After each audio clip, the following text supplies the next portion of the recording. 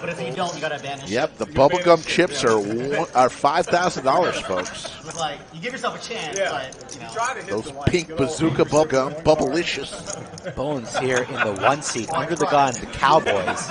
Ace queen for driver, suited diamonds. 4%. So the price of poker going up. What makes it 14 now?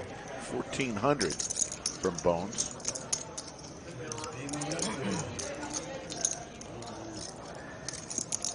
Kitty game down the street today, Mr. Driver. We're playing some high-stakes poker from the lodge in Round Rock. He makes the call.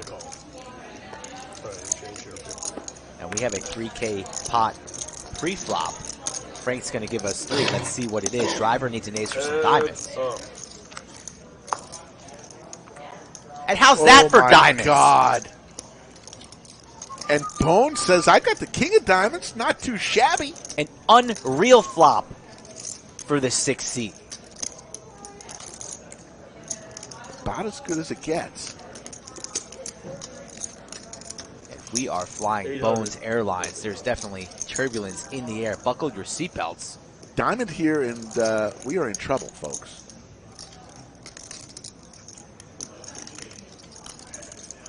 I think we're even in more trouble right now. There's just a lot of trouble going on here for the 1 seat. The signpost up ahead says trouble. Here we go. Give us a diamond right here. There's enough bloodshed already. Driver needs to clear his throat. Yes, indeed. You got the nuts, sir. We're not worried about straight flushes here.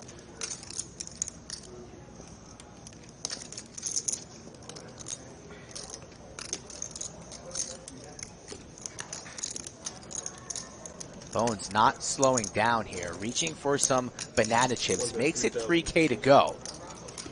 And I'd like to see Driver tank here a little bit. You saw his face pre-flop. He was a little disgusted, not very comfortable. Now, of course, he is thinking about the barrage. Thinking about where he's going to spend this money tonight, perhaps. These hands, Skull. I mean, we're 44 minutes into the show. I'm trying to take a breath, and it's just not possible. Another smooth call. Stack the pot ratio now. Bones only has, what, 5.8 from behind here. So he perhaps roads to an exit here. Not the card that Bones wanted to see whatsoever. Yeah, that was... And that might be an action killer here, but doesn't really want to show weakness. Checking. Exit ramp. I think he's checking. Now in sight for Bones. That is a brutal river for him. Otherwise, one checks. It's going to save him 5.8 though. So in reality, that's what he wanted to see. Otherwise, it was all getting in there. Goes all in. Kind of smells like this Driver would have maybe the ace of diamonds and he was calling the whole way. That beats you. Of course, he has the queen of diamonds to boot. Don't see Bones making this call now. But he has invested a decent amount of his stack into this pot. Yep. He should be very thankful that that ace peeled. Otherwise, he was going to be ripping it and would have been snapped off. But instead, we're in the tank. As long as it's not the ace of hearts and clubs. DQ with the $100 super chat. I just go all in. I win. Thank you, And DQ. Bowen saying, if it wasn't the ace of hearts, I go all in and I win. Well, not really, sir. We will get to that DQ super chat here in a second as Bones trying to tell us a little bit of his thought process.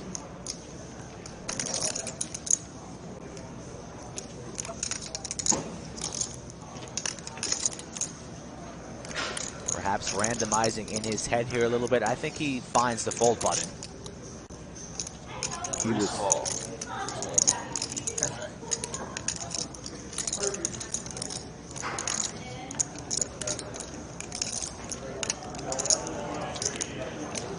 I think you probably should win this one.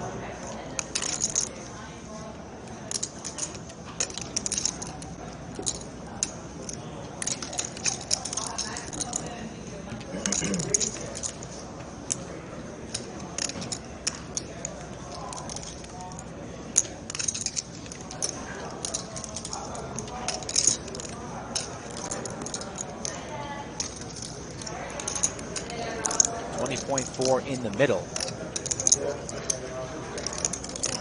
Bones is going to lay it down. Or he's going to make the call. Back to shuffling. I think he's going to find the fold here. He wants to. One if you think he calls, two if he folds. Chatsville, he folds. Never mind. Take you a while. Would have been better. Obviously, I love the obviously jealous. I get that all the time. Doug's just jealous that We just gave them a bunch of free advertising, though, right? So that helps them out. Yeah, that helps him. McLovin, big slick. Doug makes it 400 with a suited ace-jack. None of his fans like you. And, Oh, really?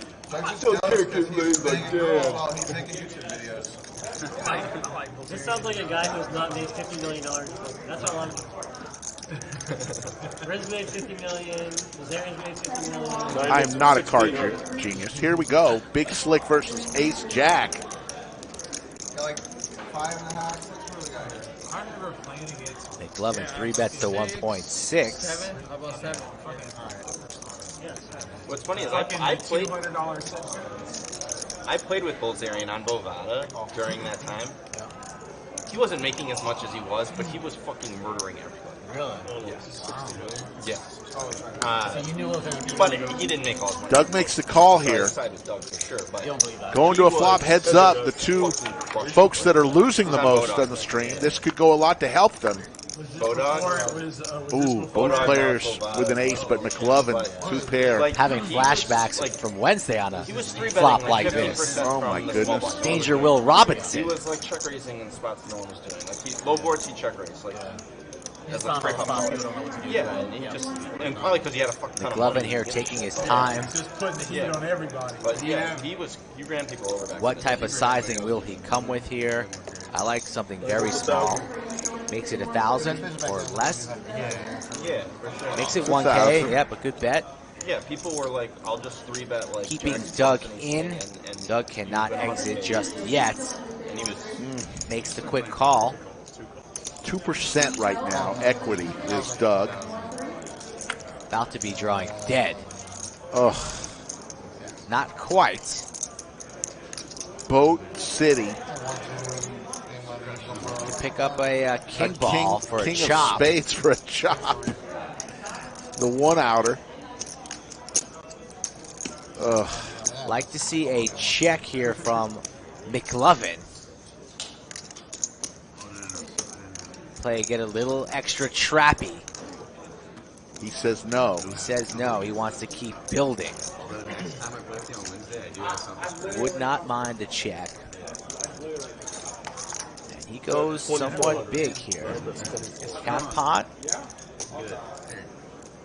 Little under half pot. Has Doug thinking about it. Going to have a 30% jam, McLovin, leaving himself 3,600 if Doug makes the call. Doug's about to lose some money here. Don't really see roads to a fold for him. Is losing to the ace-kings, of course. The ace-queen beating a wide number of hands that McLovin could have. He might stick it all in right now, Doug. But he elects on just making the call, and McLovin's going to get the full double up because you know the jam's coming on this river. Doug's only hope to chop right now is the king of spades.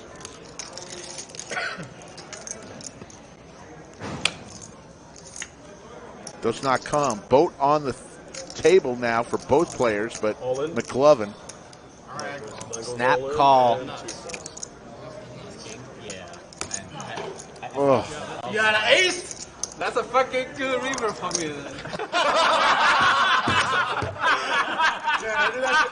that point came out, I was like, feel it.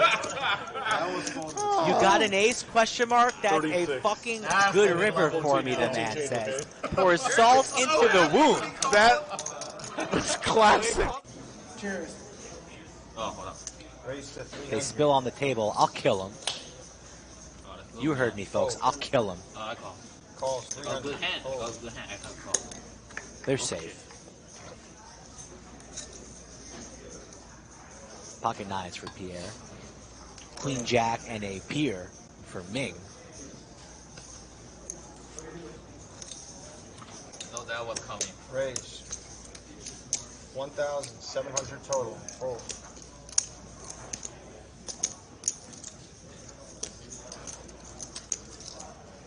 Pierre 3-betting the nines to 1,700. Wants to take this heads up or just take it down pre-flop. Senses some weakness. No, you can't know that. I know that was I coming. fold a lot and then sometimes I do. Because I was getting a beer. No. I know that was fucking coming.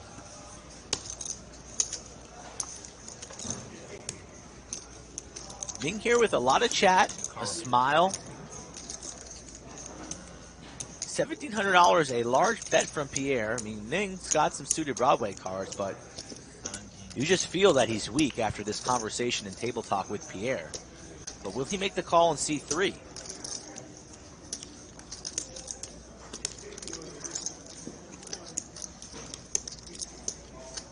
Call. Makes the call. So spicy hand brewing.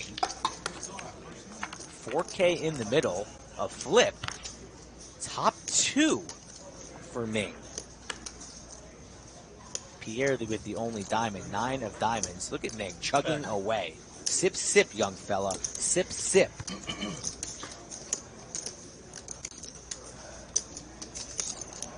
No longer chatty, all business.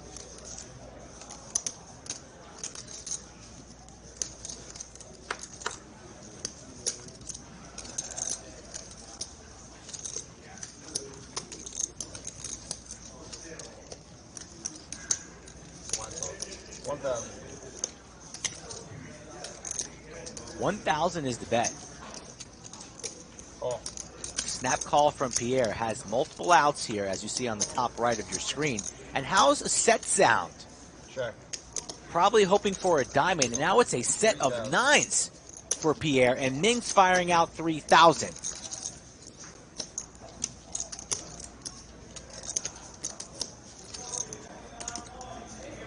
From the penthouse to the outhouse. Ming, 9% equity and a set of nines for Pierre. Loving life. Not worried about the straight. Not worried about diamonds. Nothing here. All in. Call. Snap call. Pot at 22,000. All in the call situation. Set of nines. And this escalated quite quickly. Ming drawing to 4 outs. The jack of clubs not available, so 3 outs remain. I usually just go. Okay, one time. And they're going to run it one time, Max Payne. Set of nines wins. Pierre, 23,000. 9 of spades on the turn. What happens if you have bad credit and you don't have a credit card and you've gotten stacked multiple times? You better have a friend who can loan you the money. I don't even know what the solution is. Or else Slicky Ricardo will find you in the parking lot No, I have nothing to do with that. Separate bank account. and give you a sandwich or a hug.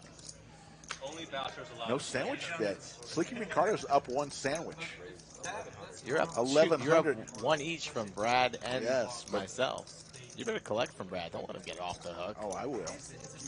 Jacks for Mariano here, making it 1.1. Ace Queen for Andrew, but the action is still on Doug, and he's thinking about coming along with the 6-4 of clubs. He's been rather quiet so far. He's got that look in his eye, Rick. But like the traffic is just brutal. You know, like for me to go to the bike would be like an hour. And he's reaching for some banana. Makes it 4K to go. So like I actually live across town. Andrew likely to fold the Ace Queen here. Mainly played like Mariano going to go nowhere with his jacks. Let's see what Moreno does. Stuck here in between Doug and Mariano. Not the best place to be here. It's either a 5-bet, I'd imagine, or a fold.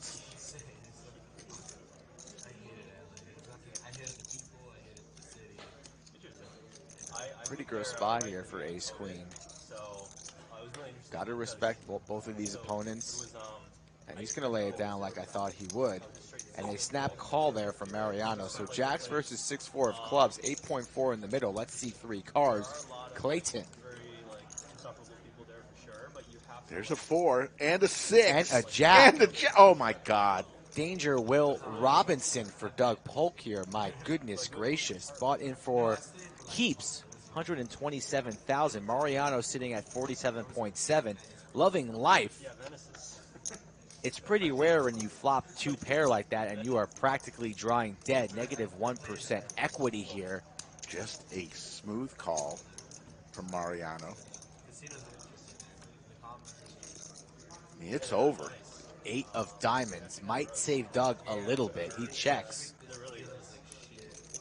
Mariano holding the jack of diamonds makes it 4,000. Brad Owen says he's never getting that sandwich. Let's see what Doug does here. Flop 2 pair. He calls. Yep. Go to the river. In his mind, hoping for a 6 or a 4. It doesn't come. 9 of hearts. $20,000 pot here. Checks it on over to Mariano.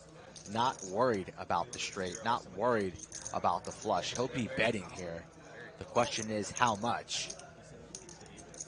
Top set. What a flop. Go for about, looks like he's gonna go under half pot.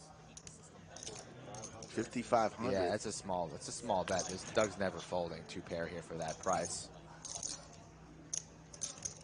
He's never folding, Rick. Not for 5,500. Makes the call. Let's get 50. Hey, the 50's got to get in there. 300. That's true. I did play the stand-up game once. Somebody just reminded me that they played it with me. There you go. No, it must not have been very memorable. I'd be willing to maybe work out some kind of deal to get you in there. Tag team cash coming up soon in a couple weeks. Maybe we'll get Rick in for the tag team Yeah, cash. that'd be fun. Those ones are a little bit less I'd painful. do that. Those are fun, yeah. Ace Queen here for Doug, standing up. Pierre 3-betting while sitting down to 1,600. That's a sign of strength. The metagame with the stand-up is always pretty interesting. It just adds a whole nother level.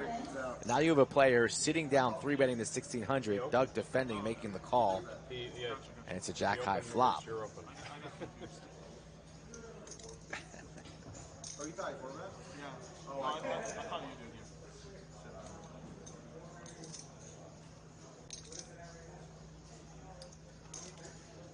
Not really the flop for Pierre, but he's going to fire in a small C-bet. Makes it 1,000 to go. For that price, Doug's going to continue, or perhaps even raise. Looking for a queen, king, or an ace. Ends up making the call. Now pot at 5.6. And speaking of 6, what a card for Pierre. Now vaults to the lead. And he's going to slow down a little bit with his showdown value. Hoping and praying that Doug checks behind.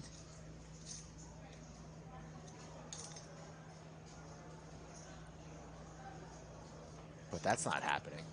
Not today. 3,400. And now if you're Pierre, what do you do? You started this mess. Now you're in the lead on the turn, but worried, not quite sure what your opponent has. Pretty savage from Pierre here if he fires in a raise, knowing that Doug could be doing this pretty light just for the opportunity to sit down. So if Pierre maybe comes with something like 10 or 11K, that would be just lovely, but he elects on just calling. And that's good too, because he's in the lead here. Doug needs help. Doesn't get it. So Pierre will be checking this over. The king-queen gets there. Doug with just ace high. Wave the white flag or fight for it all. A massive bet would put Pierre into the blender for sure. Wow. Oh, man. All you can eat, soda on the side. A massive bet from Doug. And Pierre, to his credit, has not folded the pair of sixes just yet. The clubs have missed. The king-queen gets there. If Pierre makes this call, it's for his entire stack. This is a $22,000 bluff from Doug Polk. And Pierre looks like he needs assistance. He needs a medic, perhaps a bottle of Tums. He Credit is to uncomfortable. Pierre for even thinking about this. My cards would be in there before Doug's chips hit the felt. What do we think he's doing here? You nailed it last time, Brad. You said he was calling. This would be quite the hero call, the hero that the chat needs. If he calls this one, I'd be shocked, and he deserves to win. He's going to earn all 22.4K if he calls here. This is the hand of the afternoon, folks. If you've been here since the beginning, you better smash that like right now. Take some time and do it right now. Subscribe, like to the channel. You'll have time to come on back into the video. Pierre will still be deciding. It would be so fucking out of line. He lays it down, and Doug gets it through. Oh! And takes a seat. Shows the bluff, too. The 6 was good. Big slick for Pierre. Opens the action to 250. Panther Sam with the suited ace right next to him makes the call. I just heard a last call for DQ. So that's what I All just right. heard, too. DQ, are you in the building, or is there an imposter? DQ texted me and asked me if it's true that you're selling 10% of your World Series of Poker. He texted you. Yes. He wanted to know if it was true. I have no idea. Ace 10-4, couple of hearts, 2 pair for Panther Sam. I also have a text from DQ. That's funny. Something for everyone on this flop. Top 2 for Panther Sam. Yeah, this is trouble for Pierre, though.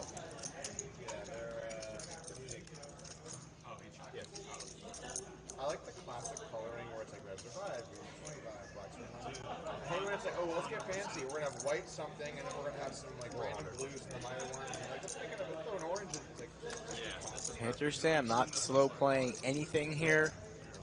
Going to charge the hearts, the Broadway draws, hopefully a hand like Ace King, Ace Queen, Ace Jack you have crushed currently, and these players are pretty deep. And Pierre, thinking he's got the best hand, goes for the check raise. New price 1,500. If I'm Panther Sam, I'm just flatting the 1,500 and seeing what Pierre does on the turn as he makes the call. 4,000 in the middle. Ooh, and somebody folded King Jack. As they should, but this Panther Sam's not going to love this turn card. I don't think either of them are going to love it too much. You know, Pierre picks up a gutter, so his equity goes up from 18 to 23%. But the 8 hands like Ace Queen now get there as well. But Pierre's not slowing down, 3,300. Panther Sam has acted pretty quickly on every decision so far. But he doesn't love this turn card. Don't see him raising, don't see him folding. I think he's going to end up making the call and reevaluating on the river. All in. I stand corrected. All in. So Panther Sam goes for it. So Pierre has the ace of hearts here, so it makes it a lot less likely, and he has a king blocker as well, so it makes it a lot less likely that that Panther Sam is doing this as some kind of a bluff. Right. Yeah.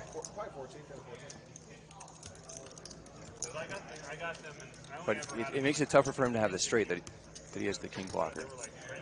Yeah, very possible a hand like Ace Queen, though, Ace 10 that Panther Sam could have. Pocket 10s, likely to take this line. Pocket 4s. All possible in Panther Sam's range. So Pierre just with 1 pair, top. Plenty of people overplay Ace King. Like Did you just say that? I was looking at you when I said it.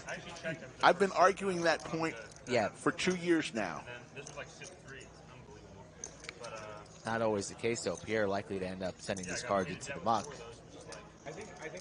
after this hand, huge super chat announcement. What is Pierre going to do here? It worked out that I was like one of the two numbers I was playing. He basically beats like King, Queen of Hearts. But like otherwise, it's like you can't pay a debt with Randers. Like how am I gonna Yeah, losing to a lot of hands that we already mentioned. So Panther Sam hasn't gotten out of the line once today. He beats Queen Jack of Hearts, if that was somehow turned into a bluff.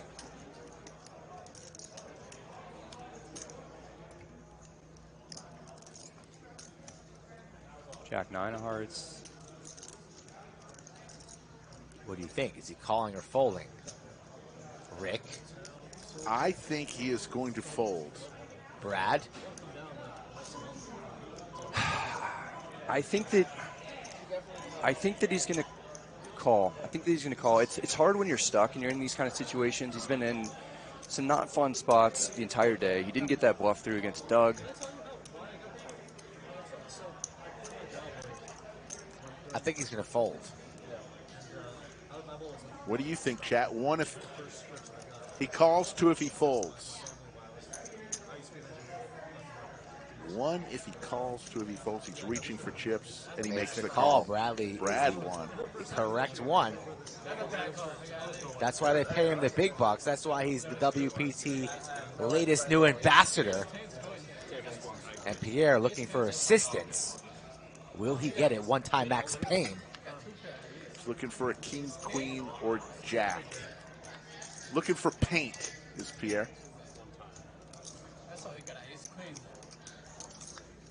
That's not going to be it.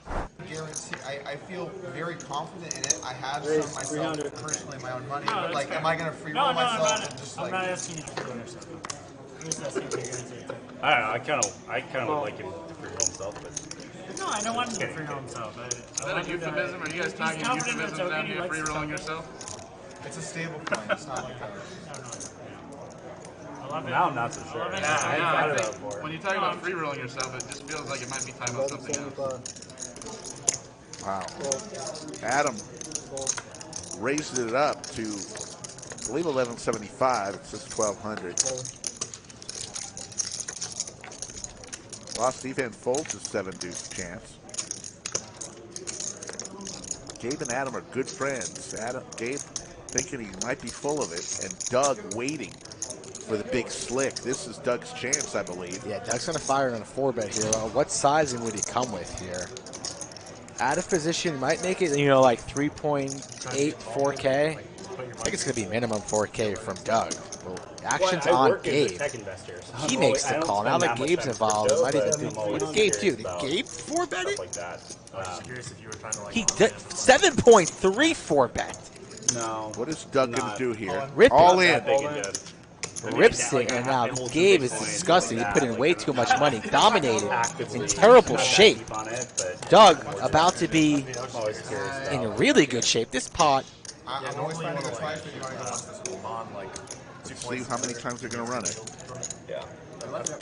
This escalated quite quickly here. Gabe trying to make a move on his buddy. Gives Doug no credit for a hand. Big slick. Way good. Show your cards, Gabe. Show your cards. Show one. You gotta show them both. No, it's a stream rule. You gotta show. That's right. I show both. That's a good card. Stream rule. Just for you. The stream rule is you gotta show them both. It's good versus him. Ace-4 of diamonds versus Ace-King off. Ace-4 likes some of these guys. 7 deuce could be good. I wish I went once. It's not you. Oh shit. Ooh, a deuce now, or a 4. Doesn't come. That's the first time. First one goes to Doug. Is that window okay? Good. Oh, what And a slow roll from Bellagio Anthony, the dealer. Yeah, he's got to push up. Yeah, he's got to push the cards down. There you go. Gonna put him down. And here's the second one. 7 deuce would be good. Second. Oh shit. A 4 3 or call. a 3. Get there, chop it up. Wow. What a lifeline for Gabe.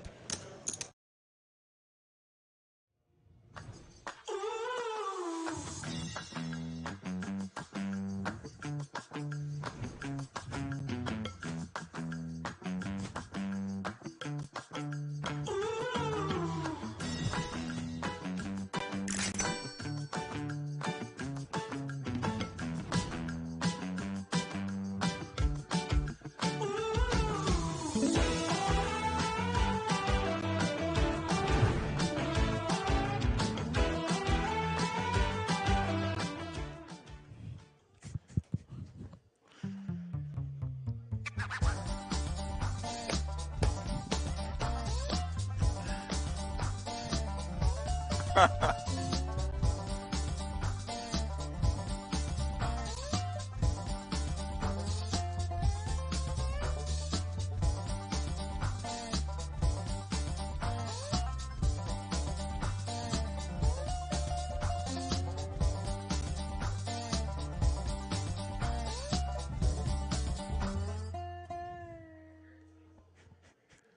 the Lodge Mahal in beautiful Round Rock, Texas, welcome to the Lodge live stream. My name is Slick Rick, along with a very special guest, Mr. Big Poppy, Joey Ingram, sitting in for Skull Mike. Welcome to Austin. How's it going, sir? Great to be here. That great CoinFLEX opening right there, the great drone shots. Great to be down here in the great state of Texas, Austin, the Lodge. My first time down here. And it's great to be in the booth with you guys. I know you guys are out here working hard, grinding hard, and I'm excited to see this great game, two-card Pop Limit Omaha, the great game of two-card Pop Limit Omaha. Absolutely, and this 5100 game is presented by CoinFLEX, and we'll tell you all sorts about stuff about CoinFLEX as we go through the night. But let's go around the table and see who's here and what they're buying in for. Flood is in seat 1.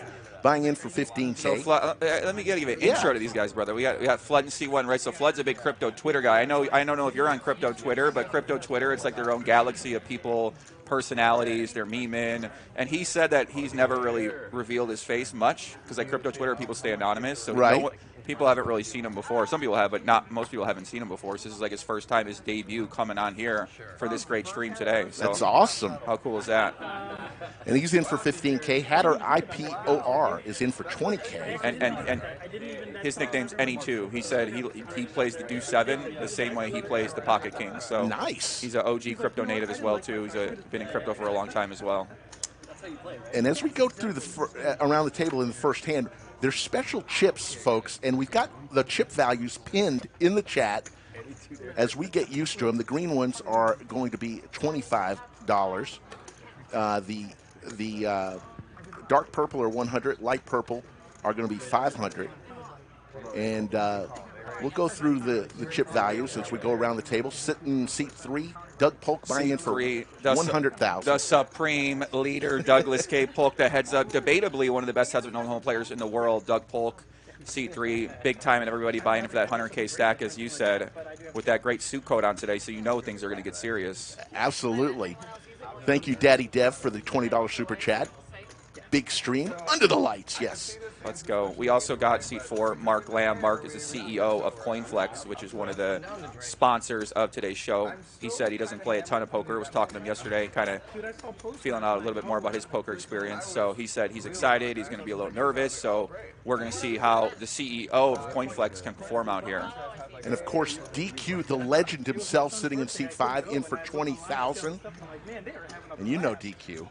So I just met him out there. He had a great bodyguard out there with him, and he seems like quite the character. So he's got that great cowboy hat, custom chair. I still don't understand how he gets this custom chair in the building, but apparently the guy just brings in his own chair, and for some reason Doug lets him have the chair. So I don't know what's going on here with the chair, but I sat in the chair, and it was a great chair.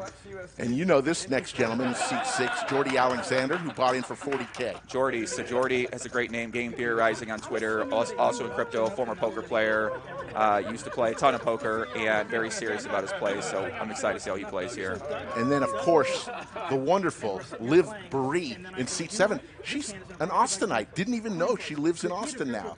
Welcome to the Lodge, Liv. Yeah, Liv is a former queen of poker. She used to be one of the biggest poker ambassadors in the entire world, sponsored by Poker Stars, played on all sorts of cash games, and now she's doing a lot more content. She's really into science, and I see her get retweeted by my man Elon Musk on Twitter, and she's doing a lot of real great stuff. I'm excited to see her career been going where it's going, because I know she was passionate about going this route for a long time. So I'm excited to see Liv back in the game here.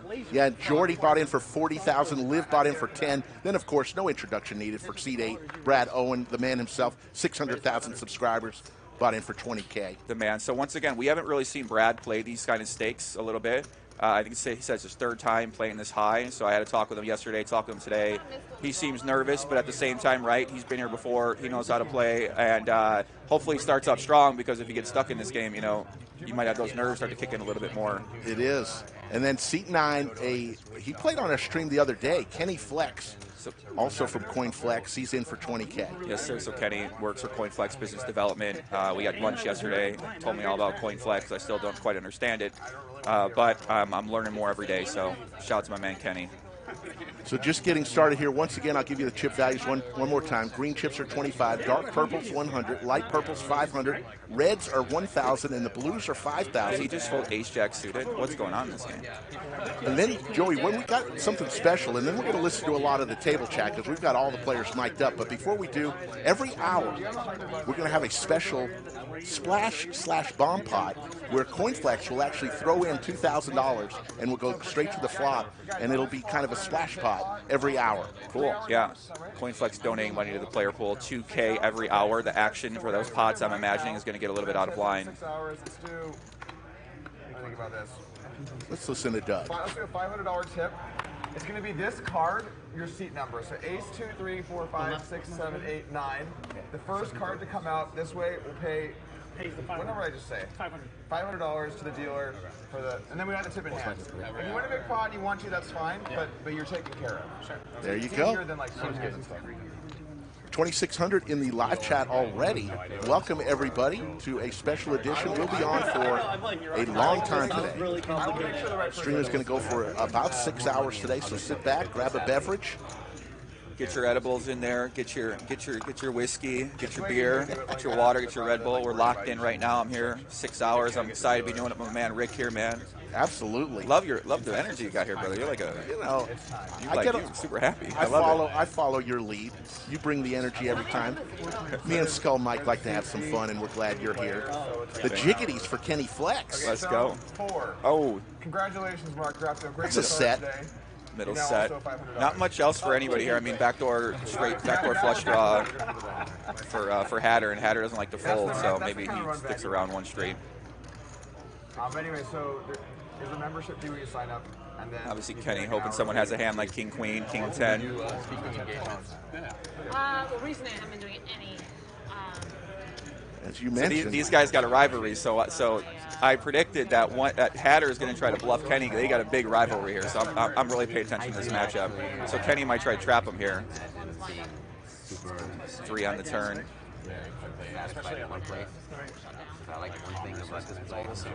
Kenny's still with that set of jacks.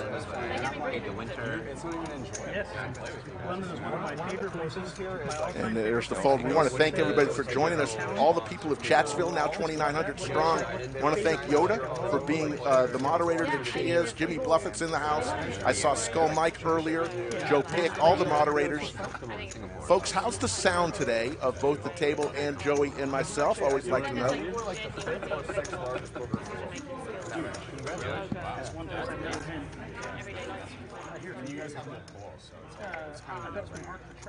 Did you buy 2+2? It was at the beginning. No. I did a joke where Yeah, Dustin, these are new chips just for this game. So they are a little different. We're just getting used to them. All the chip values are pinned in the chat. And after this hand, I've got some breaking news to tell all the folks who have been waiting patiently. The legal side stuff. This is when you're debuting breaking news right now. After the hand. Okay, I'm excited. I'll bring it in. We like breaking news. Jordi, ace king offsuit, small blind. Easy 3-bet for him.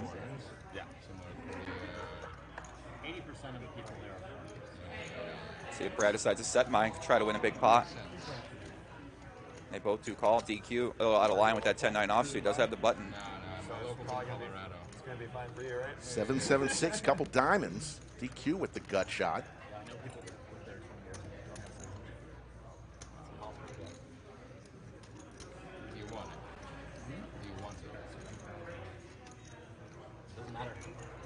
Jordi goes for that 1/4 bet. Brad pocket deuces. Obviously, Jordi's 3-betting the small blind. Says he's got a pretty strong hand. Brad still could be, if he does hit a deuce here on the turn. Implied odds are there. He does raise. So Brad makes a raise to 3,000, mixing it up here.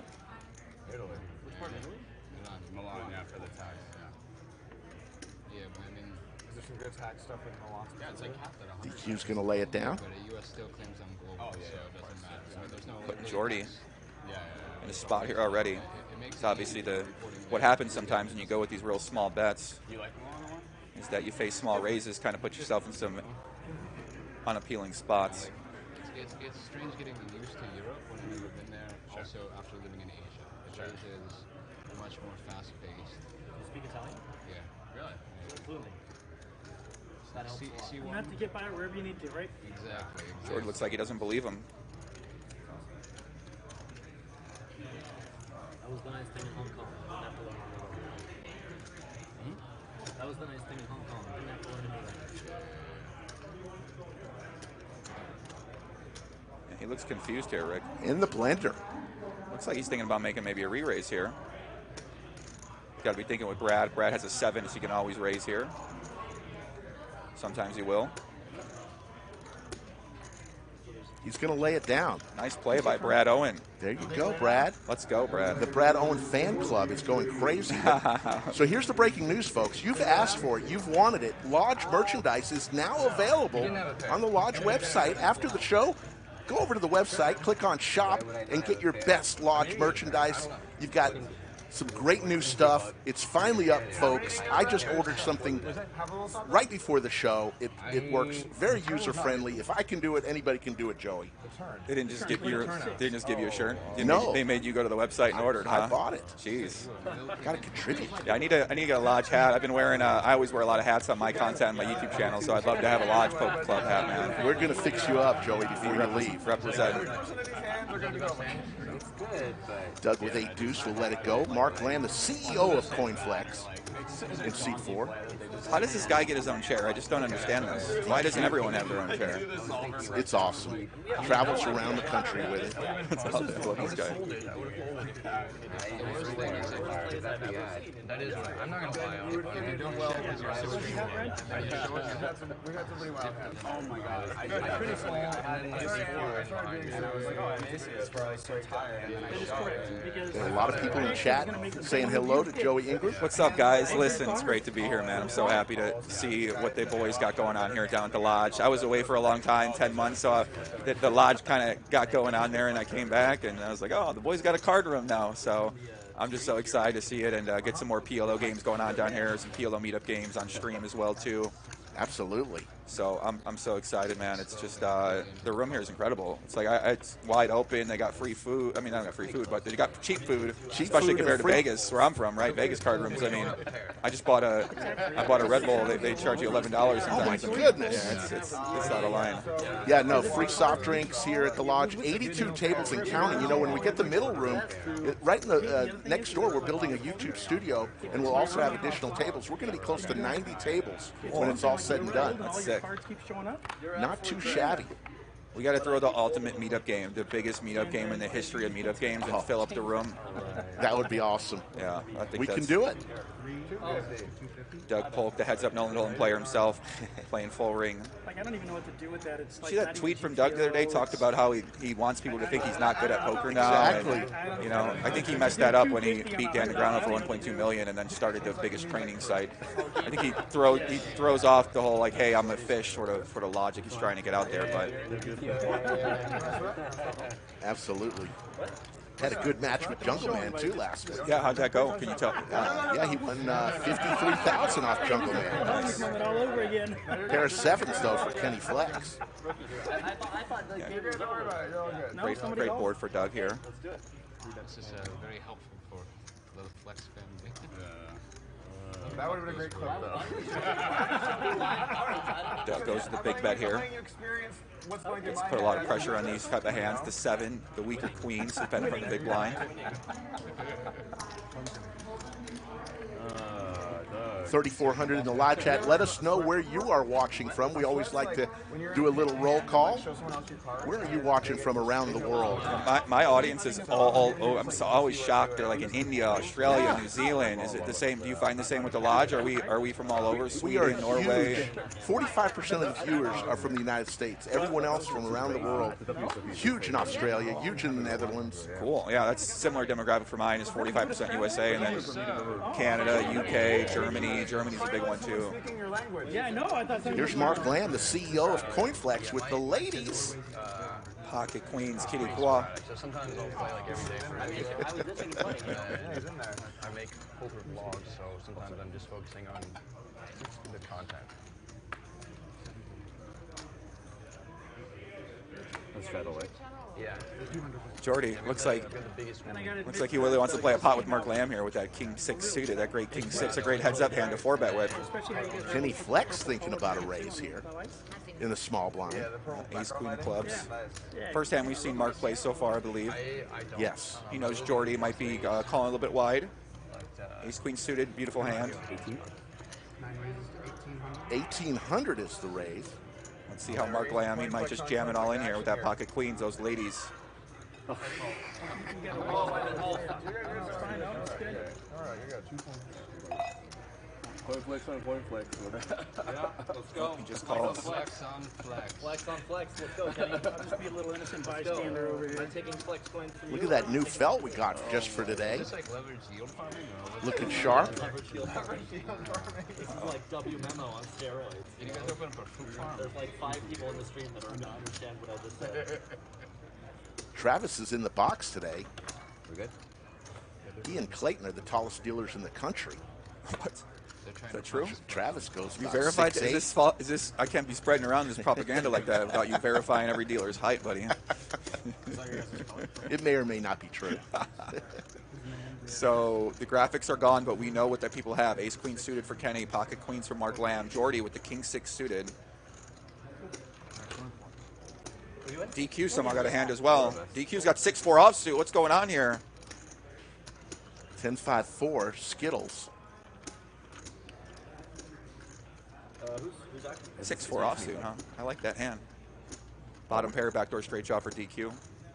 Kenny not loving this. Backdoor club draw, 2 overcards. How long you temper? 4 tomorrow. See, that's Mark Lamb just calls pretty quickly with those pocket queens. You know, he raises the 4K. Interesting. Okay, min raises. Once again, Mark is newer to poker. Yeah, I moved here like a year ago. What do you think? Looked like he didn't even make the minimum raise, so they had to let him know. Like mainly Vegas. Were you born in Vegas? So I mean, it's Taylor in the box. I'm sorry. Thank you, Final Table Kev. Taylor in the box. Family, when I was a kid, they just moved for no reason, just all the time.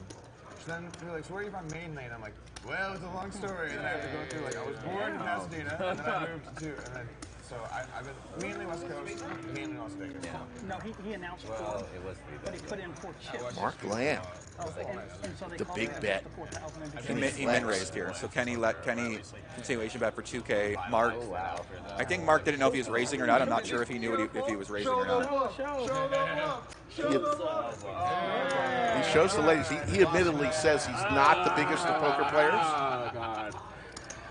but is out here to have fun. We love that. We love fun players. So, Joe, you live in Vegas. How long you been out there? Yes, sir. 5 years, sir. 5 years, and you love the great game of PLO. I do love Potman Omaha. It is the great game. I love it very much. I love Potman Omaha in Texas. These guys in Texas are a different kind of breed when it comes to a great game. The Lodge it's incredible how many PLO games we get going, and during the Lodge Championship Series, we had a 25-50 PLO, and I mean a 10-25 PLO, and I think they're going to have one on tomorrow too. So if you're still around tomorrow, yeah, I wish they told me that before we booked our information for the flight and hotel. That there would also be a great Potman Omaha game on stream this Sunday. Oh, and not on stream, just out in the room out there. In the room? Okay, yeah. I think Doug was talking about if we wanted to do a stream game or something like that. Yeah. I definitely in the future I'm going to be doing more PLO stuff with the Lodge. I'm excited about that. Awesome. Jordi did not come here to fold today. He's raising up with the 8-5 clubs.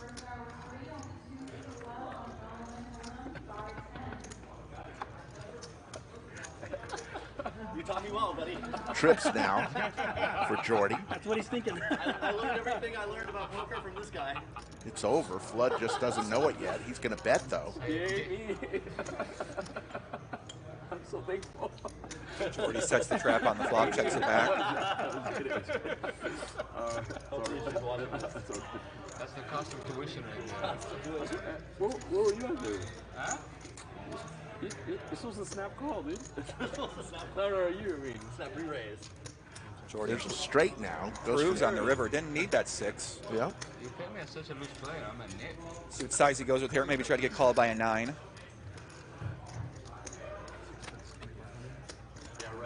But Flood's done with the hand. Took one shot at it. James L on Twitter and the live chat says, love Joey's hockey-style commentary. Hockey-style commentary? Oh, a lot of the poker commentators are so quiet. They're like, he raises it up, he's got his range. Yes. Right? They're like, he could have ace-king and really peaceful, and we talk about range and equity a lot, which I don't mind. I can talk like that too if we really wanted to, but at the end of the day, we're here to have some fun. Skull Mike and I, that's kind of our style. Is fun player. More fun, less on the solvers, stack to pot ratios. Sure, yeah, but understandable. You know, I can see both sides to that. You know, I love a good stack to pot ratio conversation just as much as the next guy does, but. Ultimately, like I just have a good time and like to see some great poker being played. What's going on? I also bet on the PLO. Okay. You got a limp pot here? What's going on? I'm not tempted by that. You got a family pot here, Rick? Looks like it. So who's going on? Oh, it's a lot better than me, but like, so I'm really good at one-on-one poker. We're gonna go 6 ways to a flop. So Ace, tray 4, couple clubs. Better players. Pair of aces for DQ. I was really, really good like 7 or 8 years ago. Sorry, 300. But you know, things pass you by. Mark Lamb with the king 8 here. Got the backdoor, 2 backdoor trip draws. He's going to lead out. Application of real time. No, I live in it. Oh, wow. Okay. DQ. So I'd like to see DQ's face. I don't like this angle for him. Yeah. He sort of looks like a poker assassin or something like that with that cowboy hat so low you can't even see his face. Chair's all big. He brought his bodyguard here. What's up with this guy? Tell me about this guy, man. He travels in style, brings his own chair and some protection. There, the bodyguard's fashionable too. I mean, he's like the bodyguard's like a fashionable guy. He looks like he's like some sort of Calvin Klein model or something like that. Mark Lamb up 6,600, throwing the party right now. It's Jordi down 3,400. Kenny Flex down 33. Just early. Remember, 1 hour in, we're going to have every hour. We're going to do a $2,000 Flex USD bomb pot. It's an interest-earning stable coin. Always at $1, but it earns interest, and that they're going to throw one of those, a $2,000 plaque in there. I like chess every hour. The problem with chess is if someone's better than you just get wrecked. You have no chance to get. Or even if you're I close played and the they main just event push with back a Fernando. little bit better I under was like not pressure. pushing my place also because Oh, yeah. Corey Mo, thanks for the kind words. and I like people that I kind of like stuff. That's cool. I feel like, especially for.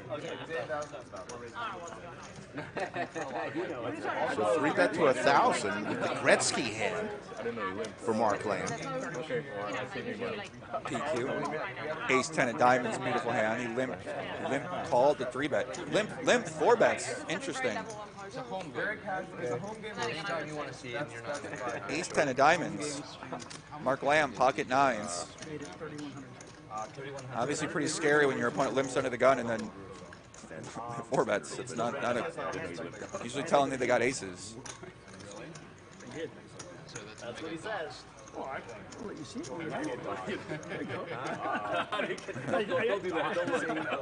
Did you say you hadn't looked at DQ? No, of course I did. I said I raised. I said I've got to really get in. People watching Might as well. sometimes. 3,100? Yeah. I will call it. Oh, man. Oh, here we go. We're going to see a flop here, Rick. That didn't mean it's going to hold up. I just said I had a good hand. Oh, man. It's always an interesting spot against a guy who doesn't they don't play very much. So Exactly.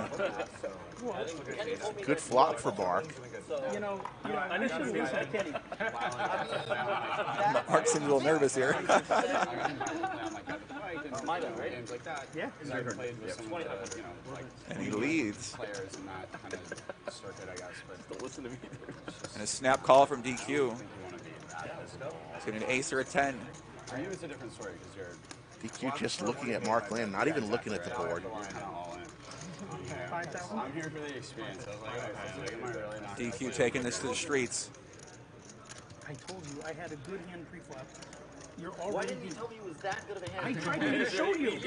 I literally tried to show you, and you wouldn't look at it because Kenny said, "Don't look." Just pretend I didn't say anything. I have such a good hand. What are you doing? You gotta look up to the I promise you don't have that good of a hand. I don't. Do I? Okay. Now, just so everyone's clear, lying is possible here at the lodge. I don't think that's true. I don't think that's true. I think he has a really good hand. I think I should probably fold.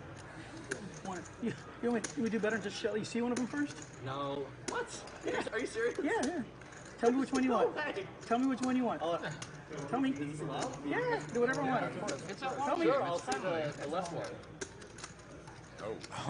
Want to guess what the right one looks like? All right, I'll fold. Whoa, no way.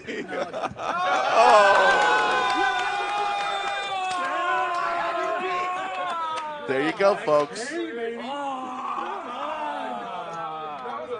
What a live pro move that was. What did you think about that speech play from DQ, asking him to pick a card? Amazing.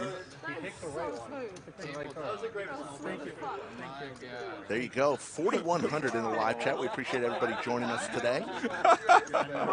What a play right there. That was something. The legend of DQ, Slick Rick, along with Big Poppy himself, Joey Ingram. So happy to have him at the Lodge Mahal. And Joey, I got to tell you, you do such great work. The stuff, when you go in depth into something, man, it is fun to watch because you really put the time and effort into it, and people really appreciate that. Yeah, thank you so much. Yeah, I love it. I love the investigation. I love diving deep. I love learning about new things and different perspectives on different topics, and especially in poker, there's a lot of controversial topics that most people have absolutely no incentive to ever really dive into. So for me, that's stuff I really enjoy. I love learning more, talking to we had the Houston Curtis guy on, this guy the other day. This guy's like a card mechanic expert.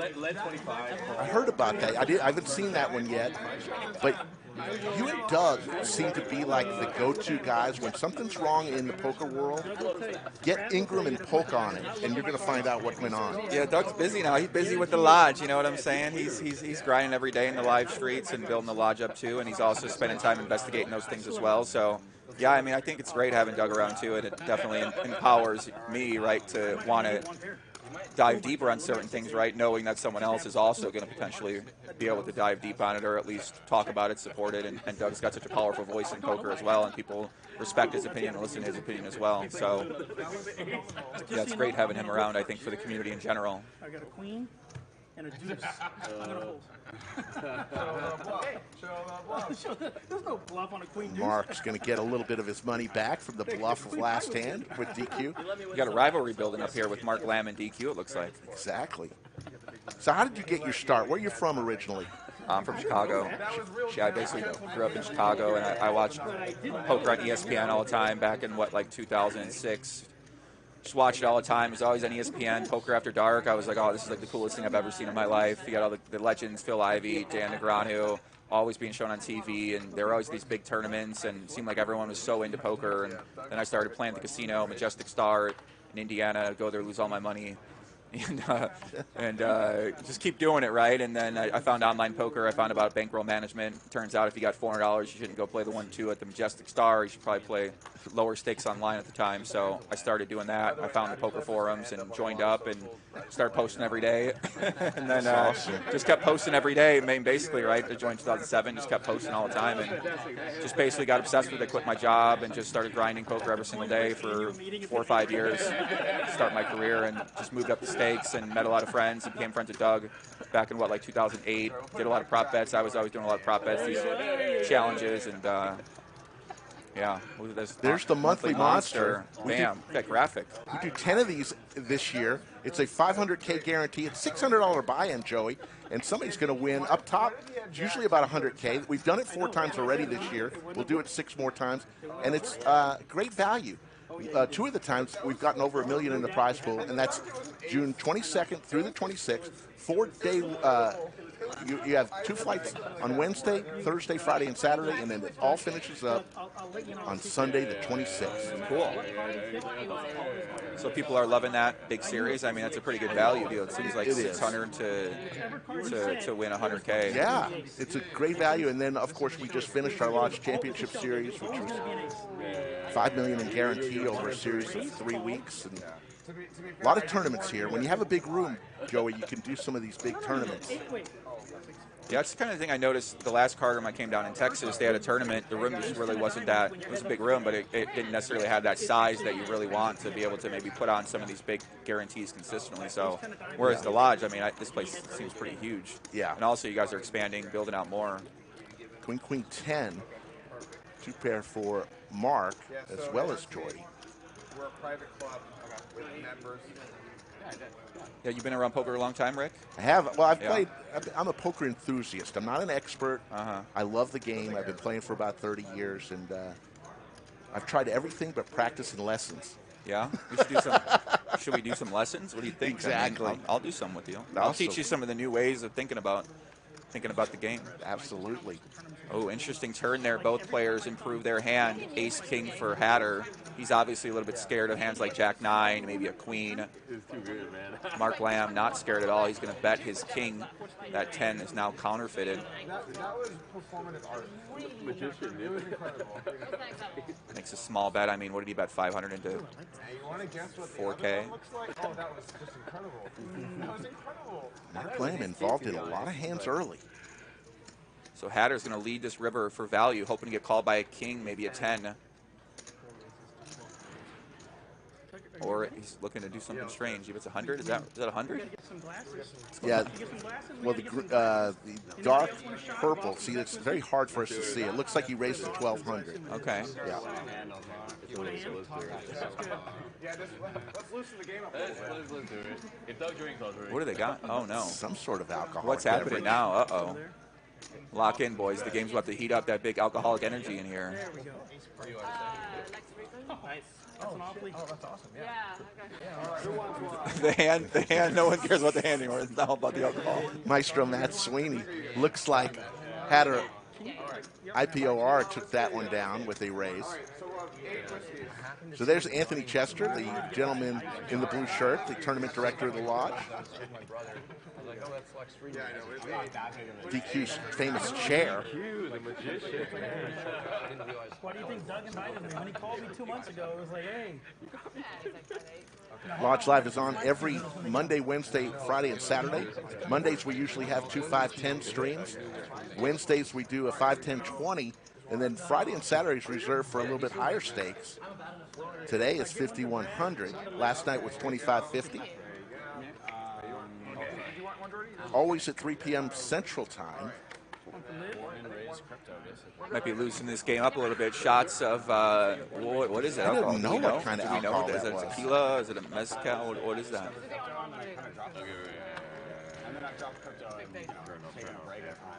Chat, does anybody know what that bottle was? Cheers. Here's CoinFLEX. Cheers, CoinFLEX. Cheers. Thank you. Cheers. Cheers. Cheers. Cheers, sir. There you go. Cheers. Are you taking this in one swig? Oh, my actual. I mean, it's with, I'm gonna taste some. What's the bet? It's smooth. Oh, am I in? This is Texas. Call? Oh. Man, this is nerve-wracking. I love it. Really? Yeah. Just loosen up. Yeah, I need it. A lot of people saying tequila. Tennessee Chad says tequila, and he would know. Wherever you have a video footage. He's the tequila connoisseur of the Lodge. He is live chat. I like that. He is one heck of a gentleman. Just for those of you who know, we are drinking Austin's whiskey right here. Oh, there we go. Austin's whiskey. Like 2 hours of sleep. Maybe DQ can be generous and give the commentators I'm a sure. glass of that great whiskey. You know, big whiskey lover here. Nice. My favorite drink right now. I was getting whiskeys for everybody. You a big drinker? You like whiskey? Every now and then I like a little Crown on the rock, splash of water. Okay. That's fair. That's fair. DQ and That's Jordi. That's And not DQ's going to fold. So you were out of the poker game for about 10 months. Yes, sir. just decided you needed listen, a break. I've been locked in this poker metaverse since I was a kid, 21 years old. You know, I didn't know what the hell was going on when I started playing poker in 2008, and then before you know it, it's 2022, and you've been doing this for 14, 15 years, and sometimes you just need a break. Right. So I just took a lot of time off, disconnected from social media. I basically stopped talking to everyone. Everyone's messaging me for months. I just stopped talking to everybody and just started hanging out with hanging out with my girl and just really learning about a lot of new different things, trying out new things and getting more into investing and in crypto and just studying the ways of how the world works, and learned a lot, and just kind of preparing my mind to get back to this grind, this poker grind, the content grind or the playing poker grind. You need to be really mentally strong to be able to do this at a high level. So you always knew you were going to come back. You just needed a break. Exactly. Yeah, I always knew I was going to come back eventually. It's just a matter of what would that look like, and what would the partnerships be like, and who would I work with, and do I play more poker? Do I do more content? What do I want to focus on for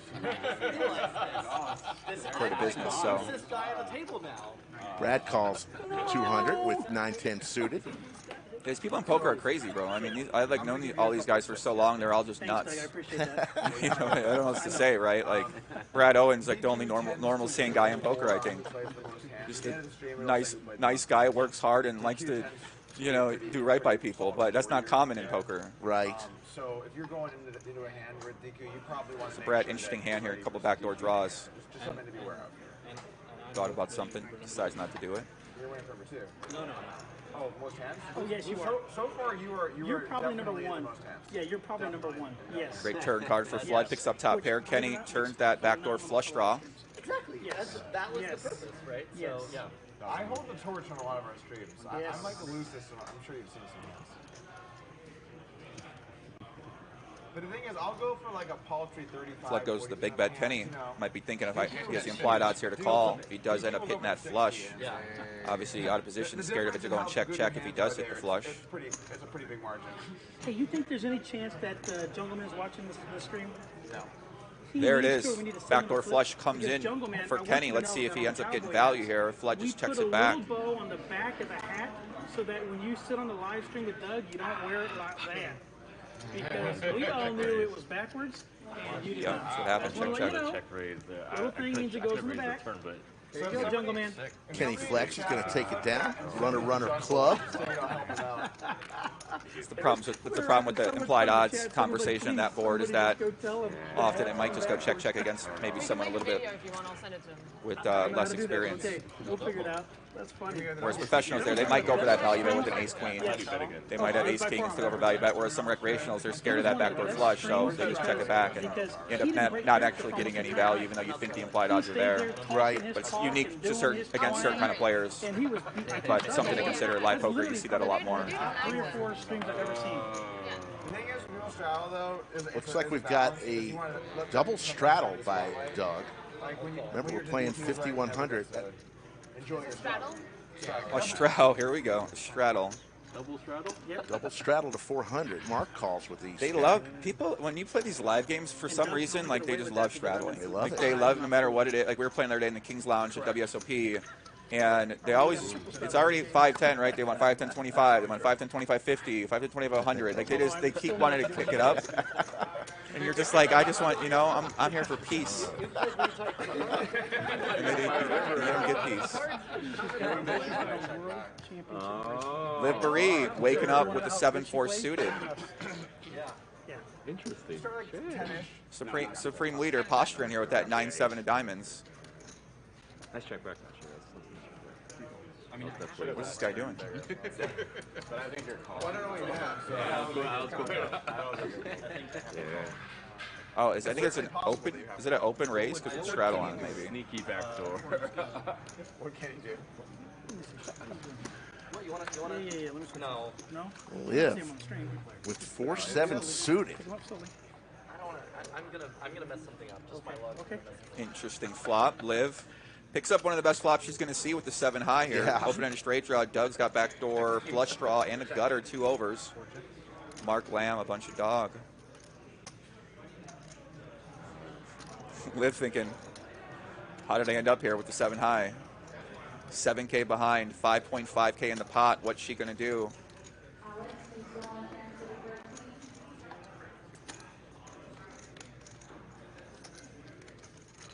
Thinking back to her professional poker days. 2,300. Little half pot bet, Doug. Backdoor diamonds, 2 overs, the gutter. Liv's been tight so far. It's the third hand she's entered. Supreme Leader is going to go for it here. He might get all in here with actually the best hand with the 9, but he does just check call. 5K behind. Oh, it turns a deuce. Let's see if Liv can take this one down with the 7 high. She's obviously got to be scared. Doug's got a pretty strong hand. Little does she know he's got the 9 high. The Will Kasuf. She looks in. You've been tight today, huh? These are very buried memories of like how to actually think through a poker hand. You know, trying to get these neurons firing. So, I was there earlier this year when I started playing. It's like, oh yeah, thinking about poker. She's got to go for it here. Well, I have 9 highs, so I'm going to go ahead. She rips it all in. Show it, come on. Oh, come on. She does not show it. But I had a little backdoor flush. Interesting story about Liv. A little something. Liv is the only female to win both a WSOP bracelet and a European Poker Tour event. Everyone is more than welcome to troll me. Quite the player. Yeah, Liv, like I said, Liv used to be like one of the biggest poker ambassadors in the world, basically, when I was getting into poker and kind of those early years of my career. When I played Jungle last week, he stacked me, and then he made fun of me. And then he was like, I'm really sorry for that, by the way. I wouldn't do that to most people. I'm like, dude, just you're good. Don't even.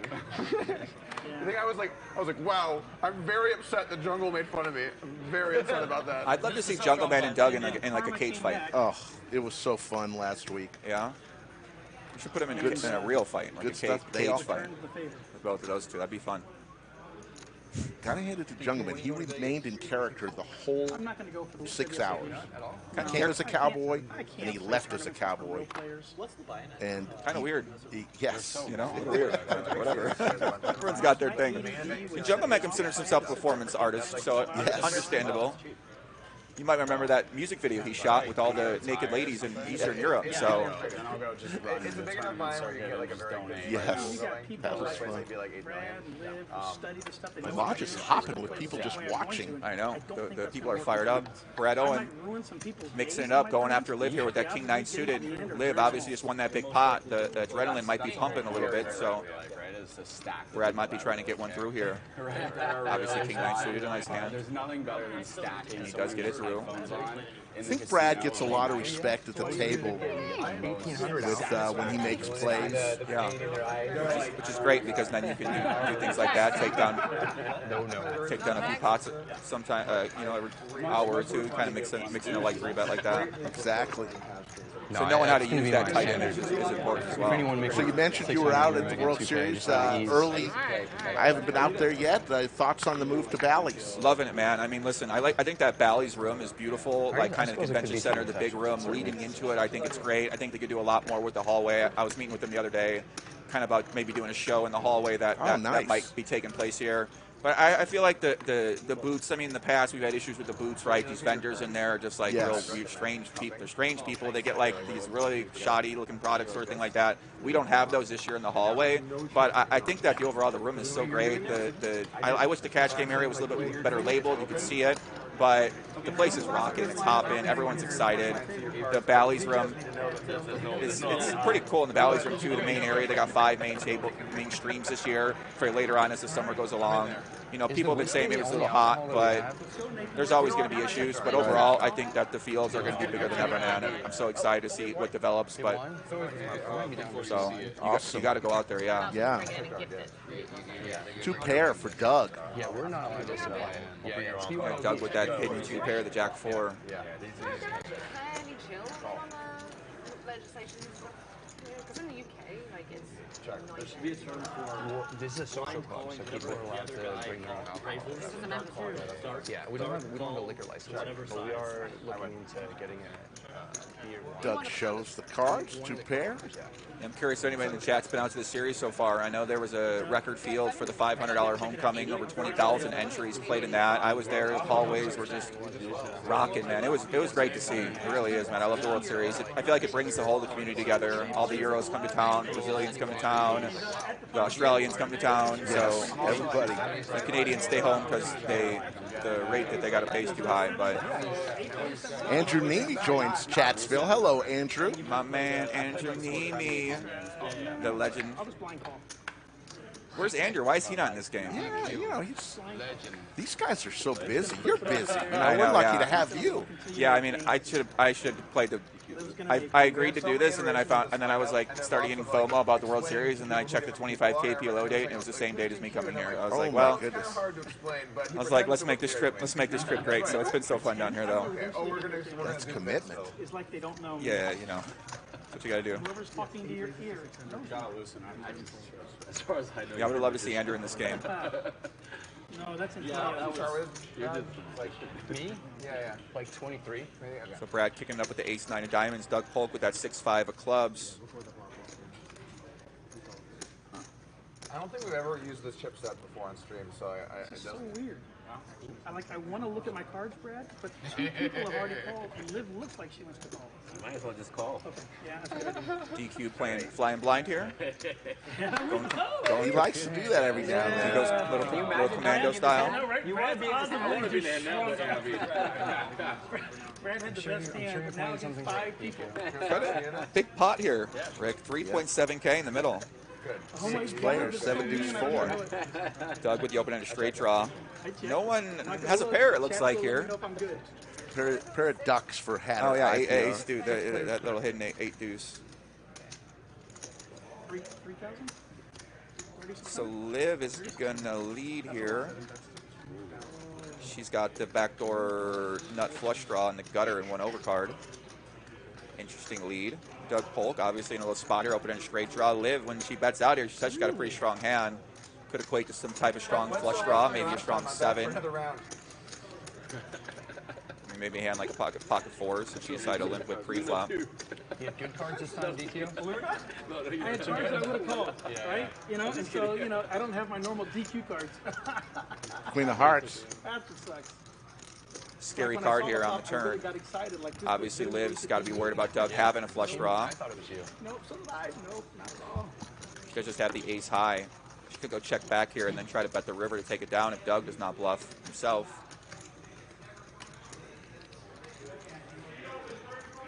But she looks like she's going to go for it.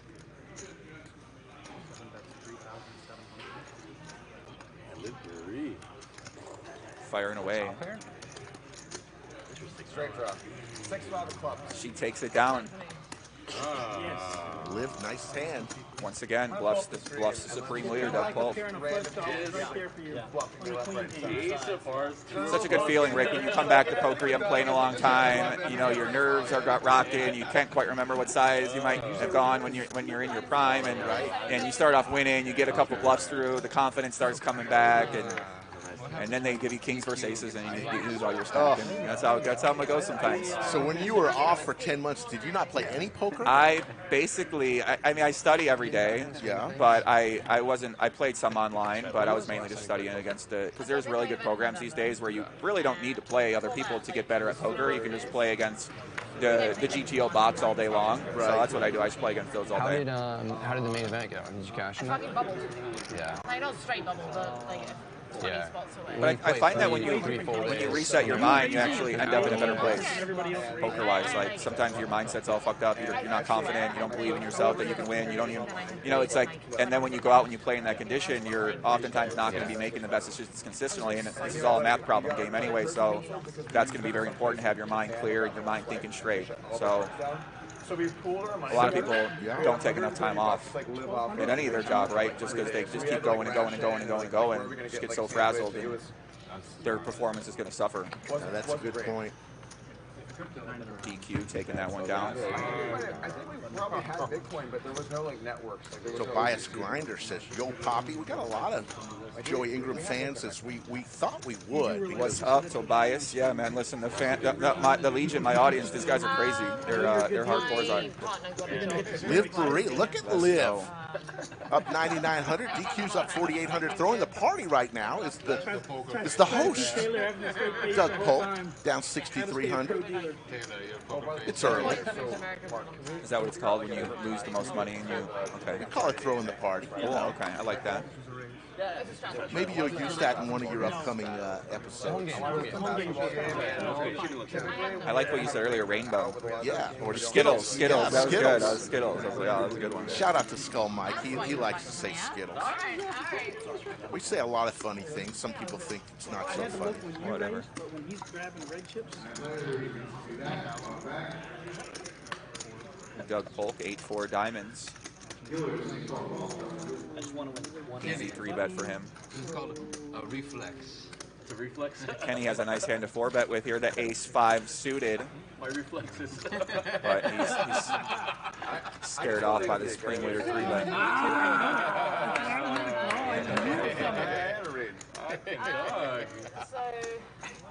That's what you get for jinxing me on that bet yesterday. That was a good revenge. The first quarter of the game, so I have a first quarter money line bet, and it's tie score. There's 30 seconds. The Warriors go down, and they score 2.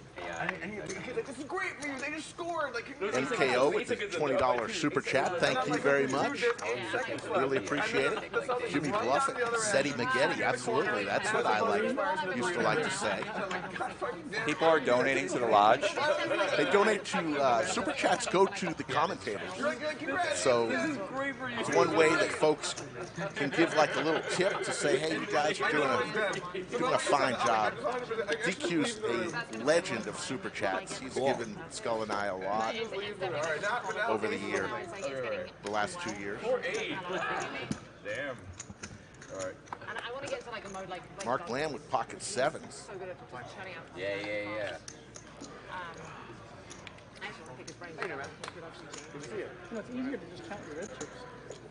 Yeah. Brad Owen comes along with Jack 9 off. 4 ways to a flop. That's true. Yeah, exactly. Pair of jacks for Brad, or the jiggities as he likes to call them.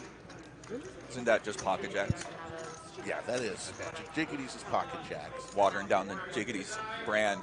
If it's just a pair of jacks, I mean, you know. Exactly. Dude, yeah, I mean, like I didn't like Mark Lamb. Some other, like, chats with people. Playing his backdoor quad draw pretty strong here. He's going to bet. No, it's been a lot of content, maybe. So, what do you do? 10 on the turn. Obviously, Mark's got to be a little scared when Brad calls here. Not anymore. And now Brad is going to lead. Brad leads for a little less than half pot. Interesting. Yeah. Not sure what to make of this one. Fat fight, but also crypto. I mean, Mark, continuation bet 4-way here, representing pretty strong hand. So good. I appreciate a queen.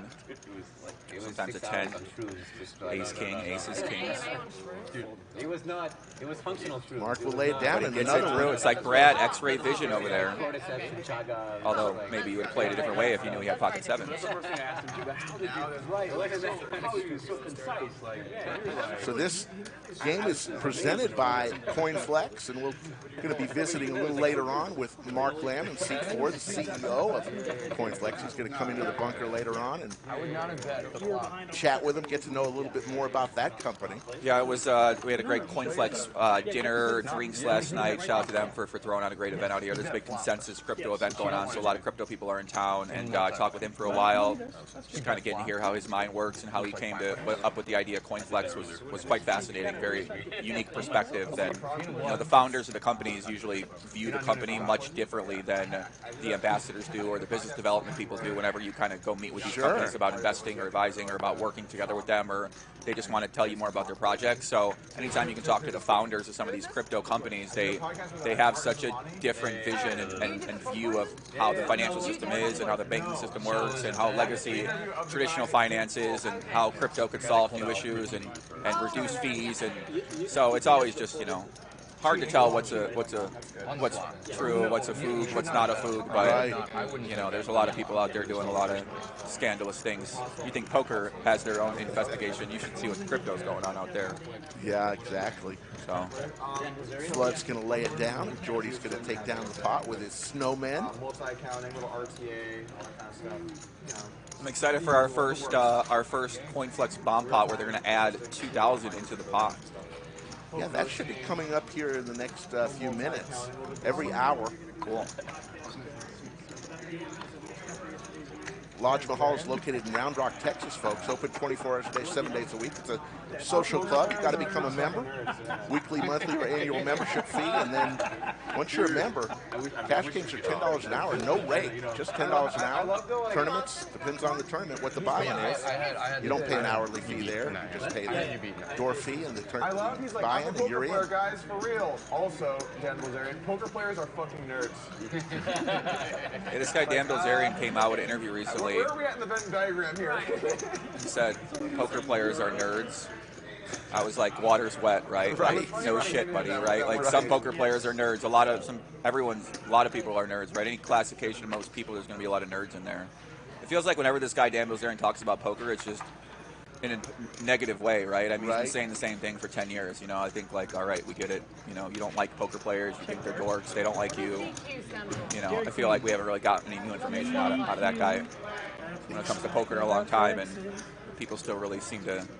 I don't know. Do you listen to this guy? Do you care what this guy's got to say? I don't. He's going to bash poker players all the time, right? I mean, bash the game, like, you know, whatever. DQ with the open-ender. Liv with a pair of jacks. That's the Burger King. Have it your way. I should do. Why do I think I would know that? DQ most likely going to bet here. Liv's going to have an easy call. We're a bad group. D2 checks. Yes. Interesting. Have you seen J-Mo? Liv checks back again. No, I've seen him online. There was a 6. DQ's got 10 king high here. See if Liv goes to the half pot bet here with the jack. Try to get called by a hand like a maybe like 8-9. Because he had nothing but great things to say about you and maybe 10-7. Which is, I think if DQ had a queen here, or a jack, he'd probably lead this river. He's not the kind of guy that is going to say nice things. Yeah. Just so forgotten how to play. Yeah, Liv's trying to figure out she should value bet here. I think the jack's good enough to value bet here. Catch up with your set, and I was just waiting for you. Especially and seeing DQ's play style so far. Look, just so you know, you had the ability to lose by trapping. So it didn't happen. But I mean, Liv's going to take that one down. So you get. Pretty sure you were able to talk with some of the greatest poker players out there. I know recently, you know, you've talked with Ivy and all of the famous poker players.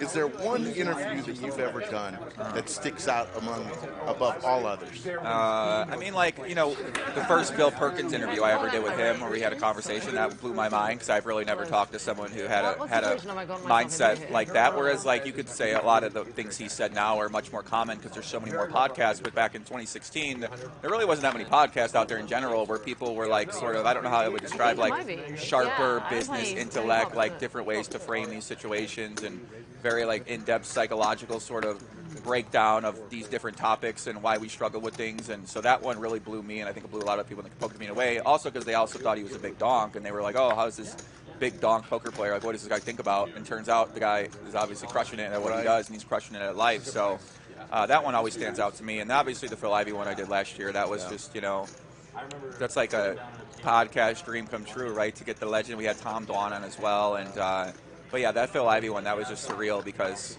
you grew up watching this guy. He's one of the greatest poker players of all time, and been doing that podcast, had hundreds of people on, and to get the legend of the game on himself was just incredible. So that was obviously that stands out to me. But we got some good ones coming up, man. Brayden Kenny's going to be on the show coming up here hopefully soon. So wow, that'll be a dicey one. So I actually we're going to do a bomb pot. Pretty shockingly early. We're going to do it. Yeah, I've done so many podcasts over the years. So there we go. Here it is. All right, so folks, that little plaque in there is worth $2,000. Right to the flop. That thing is worth $2,000. Okay. Listen to Doug. With a Flexi. We're getting paid $2,000 for Flexi. So We're gonna go right to the flop. Action just starts there. That's the pot. It's $2,000 right now. So we're trying to win that, and then obviously from there it just plays poker. Okay. Sounds good. So whoever wins that will not be able to use that with their chip stack to go all in. That'll be separate from their chip stack. So the 2K you don't put in your stack, right? I think that goes on CoinFLEX. That's the whole point of it. Okay, cool. I think we should have it in play. I'd love to bet some plaques. It's a pretty cool. Yeah, I think the plaque should be in play too. Are you cool with it in play? Either way. In play. I think it should be in play. What do you think? Yes? Okay, in play. Okay. Yes? In play. Yeah. All right, in play. They're in play. Okay. Okay. They just decided that it will be in play. I think so too. So we did the bomb pot, right? So everyone put in 100 here? No, it just went straight. It was more of a splash pot. It went straight to the flop. Oh, okay. So we just start off with the 2K. Yes. Okay. Makes sense. Okay. Graphics are out of line here. Yeah. Really cool, the graphics are going to be tough on this. I guess we can put it back in there. That's awesome. Sorry about the graphics here, guys watching at home. Oh, So once again, bomb pots usually go where everyone puts in a certain specified amount of money, sometimes 3-4 big blinds, and then go straight to the flop. This has basically got very, very popular in the past couple years, and now basically for in Vegas, right, for rake pots, because let's say you do a time game, then you would do a bomb pot to take the rake out of that pot. It's a simpler way to do it. Whereas in Texas, these guys love these things, right? Oh yes. Like these bomb pots. People would play bomb pots only if you could. They're scary. Just at a bomb pot only table. So here we go, guys. We got a big flop here. 2 pair for Liv Boeree, 2 flush draws out there. Flood with the nut flush draw. Doug Polk with the 8 high flush draw, and he turns the second pair. Liv Boeree's obviously a little bit scared about a 3. We have 1, 3, and 7 in the hand on the turn. So let's see what Liv does here. She hasn't played any bomb pots before, I don't think. So 1 and 3 both checked. Actions currently on C-side. Obviously, Liv knows these guys most likely are going to have a flush draw. What 3s are they going to have when she raises the flop? I mean, maybe ace 3 specifically. So she might think she can bet here pretty easily, try to get called by a hand like ace jack, ace king. But she does check it. That show was on for a really long time. 10 of hearts on the river. Doug Polk, second pair. Flood has this king high. Sorry, I'm going to be annoying for a second here. How much do you have roughly? Doug might be thinking about going for it here. 9? Okay. He really wants to win the first ever splash pot on the lodge with the 2K CoinFLEX added. Badge of honor for him. I don't know if it's going to get through unless he goes really big. We know he's capable. He's all in. He goes for it. 3x pot for Doug Polk. Puts Liv Boeree all in for 18,000. You want to count the stack? He's got over 100,000. Liv's first bomb pot. Welcome to bomb pots. Welcome to Texas. I'm going to count the chips. Who's talking in your ear? Get in that booth. 62 right here plus. Now she's thinking, what would he do this here with? What that I can beat? Of course, a missed flush draw. Yeah, 90 is accurate. He easily could have a 3. You have a rule of thumb of when you play a game that you aren't familiar with, the very first time you play it, don't go and risk a large amount of money, you know? Yeah, here we are.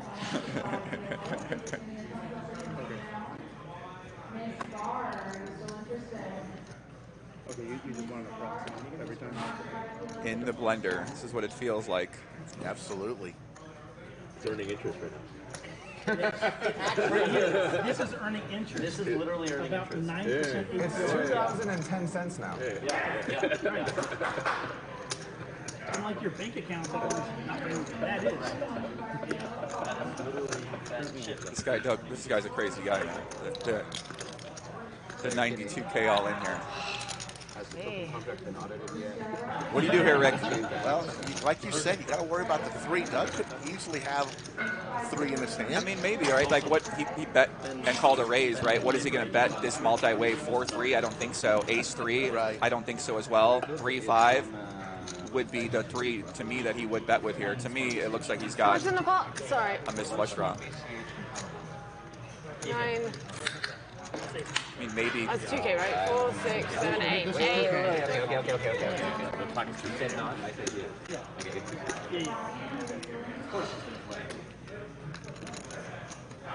She looks like she's going to call to me, Rick. Yeah, chat, what do you think? 1, if she calls, 2, if she folds. Let's hear from you, chat. I mean, she's got to worry about Flood a little bit behind, but if he would have had a 3, most likely would have led this river. Sorry, guys. Give me a second. It's a big one.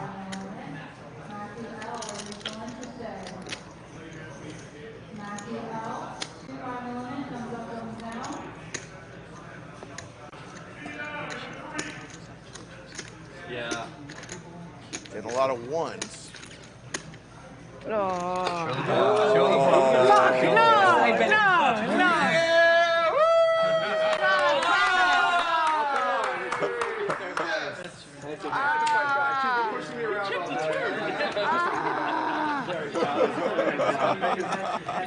I know I checked the turn. I know. I so nearly fucking heard it off. That's too bad. Back up the truck. Cocaine. Cocaine. Doug wins the first splash pot. I'm surprised how quickly you guys got these out. God damn it. Yeah. That's great. Tilting, isn't it? Hey. Nice play. We've all been there, Liv. It didn't make a ton of sense. It didn't. But I was just like, Jesus. Yeah. Whatever, something of the Right, it made no sense. Oh man, that would have been so sick. I do think you're supposed to fold too there, though. I know it sounds when you're. No. Well, with someone behind you, I mean. Right, yeah, but it was very clear he wasn't falling. And he knows that. He's good enough to know that. Like, It's a 4 card straight out there. You can't like beat yourself up over that. That's what you call wrecked. Rick. You call wrecked. She wakes up with the snowman here. No more bluffing. I told you, he's got to bet big. Aces. Uh-oh. And now Liv right back in the mix. Aces here for the Hatter. Makes the small 3-bet to 2.4K. And Liv can't go anywhere with the 8s. And DQ's got pocket 6s. Got Bill Gates here. Is there more whiskey? I'll take some more. He lays it down. Where's the whiskey? That would be a good one. 24? DQ makes an alcohol fold there. Sometimes you do that at the live table when you need a drink. You make your fold a hand you normally would call. It's like stinging. Liv might be steaming a little bit here. Oh, nice. Shot the Leslie in the background there from CoinFLEX.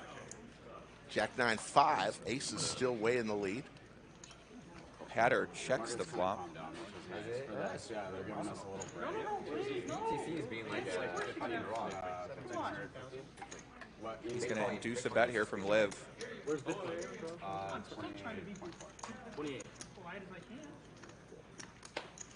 Hatter calls. Kind of looks like he has a hand like Ace King here. Maybe Ace Queen. Long for 10 years. Yeah, well, that's Terrible card for Liv. What's your macro view over the next however long? Check, river. It's like, I mean, Going to be a 5. Let's see what Hatter decides to do here to bet. I mean, it's obviously like inflation problem. That's what people are feeling, but it's like, wow, you know. Hatter's got to hope he get called by a Can't jack. really create more gas or like make more food at this time, right? Or like they can't do price controls, they can't do anything, so they're kind of stuck. They're like behind the curve, right? I mean, you're sitting there and you're like, okay, well, I don't want people to kill me because they can't eat, and half their paycheck goes to driving to work. Well, but kill me, they mean not vote for me. Yeah, or they don't actually care about no.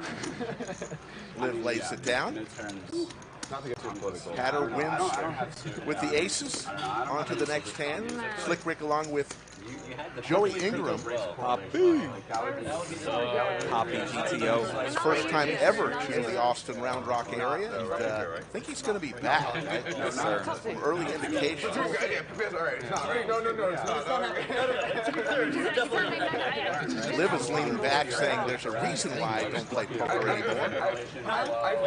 The feeling like this when I should have called, but it's early. It's early, Liv. Lock in. Like, he has the info that this guy's holding, and that's why he gets the information. How's our chat looking out there? 5,300 in the live chat. Nice. Not Welcome too in, guys. shabby. Yeah, thank you very much for tuning in to this great stream. Saturday afternoon. You guys could be anywhere in the world. You're hanging out. Got a super chat from none other than Skull Mike. Skull Mike, what's up, brother? You know, you gave him a shout out once. I don't know where you were, maybe on a live stream somewhere, or you gave Skull Mike a shout out and he was smiling for a week. That's awesome, man.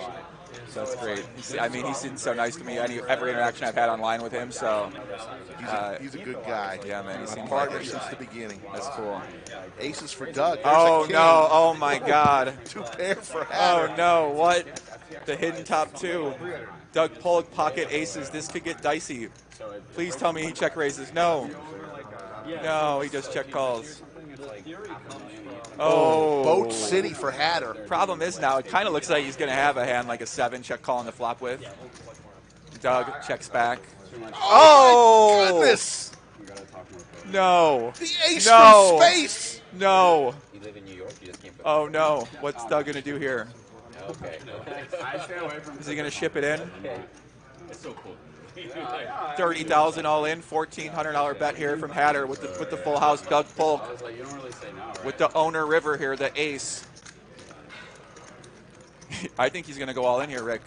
No, I'm trolling. Oh baby. Big raise though. The ace from space. Is that call? 7-2 calls. Oh wow. He shows the boat. Oh. Wow. Full house. Full house. So sick. Oh. And Doug with the $18,000 pot. Ace on the river. Barry Greenstein, ace on the river. That's a pretty fucking sick call, man. That's Dude, honestly, if you had checked, you might have lost everything. Because you checked raised and then I was down. River ace. You actually lost like way less than that could have gone. Yeah. Dude, It's a sick hand. You lost the fucking he got minimum, boat over dude. voted there and only lost 2 bets. It's actually pretty. There's the VPIP. DQ leading the way. 53% cumulative winnings. Doug now leading. He was throwing the party 30 minutes ago. Now he's up 7,500. Everybody goes through. There's something in poker where you make a big play and then let's say you bluff. Probably one of the player mics. And then you have a good hand and then you raise it. Yeah. One of the player mics. We're going to drop that down a little bit. There we go. Other than investing in Sorry about that, folks. No. Cowboys for flood. All of a sudden, we got a poker game that broke out here, Poppy. I'm loving this. Yeah, the action's starting to pick up right now. 8 hours, man, our lives would be so much easier. My I'll be more invested, but I'm going for this. They sell food. Oh, yes. Like snacks and that. I didn't know what that was. Alright. I like the flexibility. We have to make sure we get the plugs in because there's no way they would know about CoinFLEX. That's why it's the felt, Huh? I just the want to. pageant, Yeah, like a snack or the something. commentary, the winner, Oh, like stream thing. You know, it's practically not here. The purple. Kings for flood. 650. 650 is the bet. Seat 1.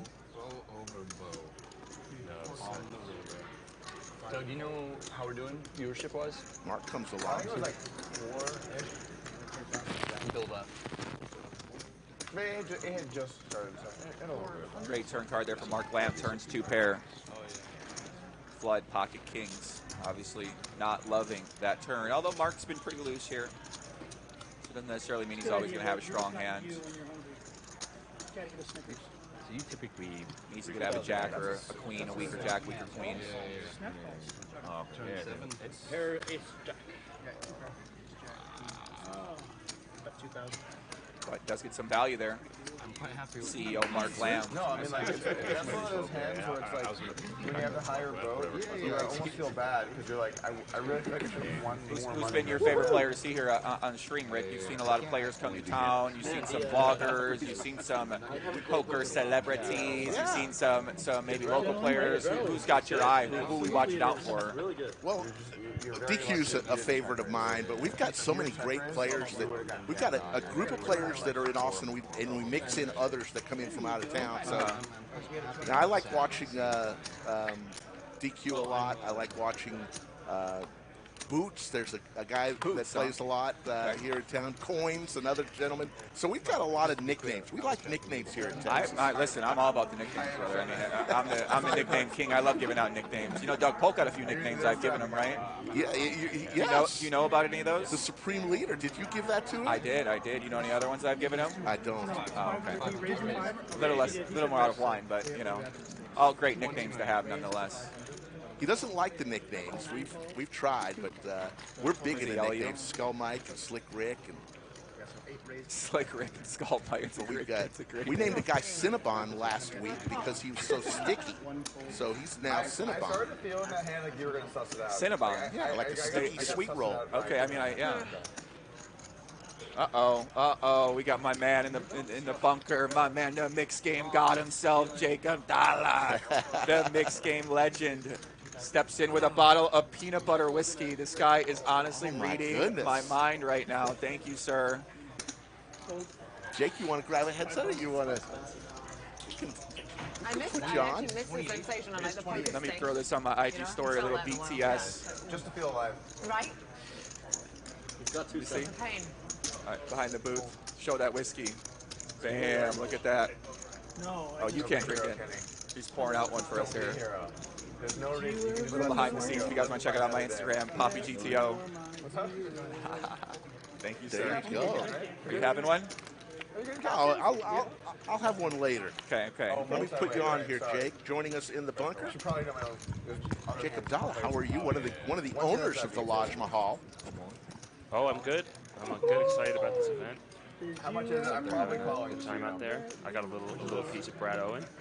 So, We just saw when Doug hit the ace from space on the river for the boat over boat against Hatter. It's a little bigger than I thought. I mean, am I really going to let this go? I don't think there's no way. There's no way, right? All right, Kenny. What you got? Kenny goes all in with ace queen. Doug with pocket tens. It's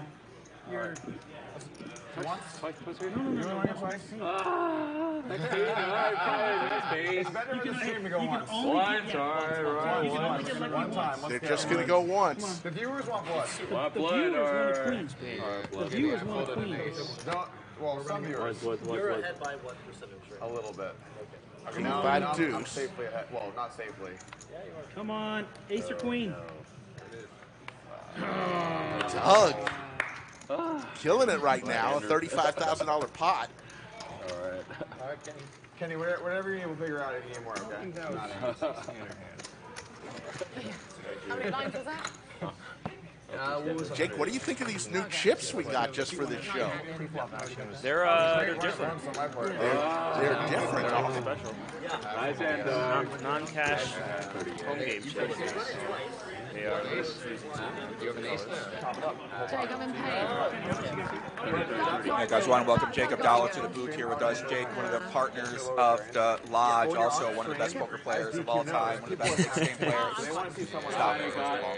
One of the best mixed game. You don't agree? I don't know. Maybe back in the day. Mixed game. That's what I'm saying. I mean, come on. I'm a recreational now. I'm saying recreational now, bro. But come on, man. You don't be modest. I'm a has-been. About the force that you showed on the mixed game world. And how you feeling about this event, man? Give us some insight from your perspective on your position with the Lodge and kind of what you're seeing with the turnout with this game and kind of. Yeah. That was a mistake. It's a cool event. Yeah, we talked with them for a couple months about it. We made the custom felt and we got a banging lineup, which is a couple poker guys and some crypto guys. What are you drinking, Brad? Just a lot of action. Liv Boeree's in there. Hasn't played poker in years. Got pulled out of retirement for this. So. Yeah, she's already got a few spots already, a few dicey spots. Got a couple bluffs through on Doug Polk. She folded a big hand. Yes. Doug made a 3x pop bet and got her off a 2-pair hand in the first bomb pot. She said she never played a bomb pot. Can you imagine that first bomb pot you play? You're all in, bro. You're all stacked. You know, not a good spot to be in, but it's great to see Liv back in the mix too. It is 3 chips. It doesn't really make sense. But my hand was very different from 3 chips. Come on, you. All right. Have you had this peanut butter whiskey This before? whiskey is so good. What kind is this right here? Peanut butter flavor. It's the whiskey could be like Mike Tyson heads up. Big Slick versus ace queen. There's a queen. Oh, the heater continues. The ownership flop here. Pretty standard. Doug's in fuego right now. Good check. So you got a piece of Brad Owen in this game? Yep. Yeah, Brad's playing solid so far. Made a couple plays here. Haven't heard a ton from him yet, but from what we've seen. Slow and steady wins the race. That's true. Look at that turn card there, boys. Jack on the turn. Mark Lamb, Broadway. Justice. Makes the nut straight against the Supreme Leader. Doug not going anywhere. Top pair. Are you in the hand DQ? I'm trying to give the poor guy some help. Figure out a piece. Small bet. Don't engage. 1,000. No. Check. Mark Lamb with the nuts. You're killing me. Wow. $5. I mean, we haven't seen Mark That's like, do this so far. You're stressed. This is so stressful. Let's see if Doug can make the laydown here. Doug doesn't have a club in his hand. He might use that to talk himself into a call. He knows Mark Lamb is very well versed in $5,000. those That's type a of big ideas. bet. You know, if you call and win, they may pull your sponsorship. It's hard telling him to fold, but his brain's telling him to call. For the record. Oh, that's it. We're going over to FTX. Oh man, the brain cell. I'm gonna make a really big fold that could be super embarrassing. Okay. I'm gonna make a big fold. This is an outrageous fold. Show him how big you're folding. It's gonna be 8-9 for sure. This is Shows the ace queen. Top. Wow. Face up fold. Yes, the bluff. It's Mark gonna show him. He does. Show some Broadway. I actually thought you were like, All right, well, I'm going to head back out. I'm going to jump into some poker action. Joey, great to have you here. Thank you, brother. Jake, And, always a Rick, pleasure. Rick, great as usual. Have at it. See you out there, man. The great Jake Abdallah. Yes, sir. Shout out to Jake, working hard at the lodge. Make sure you say hi to him. You see him around here. You played a lot of mixed games with Jake over the No, years? no. I've mainly been. I started out playing my career Texas Hold'em 2-card, and then switched to the great game Pop in Omaha to do Supernova Lead on Poker Stars back in the day. So I switched to that game and just fell in love with that game, rose up the stakes of that game, and that was mainly the main thing I played for a long time, since maybe like, 2010. So before that, I played Hold'em. I think I played like 4 or 5 million hands of Hold'em. I'm glad you showed, because if you did, I was going to get blamed for being in it for a while. I used to play every day, 24 table every day all the time. You ever play Big O? I have played Big O. I hate that game. That's the split pot game, right? Yep. Hate that game. Hate it. Yeah, it's terrible, bro. 5 cards, split pot. I mean, are you kidding me? You can't even get. If you're stuck in that game, it's torture, because you try to get unstuck and then like you get quartered or something. Or you get halved, and you make such a you get so excited, and in the big pot you can only win half the pot. It's like, come on. Exactly. It's a punishing game. DQ with Big Slick. It's funny. Yeah, I'm loving this mixture of players here. I like this game a lot. It's a lot of fun. Yeah, after last night watching the NBA Finals, I was like, I just gotta go to one of these games. So I'm gonna go to the NBA Finals with Brad on Monday. Oh, that's sweet. Yeah. Should be a good one. Yeah. You guys got it. Did you get your fights? I've been betting. I don't think Brad bets sports that much, but I've been betting all of the Warriors. Really? I've been betting Celtics. I'm a big fan. So you are? You're a big Warriors fan? Mark Lamb. I recognize that I'm probably losing money. Yeah.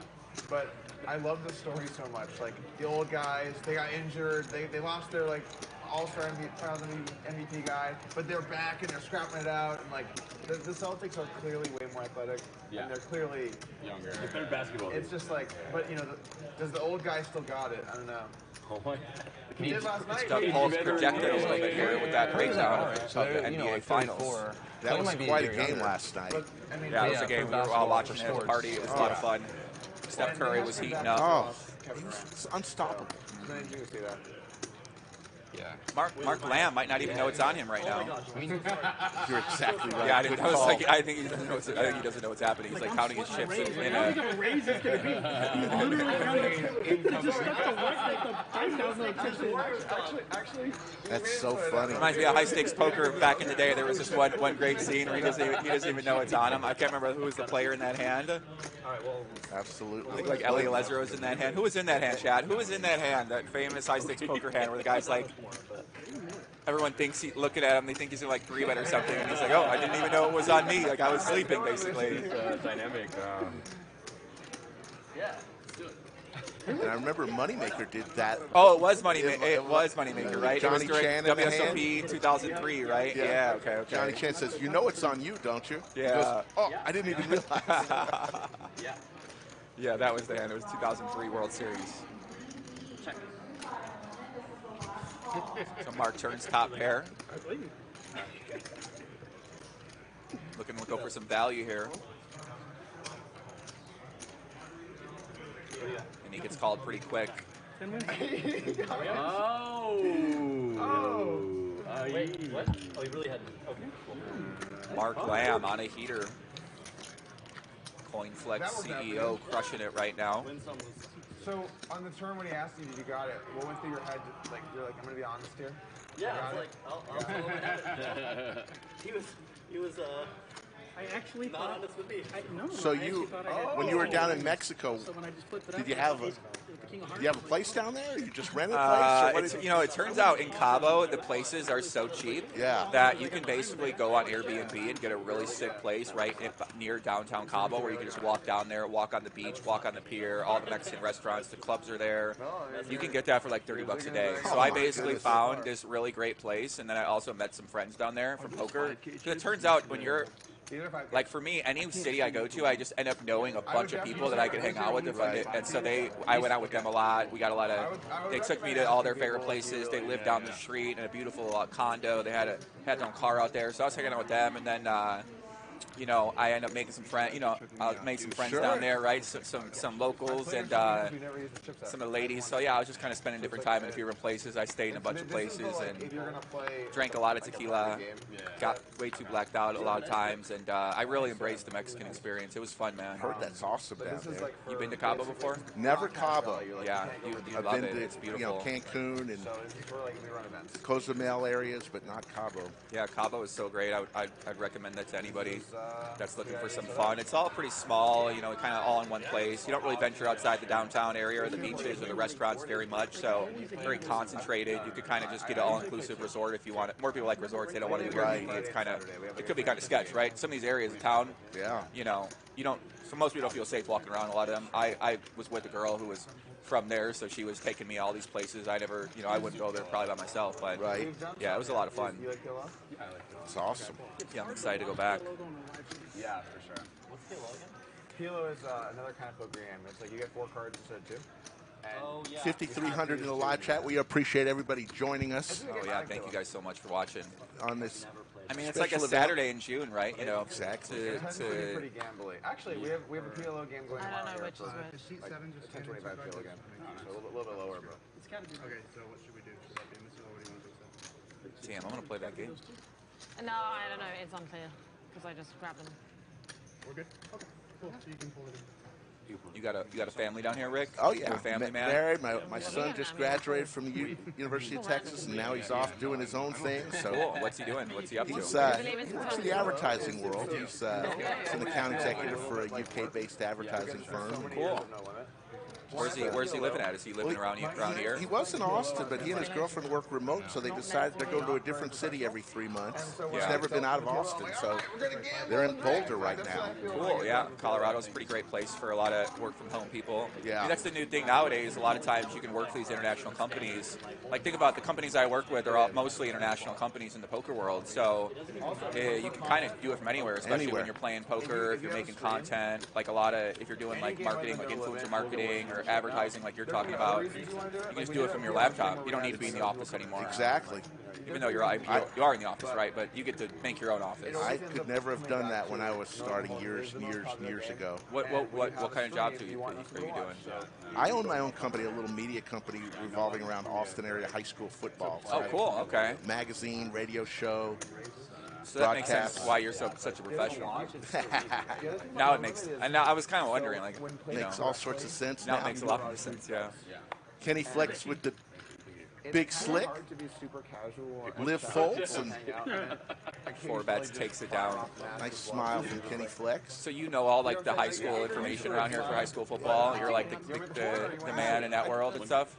I am. High school football in Texas is pretty big. I know, right? That's what I'm saying. Like you're like the varsity blues leader over here or something like that, huh? Radio show is on the Austin's #1 sports radio station. Cool. So it's we have fun. So you do that all the time too? Yep. That's and cool. then poker's, And you're doing this as well? Yeah, I love two of my. I get to do two things that I love. That's awesome. I'd love to go out like to a high school football game with you sometime. Anytime. Just to see that experience is like, because I feel like going with you would be way different. You know, Yeah. it's like going to Mexico. You go with someone that lives there. It's different than you go by yourself. You go to the high school football scene in Texas. I mean, I've only heard stories. I don't really know. No, it's fun. You know what it's like, but it looks like their stadiums are just crazy. Oh yeah. I love the random ego. Yep. The state high school football championship game drew 52,000 people. It would have ranked number 11 in bowl games, and that's Texas high school football. Probably more 99%. I don't know. Yeah. Once again, guys, Seat 1, Flood, ThinkingUSD. He's an OG crypto native. He's a trader. He's part of crypto Twitter, that whole community. Darren Camas in Seat 2, NE2, CEO of IPOR Labs. He's also an OG crypto native as well. Shout out to those guys for playing. Mark Lamb in Seat 4 is the CEO of CoinFLEX. CoinFLEX is one of the main sponsors of the Doug Polk podcast and also of the show today. Seat 5, the Dairy Queen manager, DQ. So DQ mixing it up here, Rick, with the 5-3 offsuit. Getting a little out of line here. Ooh, open ender for DQ. Monster flop there for DQ. Open ended straight draw. Doug Polk with the gut shot. Existential, more like just shitty. But it probably won't wipe out everyone, but it might like permanently curtail sort of civilization's development within, possibly. DQ's going to bet pretty big, 4K. Hoping to take this pot down now.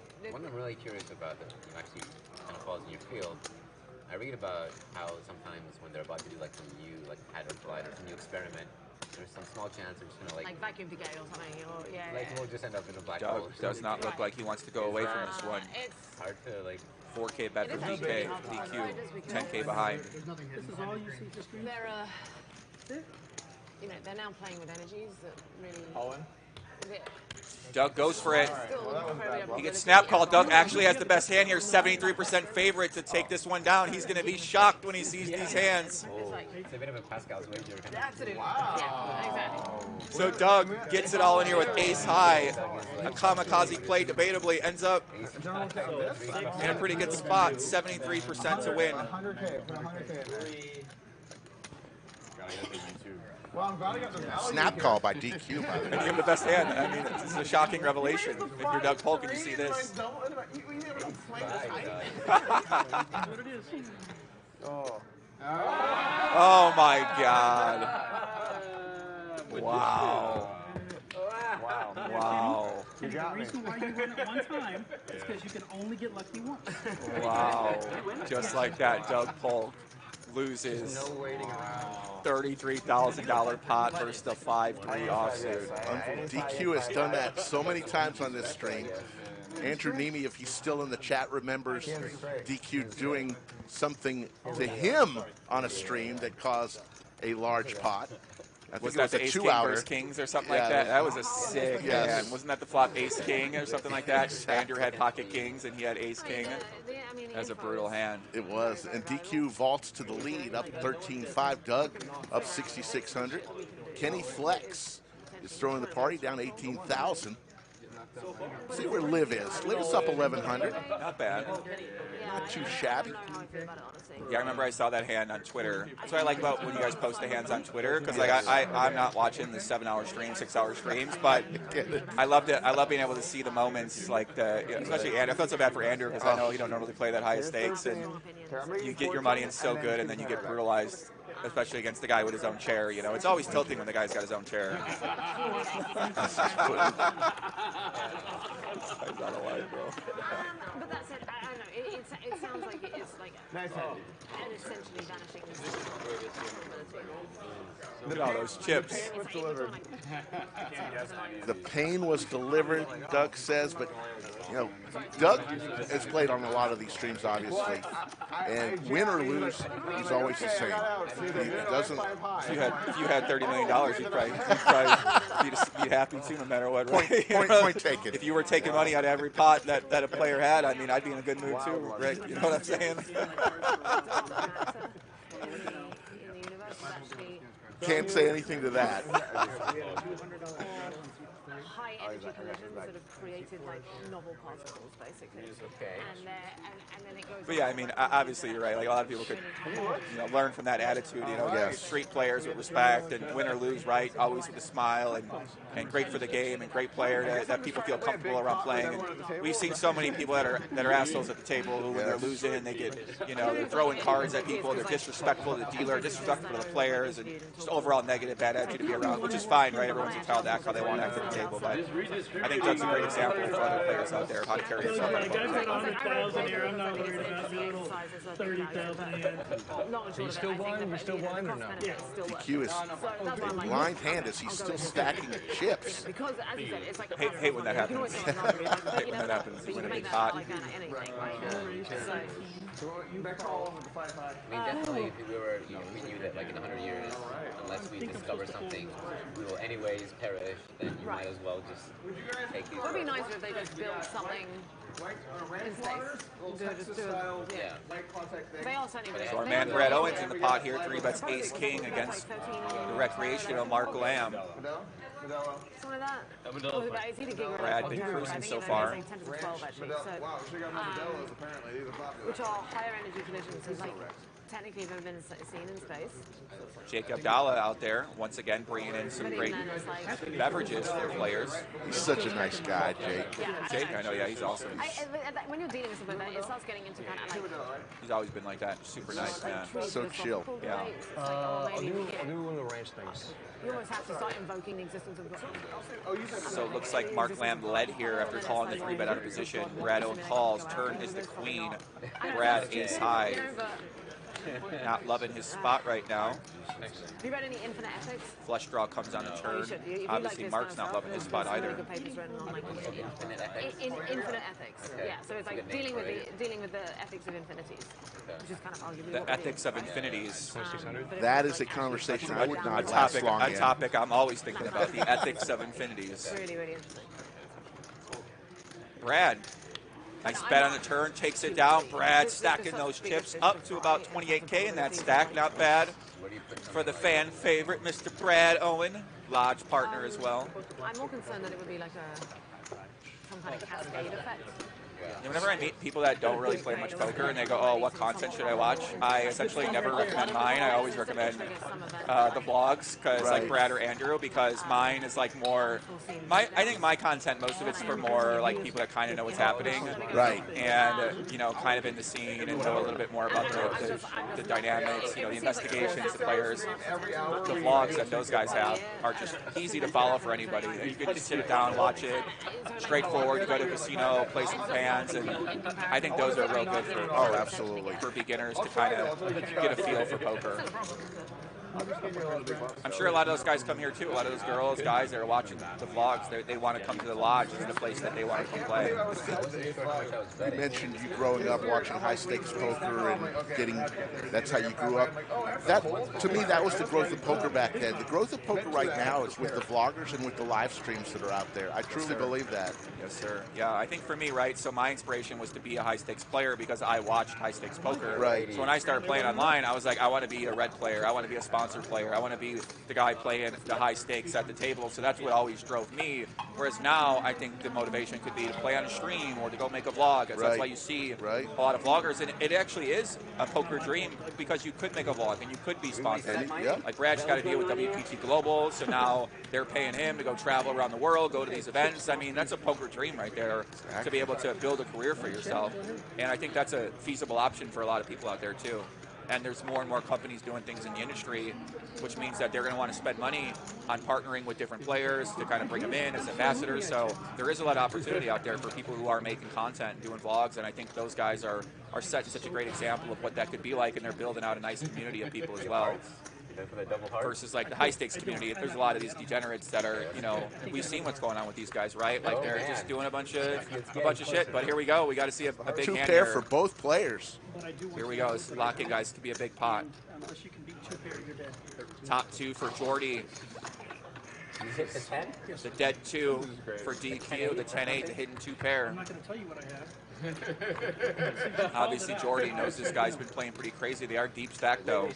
Did he show? Yes, he did. Oh, he did not. DQ certainly could have a worse 2 pair here. 10-8, Ace 8. Okay, got it. Maybe a slow plate Ace 3. If you have that beat, just call and check it out. That was so nice to show you. And take the Wow, what do you say? Well, I'm glad to see that my chips are going to good use.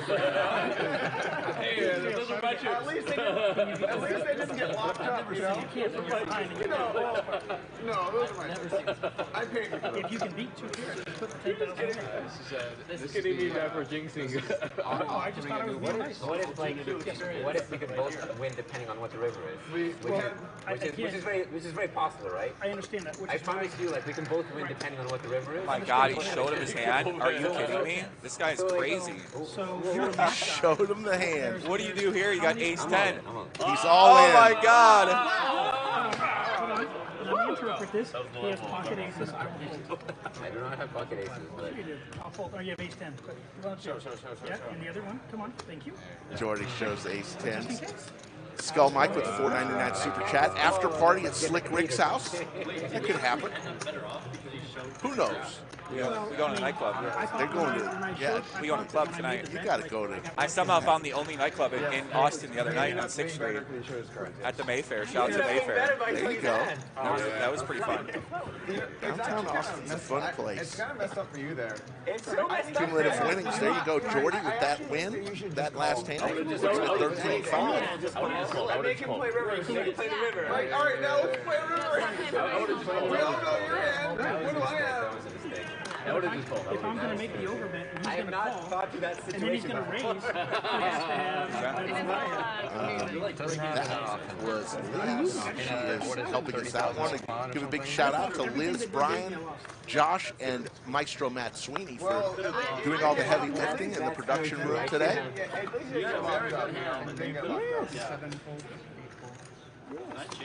So about those ethics of infinities. Yes. Not something you're thinking about often. Huh? No. Liv is brilliant. She's a scientist, right? Yeah, past life. Yeah, she. I remember I had her on my podcast years ago before she decided to make the full jump to what she's doing now. She was so passionate about it, loved it, and was just like, you know, should I leave poker for this like new life, new career? And then she finally took that leap, and she's been having a lot of success with it. So it's always great to see that people get out of poker and they do great things and they have success, and it takes a lot of courage to leave your professional poker career, even though like some people might say, oh, it doesn't, but it's like a guaranteed income for a lot of these people when you've been doing it for so long, especially if you're a sponsored player whose company's going to give you $100,000 a year to just go out there and play poker. Right. But to really like take that leap and try something new, and like where you got to start from the beginning in some ways, right? You know about that, from content, building a brand, building up media, stuff like that. No, he had the nut low. He had the nut low, yeah. Doug with ace 9 suited. Yeah. Or chopping. He was. That'd be. I felt like there was a chance I was behind. King 5-6, couple Imagine spades. that 6-5. There would have been some gambling. Like, all right, no one's got a card over a 6. Check.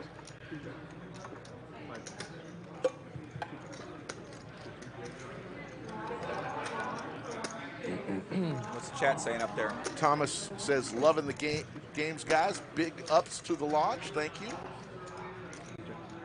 David, commentators are Slick Rick and Big Poppy Joe Ingram today.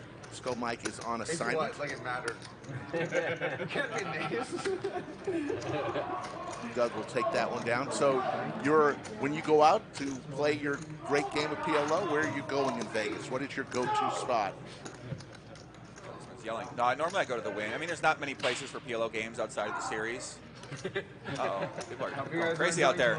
There's the Lodge Cam, and the big one re-entry is going on today, along with another tournament. Uh-oh, massage lady, stay away from those nipples. We don't want another incident. You know, he was just down here for the Lodge Championship Series. Frank the Tank? Yes, the Chicken Man, Chicken Wing Man. Yeah, bro, what do you think about this guy? What happened there? All right, so this guy, I went on an investigation our night, 12 a.m. I went to go interview the massage massage lady because I'm like, yo, this lady got fired from her job. Fired? Right, they fired her because this guy Frank, you know this guy Frank. This guy Frank's a different kind of guy. He's like crazy. I don't know how to describe what this guy does, right? But he just does eccentric. Right. So he staged like a thing and said, "Oh, let's like make this photo. It'll be funny." The lady's like, "Okay, I guess so. It's a little weird, but sure." And then they recorded it, put it on Twitter, and then that took on a life of its own. Some people thought it was fine. Other people thought it was like the most heinous thing they've ever. They thought someone was getting murdered on camera or something like that.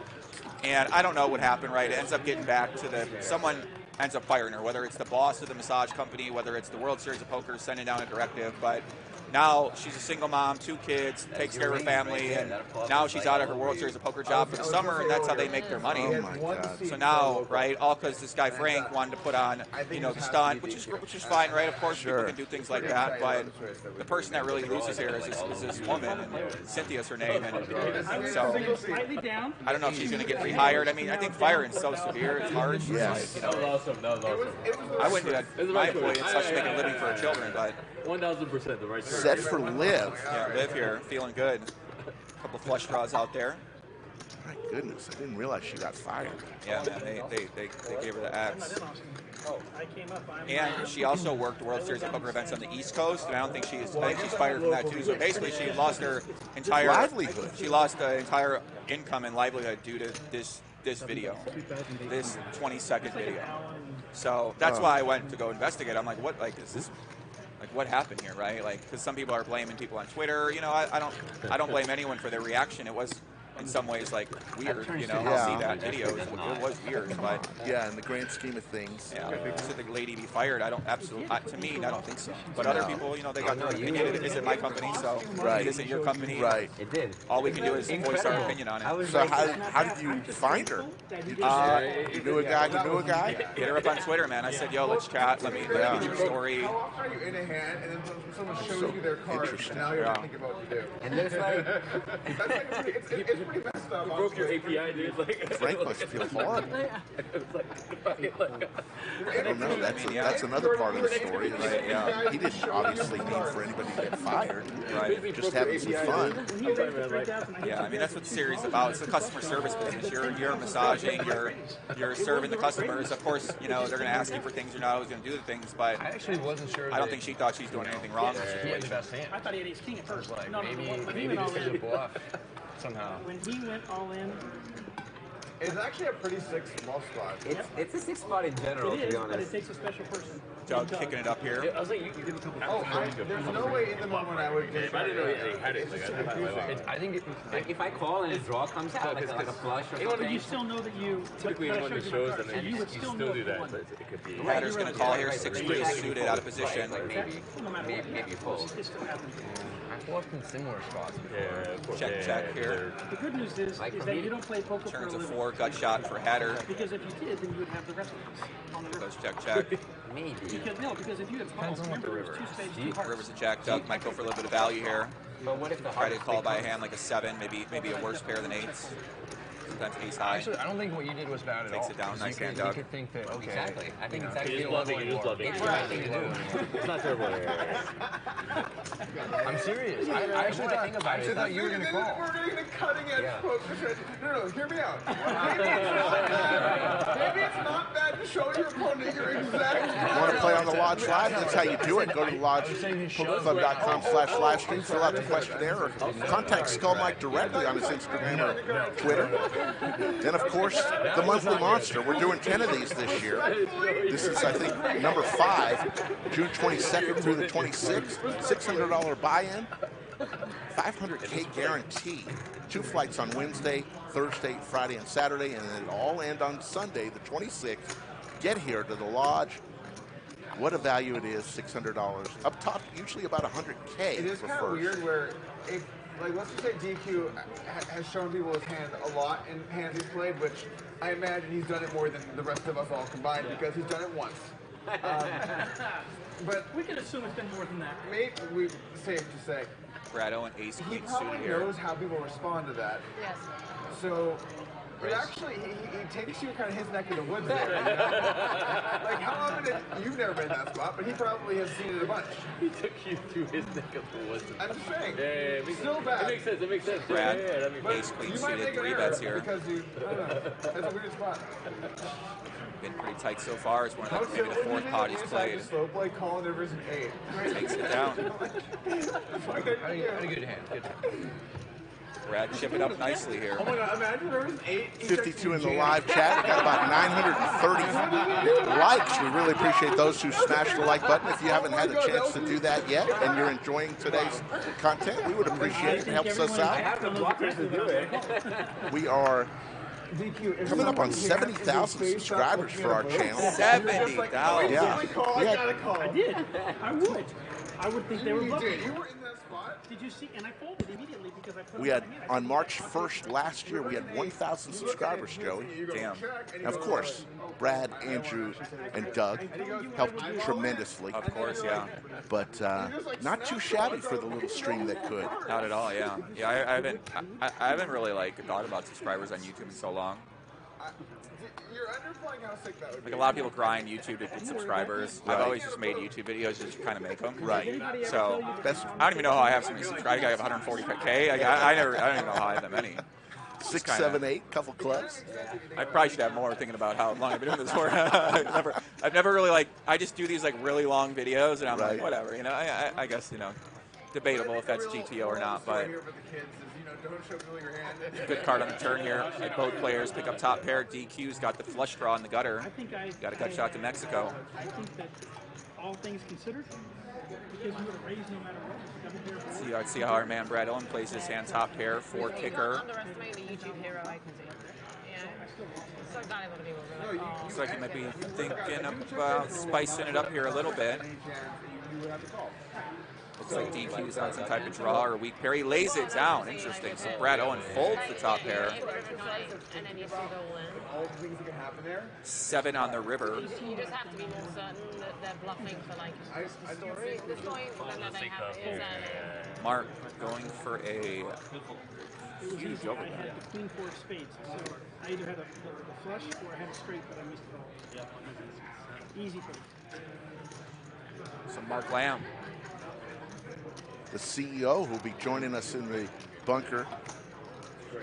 I feel like this needs Soon. to look more like a bunker. We need like a sign that says the bunker. You know what I mean? I want to walk in. I want to feel like I'm in a bunker. We right? got that little sign on the window there that says Yeah. bunker. I hear you. I want to be in here and feel. You know what I mean? I want to feel like I'm in a bunker right here. Like a metal door or something like that. Have to work on with that a lot. Yeah. when we move into our new studio. Heck yeah. The true bunker. Like Joe Rogan's studio. You know, you walk in his studio. It looks like a spaceship. Exactly. You know, he's in Austin now. Yeah. What's the ETA on the new room that you guys are gonna have? A few months. We're getting permits right now, and it's gonna be a studio. It's gonna be really good. It'll be like a Poker Go studio, Like for a, example, you know, right? yeah. Okay, where they spent millions of dollars on this, all this equipment, cameras, lights, stuff like that. Yeah. Yeah, I've been in there. That's pretty impressive. It won't be that big of an investment, but it will be very nice. I kind of like it like this, where it's like out in the open. People can kind of walk on by. They can all see it. Right. You know, I like that aspect of the lodge. Kenny with pocket sevens.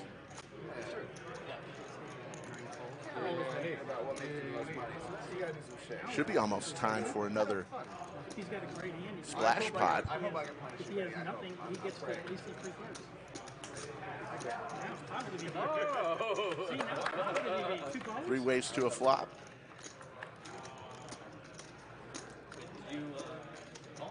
Six, 8, 10. Pair of 8s for Doug. Gut shot for Hatter. I'm sorry for Kenny. Looks like Hatter straddled his hand. You gotta put the 50 'cause it's 2 pair now for Doug.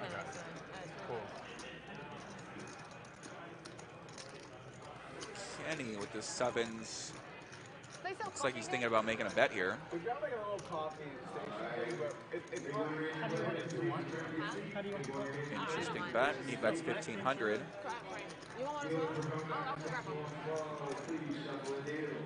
Hatter calls quickly. Help myself to coffee, or how does it work? Tennessee Chad with the $100 super chat in honor Let's of DQ go. and his legendary super chats. Thank you, sir. Thank you very much for the donation. Yeah. Doug Polk with the best hand here, Rick. Queen 8. Kenny led the turn, called in 2 spots. Obviously, probably done with his hand.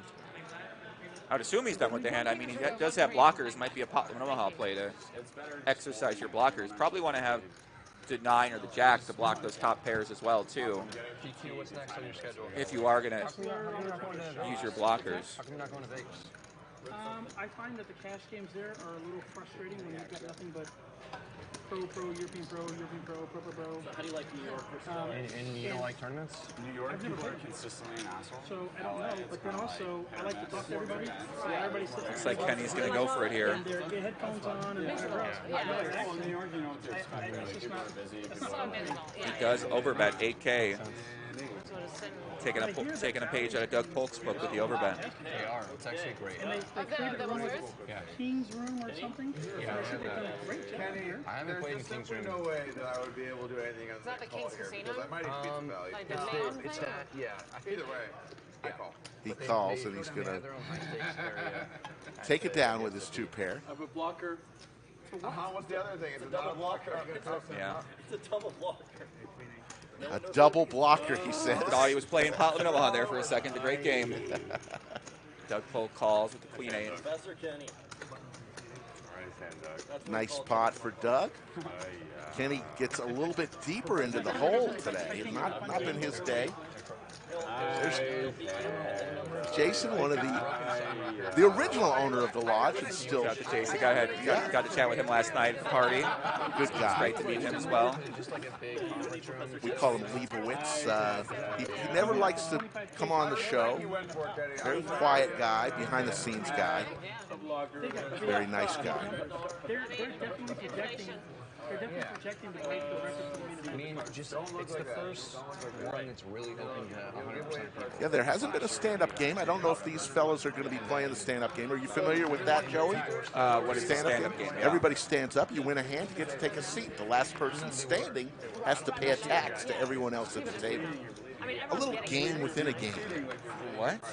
So everybody would stand Everyone up. stands up. And if you win a hand, you get to sit down. The last person standing pays a bounty, a tax to each other person. It's become very popular on our streams. Really? Yes. It really adds some spice, especially when there's only 2 or 3 remaining standing. They just got to keep standing. What if one of those like Germans in the hand and they tank for 7 minutes? It sounds like torture, bro. What are you talking about? I'm a fan. I like the idea. I'm just saying. It sounds like torture with the wrong lineup. Can you imagine the Vogelsang guy, that heads-up guy that basically takes 7 minutes to make a decision? You playing the standing game with that guy, you might not sit down for 4 hours. Is that really what you want to do to your local regulars? So here comes the other splash pot, $2,000. So folks, a Flex USD interest-earning stable coin. A $2,000 placard is in the pot. It'll go straight to the flop, a la a bomb pot, and then the betting will start from there. Correct. So no one puts any money in pre-flop. We got a free 2K added by CoinFLEX. We saw the last bomb pot. Liv Boeree ended up folding the best hand versus Doug Polk, who made a 3x overbet bluff to win the inaugural bomb pot CoinFLEX. Let's see how this one goes down. Bomb pots once again. Everybody gets dealt a hand. Usually they put an ante in. Let's say if it's 50, 100, they might put in 300, 400 each player, and then go to the flop. And then so there is no pre-flop action. So it's not like a regular hand is going to be. So here you go. You see this now. It starts off in the small blind. Action goes around there, and that's the difference between the bomb pot versus a regular pot. So these are picked up in a lot of popularity. They just got to Vegas. They've been a lot more popular in Vegas, and they're a lot more popular in Texas as well.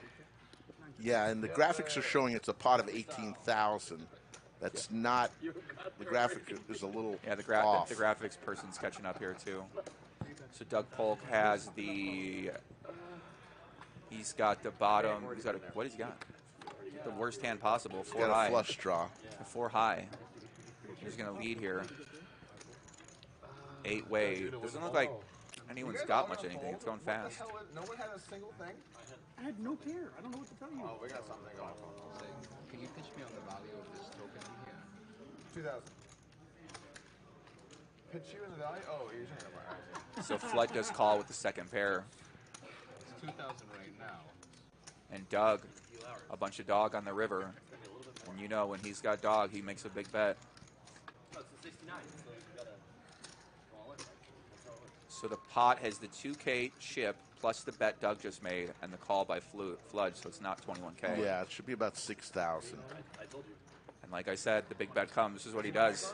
Doug is collecting these plaques right now. We've had 2.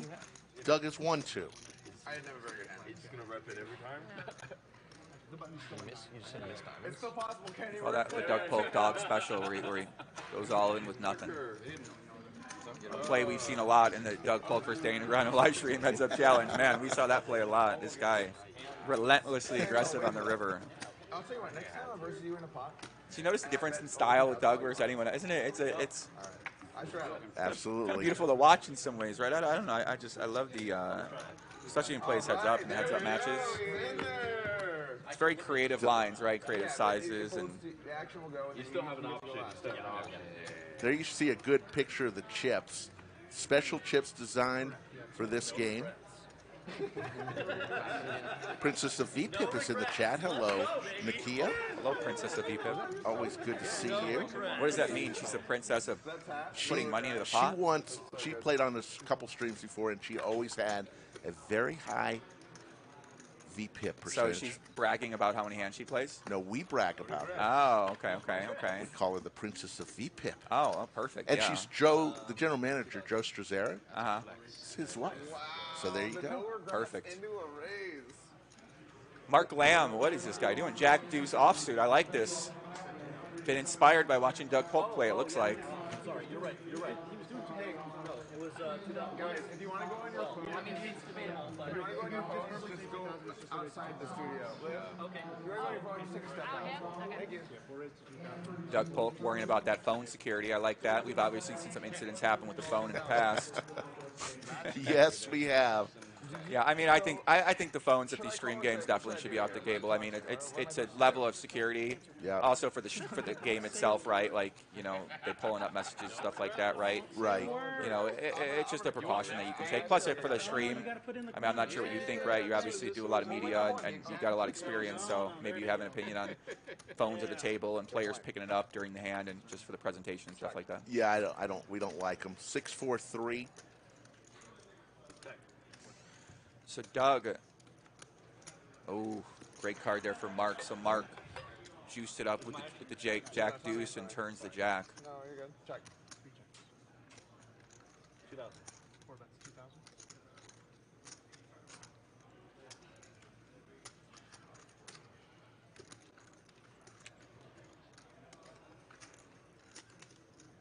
Doug's got the ace high. He raises. Mark calls very quickly. So Doug made a right read. He's got a weak hand. Unfortunately, Mark did turn the Jack.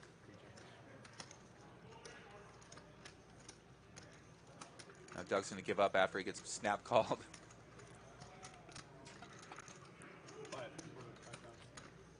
And Mark's going to go for some value here. Doug's got to be thinking, what would he bet here with as a value bet? Certainly a hand like Queen Jack, King Jack's possible. He could raise pretty big free flop. He can beat a hand like a 5, maybe miss diamonds. Take my flag. Yes! Bluff?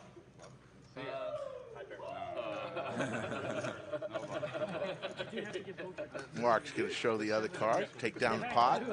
So when you're doing your investigations, regardless of what it is, do you find yourself that people will try to contact you and say, I know something that you think you... All the time. I mean, I literally get thousands of messages. I'm not kind of exaggerating. I actually had an email for a last video I did. I got tons of emails with the most detailed information on shuffler machines that I learned more about shuffle machines than I ever knew existed about shuffle machines. So yeah, anytime I do an investigation, I get so many messages on Twitter, on Instagram.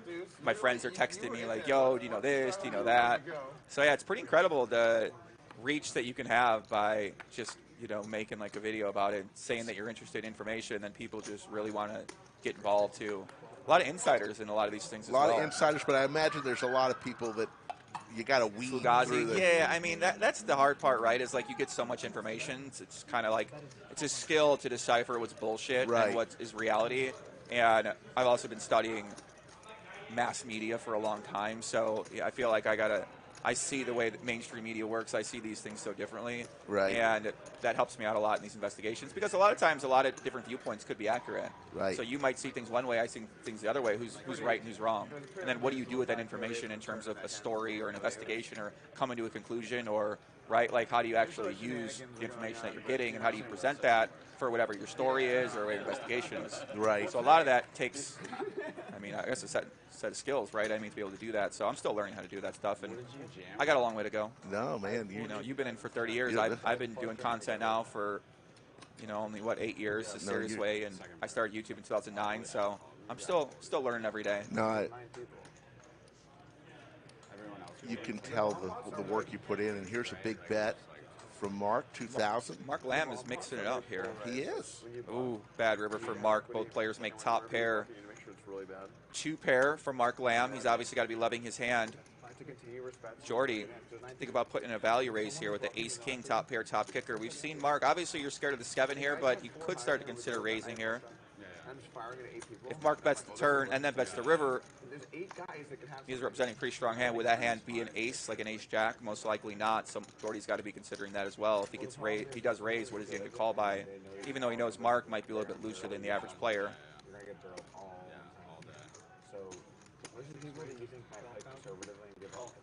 But he just go for it. Snap called. No, it is not going to be a chop up. No, the king is going to play.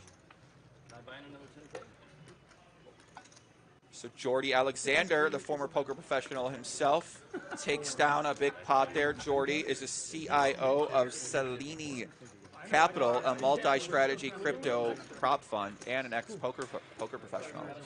When I be the first person in history of poker to lose a hand at tip, honestly, it might just be you. It's nice. It's very nice to the staff. No, I do that whenever I get like. He's at Game Theorizing on Twitter. If you'd like to follow any of these people on Twitter, check out what they got going on. I did post something on my Twitter with all the people's screen names. So on my Twitter, at JoeIngram1, you can see Game Theorizing, Kenny's, you can see Mark Lamb's, you can see Flood's, ThinkingUSD. So if you want to learn any more about the players, kind of what they're playing, see what they're about. Usually a lot of these guys are pretty sharp about crypto, and they're sharing a lot of their thoughts. So if you're into that, I would definitely recommend following them. Shout out to Christopher Richard Perkins, who posted a great photo enjoying the stream at work here in the oil fields of southeastern New Mexico. Look at this guy, bro. This guy's got a TV in his car. What the hell is this? Are you kidding me? Keep your eye on the road, sir. Brother, this does not seem safe. What is going on? My man has a massive TV in his dashboard. I have never seen this before in my entire life, but listen, I'm going to retweet him too. Shout out to Chris. There you go. Live with the Gretzky hand, raised to 700, and Hatter 3 bets to 2,200 with Big Slick. But the higher the stakes, the less the people playing need the people. I wasn't going to say that, but that's true. But the higher the stakes, the less the people need the money. More than that. No, about 13 less. Like, the less people need the money. Oh, yeah. Like, if anyone won 100K here today, they'd be like, sweet, I want 100K. But, like, guess what? Your life is exactly the same that it was before you came to this stream. Doug Polk with the $30 million net worth perspective right there. The only person to buy it for 100K. But, so hopefully this doesn't happen today. We all need a reminder every once in a while So exactly the same. about that. Winning 100K, not a big deal. A lot of times it's more meaningful to people to win other stuff. But he makes a good point. It's all relative. Is it 22? Liv comes along. Gretzky hand. Kenny Flex with King Queen off. Like stack someone in a higher like game, you're like, it's kind of. Well, I wouldn't say my bad, but you're gentle. Yeah, you're like. He's going to lay it down. You know So heads up, Hatter versus Liv. A race, if you will. Sneaking in the casino when I get it. There's the ace and the king for Hatter. I'm screaming, dude. Absolutely. Absolutely. No, it's so Great flop for Hatter. He's got to hope Liv has a hand, maybe like ace-queen suited, ace-jack suited. Liv's been pretty tight so far. Hatter's been he's played some hands, but I haven't seen him get super aggressive pre-flop I think I don't know, 30-ish table or something like that. with really random hands. Dude, we're the 5th largest room in the world. Liv's trying to decide if she continue for one here with pocket nines. There's a couple bigger. Yeah. But we're a big room. What do you guys typically run? Like 1, 2, Our most 3, 5? So, like, Does that include Vegas? including Vegas, yeah. Wow. Vegas chops itself up though. There's so many. Because they They have so many rooms. Well, they have so many rooms. Yeah. So they chop up the rooms. Liv okay, you're the biggest single room. lays it down. In terms of Nice table fold from numbers, Liv. We have like 80 tables. So it'll be 90 and like happy or anything like that. Biggest room soon. Come play at the CoinFLEX Lodge. CoinFLEX Lodge. We're merging. Different sponsorship package. I was Slick Rick last night. and I was thinking about Big it. Poppy Man, Joey my Ingram time is, like, all spent in the at bunker lodge today. and Skull doing Mike like is on stuff assignment. now. We've And 1 enjoyed year ago this. today, I We're had never about heard of the 2.5 lodge, hours and I had never in. heard We're of going to it. go a full 6 hours today. So 6 hours. that's what they tell us. They got to get us a burger back here. Yeah, you know. Where's the food man? Why is there a scale back here? Is this a Doug Polk thing? They weighed in Doug and Jungle Man for kind of a boxing match type weigh-in. I thought Doug maybe had a rule or something. Everyone, I don't know. You know, he got some issues. No. He got some issues recently. Maybe I heard some. Maybe he got a scale. It requires. I don't know. I'm just wondering. That was a prop from last It's week. literally sitting below me. I don't know what's happening with this So one. how much of this place do you Pocket fives for How Hatter. much was it to buy it? Who are your best friends? Rank them. Rank your friends in net worth. These are real questions you have at the table. That's funny. Pocket sevens for If I wouldn't DQ. answer them, which was all of them because they were all very personal, she'd be like, I'll do it for him. Richest is, and then she just goes through the list, like, Doug, he's like, bottom low.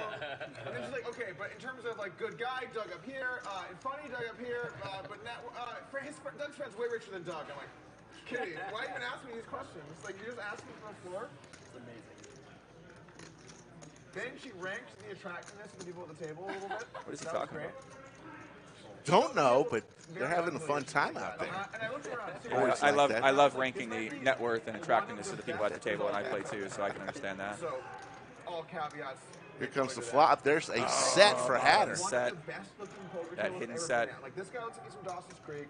That guy is like a good-looking Italian It's a dude. DQ, 3 bets, It was flops the like a gut solid shot. lineup. Like, there's like 1 or 2 spots here, like, that's not helping the cause. Put But, the like, pedal on the overall, gas. And then she's like, no, the best looking person here is a 6.5. But, like, she's just like, See how way Hatter into plays it. this bottom set. Then she'd win. She won huge DQ's once she drawn was to here. a 6 She'd or a win, 7. She'd shit talk you, and then go on Twitter, or we're playing this back order, and he'd be like, the Hatter players just here calls suck at here. poker. Like, she's like tweeting about it in the hands, like while she breaks us. It was Turns a honestly, queen. It was incredible. DQ's not going to love that turn card. We got the Hands whole like 10 experience. jack have improved. Maybe ace queen. I think that probably fold the flop, but Hatter or DQ is not slowing down. DQ looking for a 6 or a 7. For our big series we just had, she's like, can you move the main event because I can't do that weekend? I'm like, no. That's pretty funny. Believe he just said all in, Hatter. He did. Like visibly upset. I can't tell if her actual personality is all of it. Only 5K more. I think it's just her genuine personality, right? I think it's It's just so consistent. I It's been don't like think for it's years. Like her Twitter is hilarious. Liv, I was impressed with your guitar skills. Like, we were doing some content the other day, and so I checked out your channel, and like your first video, you were like, you were shredding it on the guitar. I used to be good. Yeah, I'm terrible now. I haven't played in like. So Hatter takes that one down DQ. It was impressive. Merge bet on the turn there. I like that. Merge. No, I would have river quads. Oh, okay. Oh, wow. Flat bottom set. That's a good. Should we rank the player? Should we rank the outfits at this table or something like that in the spirit of Doug Polk? What kind of guy are you? Are you a blazer guy, or what do you go for? I always like a good blazer, but I'm a comfort guy. I like my Tommy Bahama shirt. I bet you down in Cabo, I bet you were comfortable all super comfortable now. Flip-flops and shorts every day? Oh, yeah. The hats. They like to wear hats down there. Yeah, I These saw beautiful you hats. wear a lot of straw hats. Yeah, I got the big cowboy hat energy going on in here, so. I did. I had. They were Are you a talking hoodie about guy? What do people like here? You know, I feel like we got the whole gamut. So we got the guy with the great big, with the watch there, with the my man Flood with the suit coat, and the button-up Doug Polk with the suit coat. Seat 2, Darren, he's representing his company. Seat 4, representing his company. DQ, representing his company. Yeah. Jordi, representing the Polo Shirt Club. I know people that'll be like, rip your head off. I think I like DQ's fit the best here. Great fitting shirt, nice black strong cowboy hat. I would say in general, people are very kind. Live with the ladies. Pocket queens for the queen. Liv Boeree. Oh. So we don't have some laws that we have to abide by. So it's actually not that it's. See what size she goes here, which has got about an 8K stack. Well, specific to gaming. There's no gaming laws, correct? And are there federal laws around this? She makes it 2,900. Federal law doesn't ban it doesn't ban gaming. Yeah. It's all state level. Looks like she's going to take this one down. So Unless DQ has decided to call from the small blind with the King 4 of diamonds. DQ mixing it up here, trying to stack Liv Boeree. Look at that, Ace King 5. Terrible flop for Liv, obviously. Scared of the ace, scared of the king. DQ probably not loving his hand.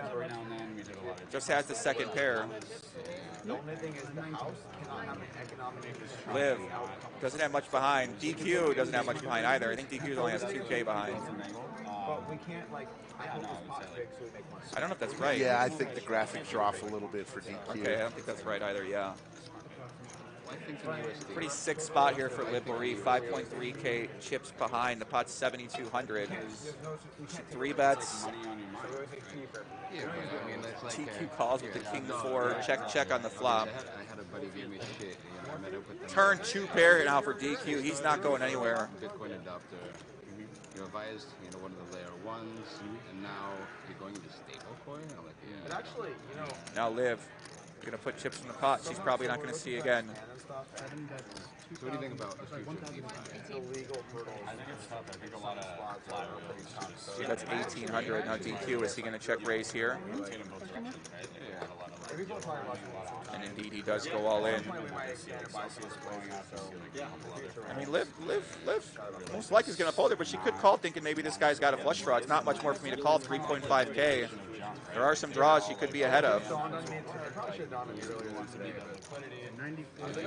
But once again, she's in the blender.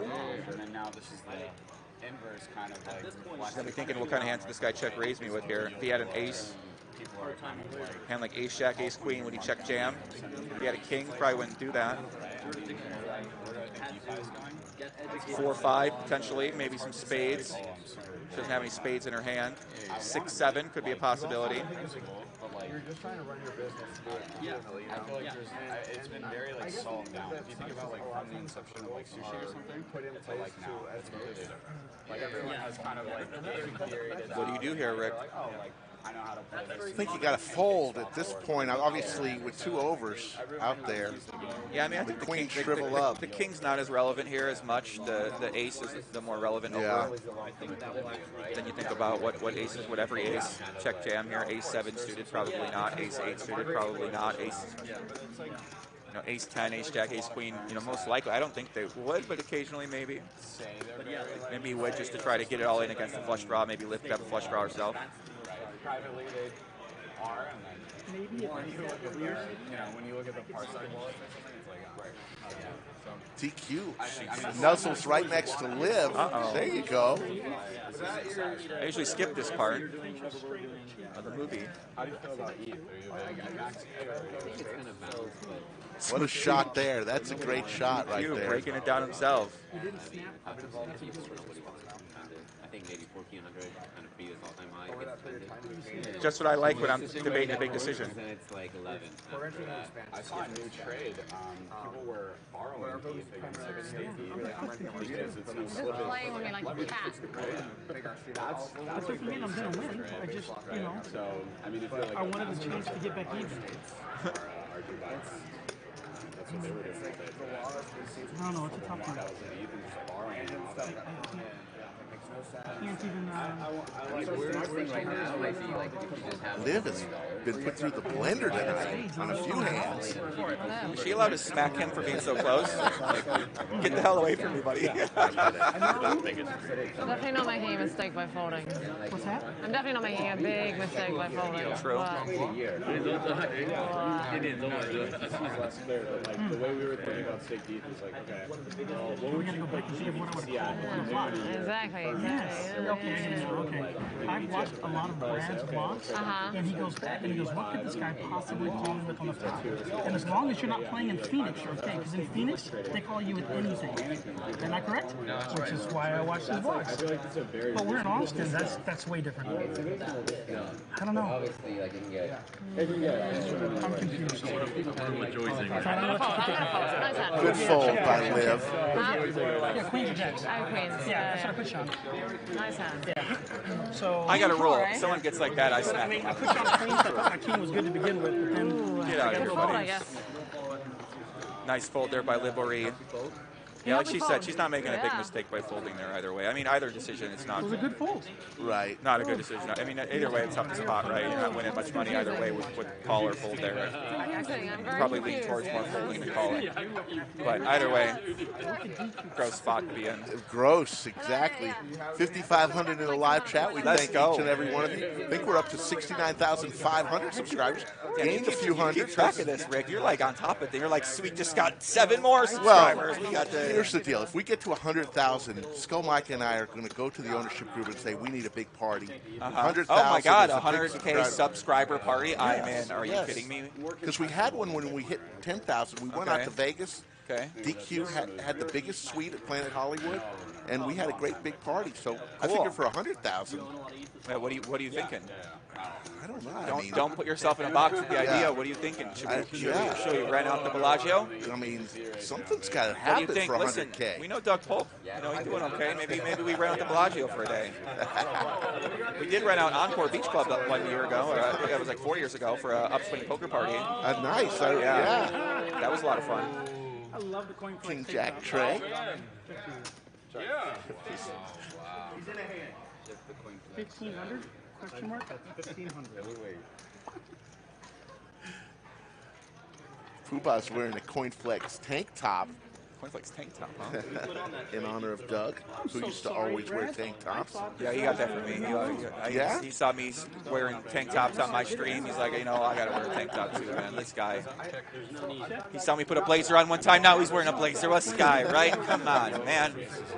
Come on. He saw me doing a podcast. He starts a podcast. Come on, Rick. What is this guy doing? 2 pair for DQ. And Brad Owen, DQ gives him I guess it was 4 clubs out there. Yeah. Nice hand. Jeff Boski with the 420 super chat. Okay. Jeff came to the lodge. Yeah. Took him to a barbecue joint. I bought him a beef rib that was the size of, it was about 4 feet long, it looked like. Fred Flintstone. Really? And he enjoyed that. That's cool, yeah. Shout out. Have you had Texas barbecue? I haven't. I had Vegas barbecue taken by Jeff Boski before, actually, too. Oh, really? Yeah, he took me to a barbecue spot. Nice. In the Tesla one day. After we did some bowling, Jeff's an avid bowler. I heard that. Yeah, shout to Bo. He's a pro. He got his own ball. Very got all nice. his bowling friends. He basically brings you there and beats the shit out of you bowling. And then he takes you to some food. So It's a good day. It's a nice setup. Yeah, it's pretty fun. Definitely a great time. Like everybody watching, you know what I have to do right now. Like, Get him I DQ. have no choice. I have no choice. Have you seen your cards yet? I did, but everybody in chat who's watching this knows exactly why I had to. For no reason in particular, but do you have a signature? Yes, Nakia, your husband is walking around with a tank top over And then I his gave away free money, and I gave Chad regular one uniform, credit. though. Jack 9 suited. Yeah, he looks great. Yeah. Jack 9 suited. Good. Yes. Jack 9 suited. Yes. King 10-9, couple clubs. Open ender for Doug. How much? 400. Got shot for DQ. DQ's throwing chips all over the place. Calls the 400.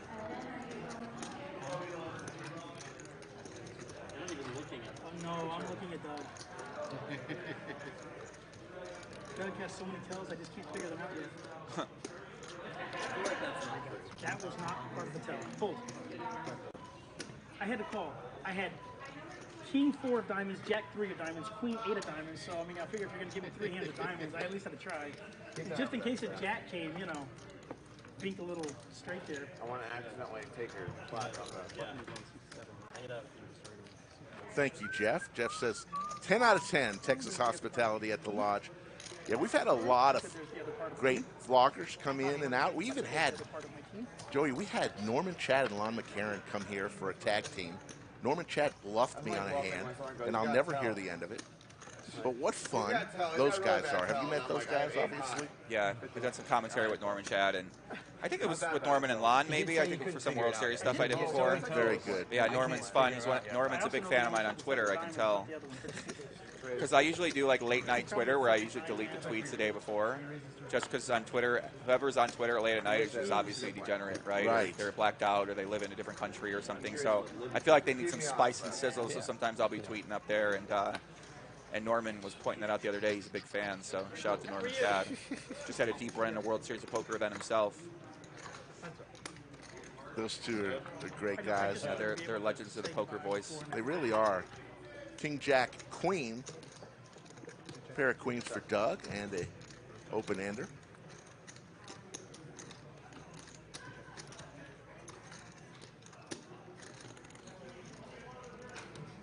Doug up about 35,000 so far. You said you read a lot. Is it like books? Is it Twitter? A lot of that. Well, way too much of that. Mixture, right? Blogs. So, I mean, Substack, honestly, is one of the best sources of information now. Yeah, there's such amazing writers on there.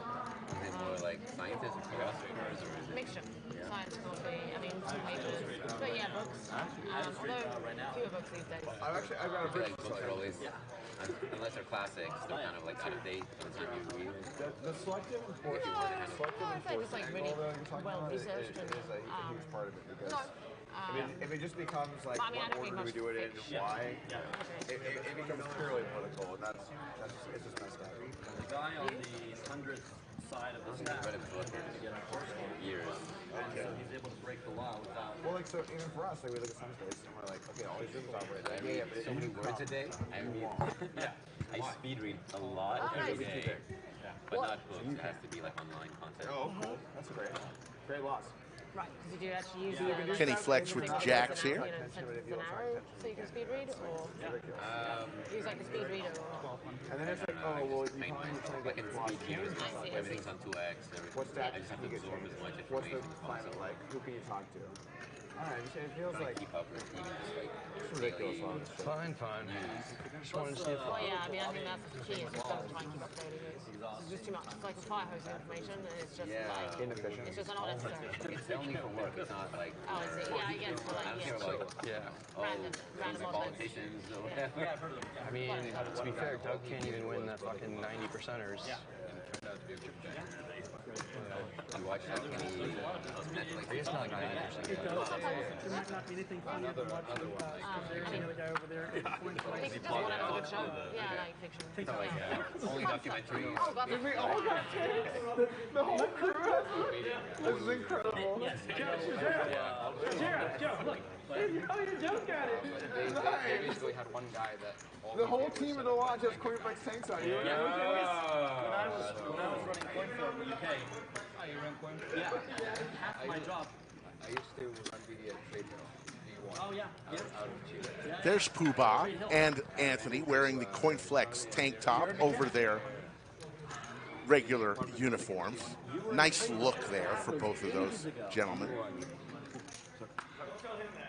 Did CoinFLEX and Trader work together?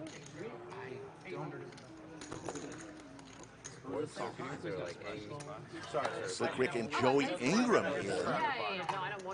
The bunker today as Skull Mike is on assignment. He'll be back next week on Monday. King Trey Juice, open-ender for DQ. Real draw for Brad. 95% of them are just like totally not into it, 5% are like obsessed. Yes, I don't know. I just think it's the best sport. It's very intellectual. It's very nerdy. We were the majority of but it's just such an intense full body workout. and it's very cognitive. Brad, I checked You really our- actually checked have to I didn't think. lose the card. I realized it was never You think going you to be can great. I ain't gonna lose the muscle your card, way Brad. through a I'll problem, see but what actually you a lot do. of it's about like balance or like maneuvering your body into a certain position. It's like kind of counterintuitive. I checked the river. It's so fun. So it was Hopefully I win, Brad. Well, I mean, you go to the... Brad with the You know, ace. most centers will like change their problems like every few It's weeks. impossible for me to win. I have And, like, a 5-5, lot of them, but I have you open know, windows. Brad will take it down with the ace high. I wanted you to have your ace. Ooh. Nice little $7,700 pot. Like, technique is so huge in it. Freaking Estonia is one of my favorite countries. No, Estonia. I love Estonia. Estonia is great. Holland is wonderful. Kind of my favorite city. Favorite in the world. You're supposed to like use your legs a lot more. Really Yeah, nice. I think you still end up using your hands too much, but A lot of friendly people there. I mean, upper body strength really does help for sure. But Like that's yeah. the gateway, right? And look at Yeah, I've been taken a few times by friends, and I'm always like using my upper body. Yes, I know I'm doing it wrong. Yeah, definitely a mistake. to stay ahead, you know.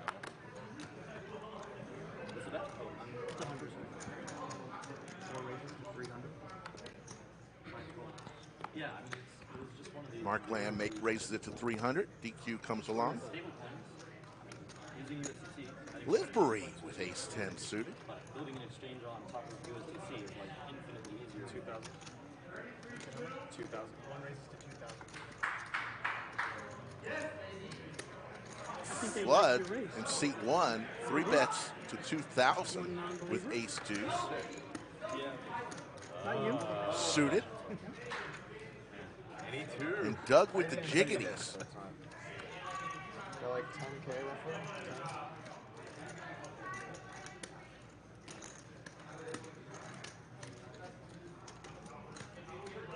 Big hand brewing here.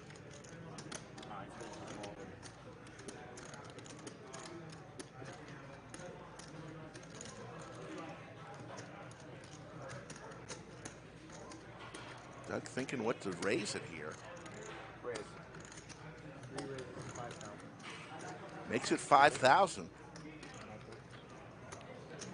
Gonna clear out some of the riffraff.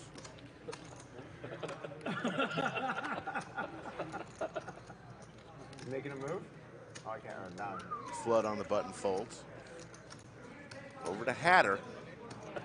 All these weak ass hands you guys had. What was going on? And Doug is going to take it down. Pre-flop with the raise to 5,000. Pocket jacks.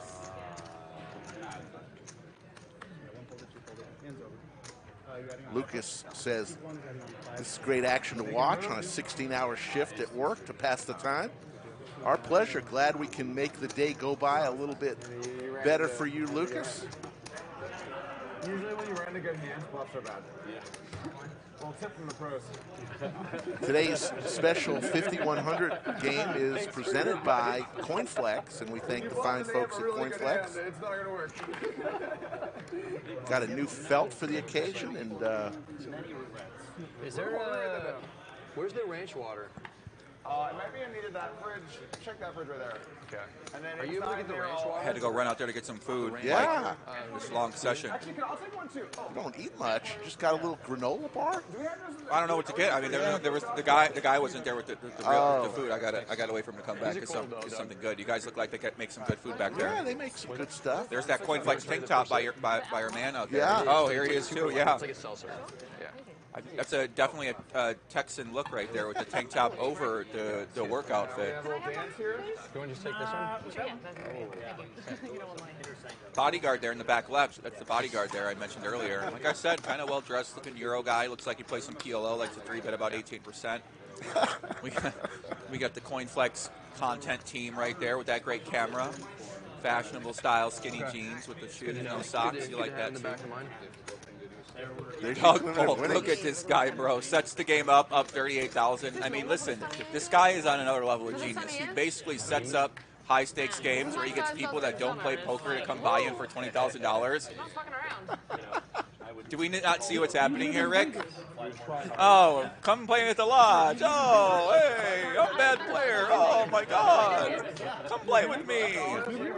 Truth be told, he has Okay, Not always stop the it. winner I'm at the not. table. Of course, he's not always the winner, right? It's Doug Polk, though, man. This guy's on another level right here. Sets up the games, gets to play in them. Pocket tens for Hatter, raises to 400. Owns the place too. There's so many choices. Like, they just He's putting on a masterclass right here. Like, the nature seems taken care of, but you've also the amenities of a full city nearby. Mark Lamb going to 3-bet here with the queen jack off suits. DQ, it seems like DQ really loves kings and queens suited, so he would love heads up Norman Hold'em. I would love to play this guy heads up DQ. Wow. That's a guy I'd love to play. Well, we got to drink way more though. That's the only way I'll play him is if we all are blacked out. One night he played Chance Corner heads up. That was a legendary night here at the Lodge. Yeah, shout to my man Chance Corner, been crushing World Series of Poker, just won his first WPT title. I mean, he's been winning so much, like Chance. Yeah, bro, he works so hard. I mean, he's one of my favorite people in poker. Yeah, one of my favorite people. I call him the closer. Man, Chance Corner, the closer, man. Apparently, Doug knows everything about scorpions. You should ask him. Does a lot of coaching as well too for other people. You know a lot. Works with a lot of people at final tables. Oh, I don't know. Yeah, he went into like a whole parade about.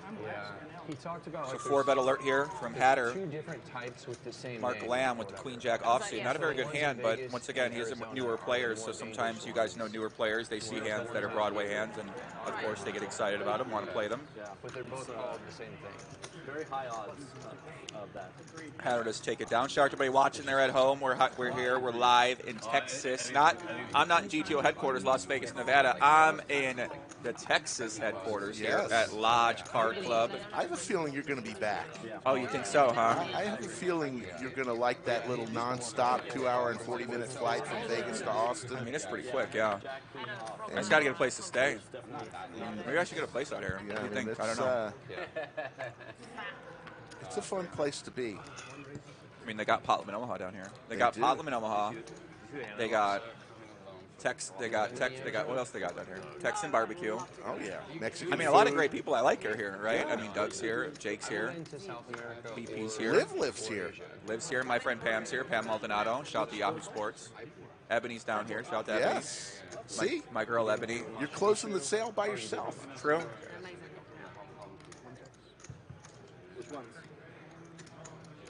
Get to make content. Can you record in here too? Is that a thing here?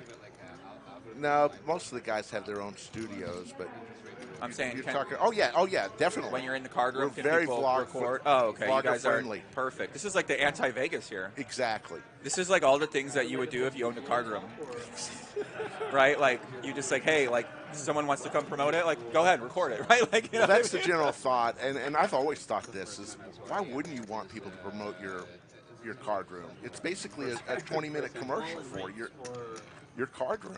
I mean, these guys aren't thinking really. You know, everyone's got their own strategy. It is what it is, right? So if I own a casino or if I own a media distribution company that's creating content, of course you get to say and exactly what goes on in your business. And right. You know, if you don't necessarily like that idea, then that's great. But then what happens is other things come up that will like that, and they will embrace it, and then they're going to do really well too. So, but everyone's got their own strategies, and you know, everyone's got an opinion, right? So. Brad been pretty quiet lately. Haven't really seen him mixed up in anything in the past maybe hour or so. Mixed game, but he didn't know half the games, and he figured them out like on the spot. You were passing through, like, was that the Ariel? Yeah, you mentioned earlier what's my favorite place to play PLO in Vegas. It's definitely the Wynn. I love the Wynn. Okay, The Wynn's just such a beautiful card room. I think the Wynn's probably one of my favorite card rooms. It's on the Encore side of things. And then Aria, they got a lot of PLO there too, but it's a little farther from where I live. So I live close to Encore, so I like going there. But is it a weekly thing for you? A couple? No. I haven't been playing it. I've been playing a ton. Like I said, I took a lot of time off, so I was mainly focused on other projects and working more in crypto and working more in investing.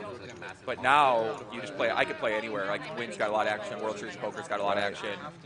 Ari got a lot of action too. So well designed. Really beautifully designed. Really well balanced.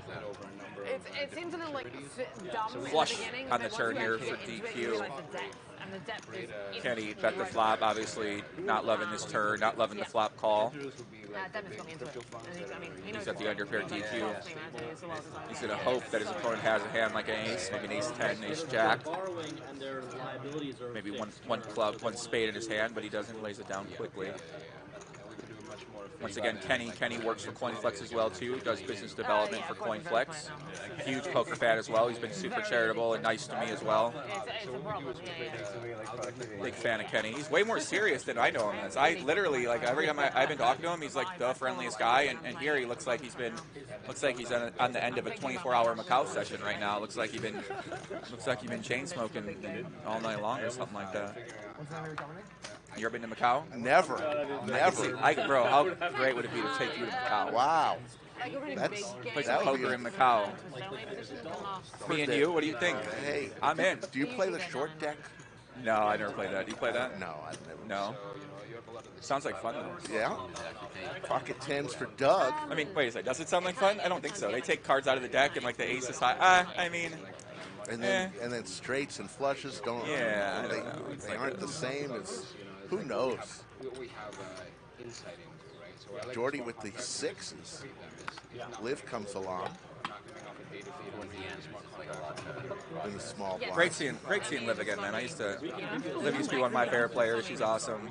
Yeah, I don't know many people that don't think she's awesome. Yeah. Ace jack dudes. I'm down a lot to go back, these seats are. I'm just losing flip. Not a lot of going on here, Rick. But Jordi gonna take a stab at it for half pot with the pocket sixes. Could get through here. I mean, Doug's got pocket tens. He might. No, he doesn't even think about it. Nice hand by Jordi. Jordi started with 40K up to 65.4K. That's not a stable to USD, but stable to some sort of other item that can create yield. Because one of the problems I think with fluctuations now is that when inflation is high, it's like probably civilization. I haven't played many other games like that, so I'm not. Is there a way you I'm could sure have there are like plenty a kind of good similar, that it's but like building like a stable? Do you use CoinFLEX? I haven't. I'm learning more about it. Not too much into the crypto space. I was, and then I wasn't. And are you? You're big into crypto? Is that intentional then? I guess so. Yeah. Why not? Why not? What else is there to be interested in? I mean, what are you going to be interested in? Fucking Chase Bank? I mean, you know, what do you That's true. How's Chase Bank going? You know what I mean? I don't know. You know, it's just fascinating, right? All the, all the schemes these guys come up with to generate more fake money. So. Yeah. No, I'm interested when Mark Lamb comes in the bunker to talk with us. Getting some of his thoughts. He's got them for sure. Liv raises to 500 with ace-7 suited. Kenny, Killer Kenny, slick, kicks it up with the ace-king. Stables that are stable in their purchasing power could be some real value. Liv lays it down on the button. On to the next one. I'm not the wizard like you guys when it comes to this stuff, but it's really hard to make. That premise is good. What's the chat saying over there, Rick? Shout out to everybody in the chat. Papi! Podamos sacar la molacita. We're down here in Texas. We can speak more Spanish while we're here. Did you know Spanish when you were down in Cabo? Or did you no, I had my translator with me. Okay. Shout out to Heidi. I had my translator with me. I had the greatest translator actually in the city of Cabo. Very nice. Nice. So you're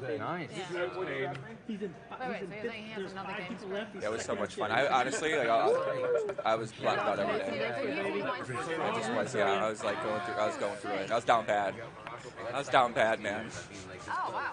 And did you have a plan on how long you were going to stay? No, I didn't. I just kept staying. The thing is, I'd done this before. I ended up living in Australia one time with this same logic, where I traveled a lot, and then I met someone, and then I just went to Australia, and I stayed there for a while, lost all my money, and then came back home. Wow. Looks not, like they not have, wow. Do they have a drone flying in there? What's happening here? Wait, what? There's a drone. Where? Find the drone. Who can see it? Must be above the camera's eye level. What's going on there? Where'd that drone go? That's my drone. It's my drone. It was like so close to first. Interesting. Damn. Different people got. Wait, so what again? Did you play Corridor? There it is. Uh-oh. What's going on? I seem to be very good. That's how big the lodge is. You can fly a drone inside. The Chinese surveillance team has come on into the lodge right now. Drones. So what were the games in it? Forcing lockdown rules. Like Euro games, I found. I believe after this. Are we going to not explain why there's a drone here? Do we not have an explanation? I have no. It's not ours. I've never seen it's a drone. One of the players. I've never seen a drone in a card room before. Never seen that before.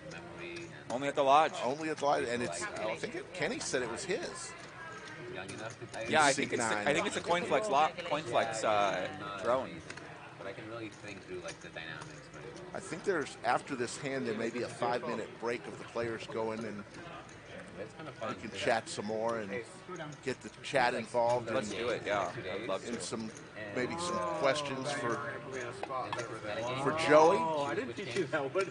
When we go on break here, I think they're going to take a 5-minute break in a minute. Yeah, this is the break. So if you've got any questions right now on this 5 minutes while the players are going to take a break for Joey, Ingram, why don't you fire them out, and maybe we can answer some. Also, we appreciate everybody watching today, and 5,300 in the live chat. It's going to be let's listen to what CoinFLEX has to say first.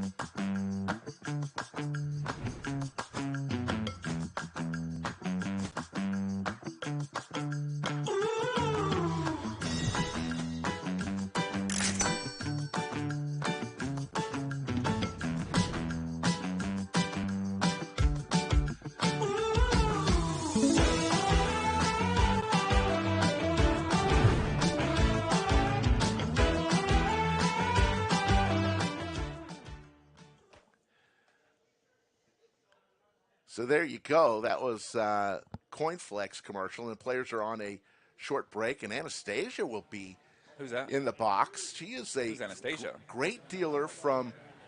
Whoa, whoa, whoa, whoa. What is going on here?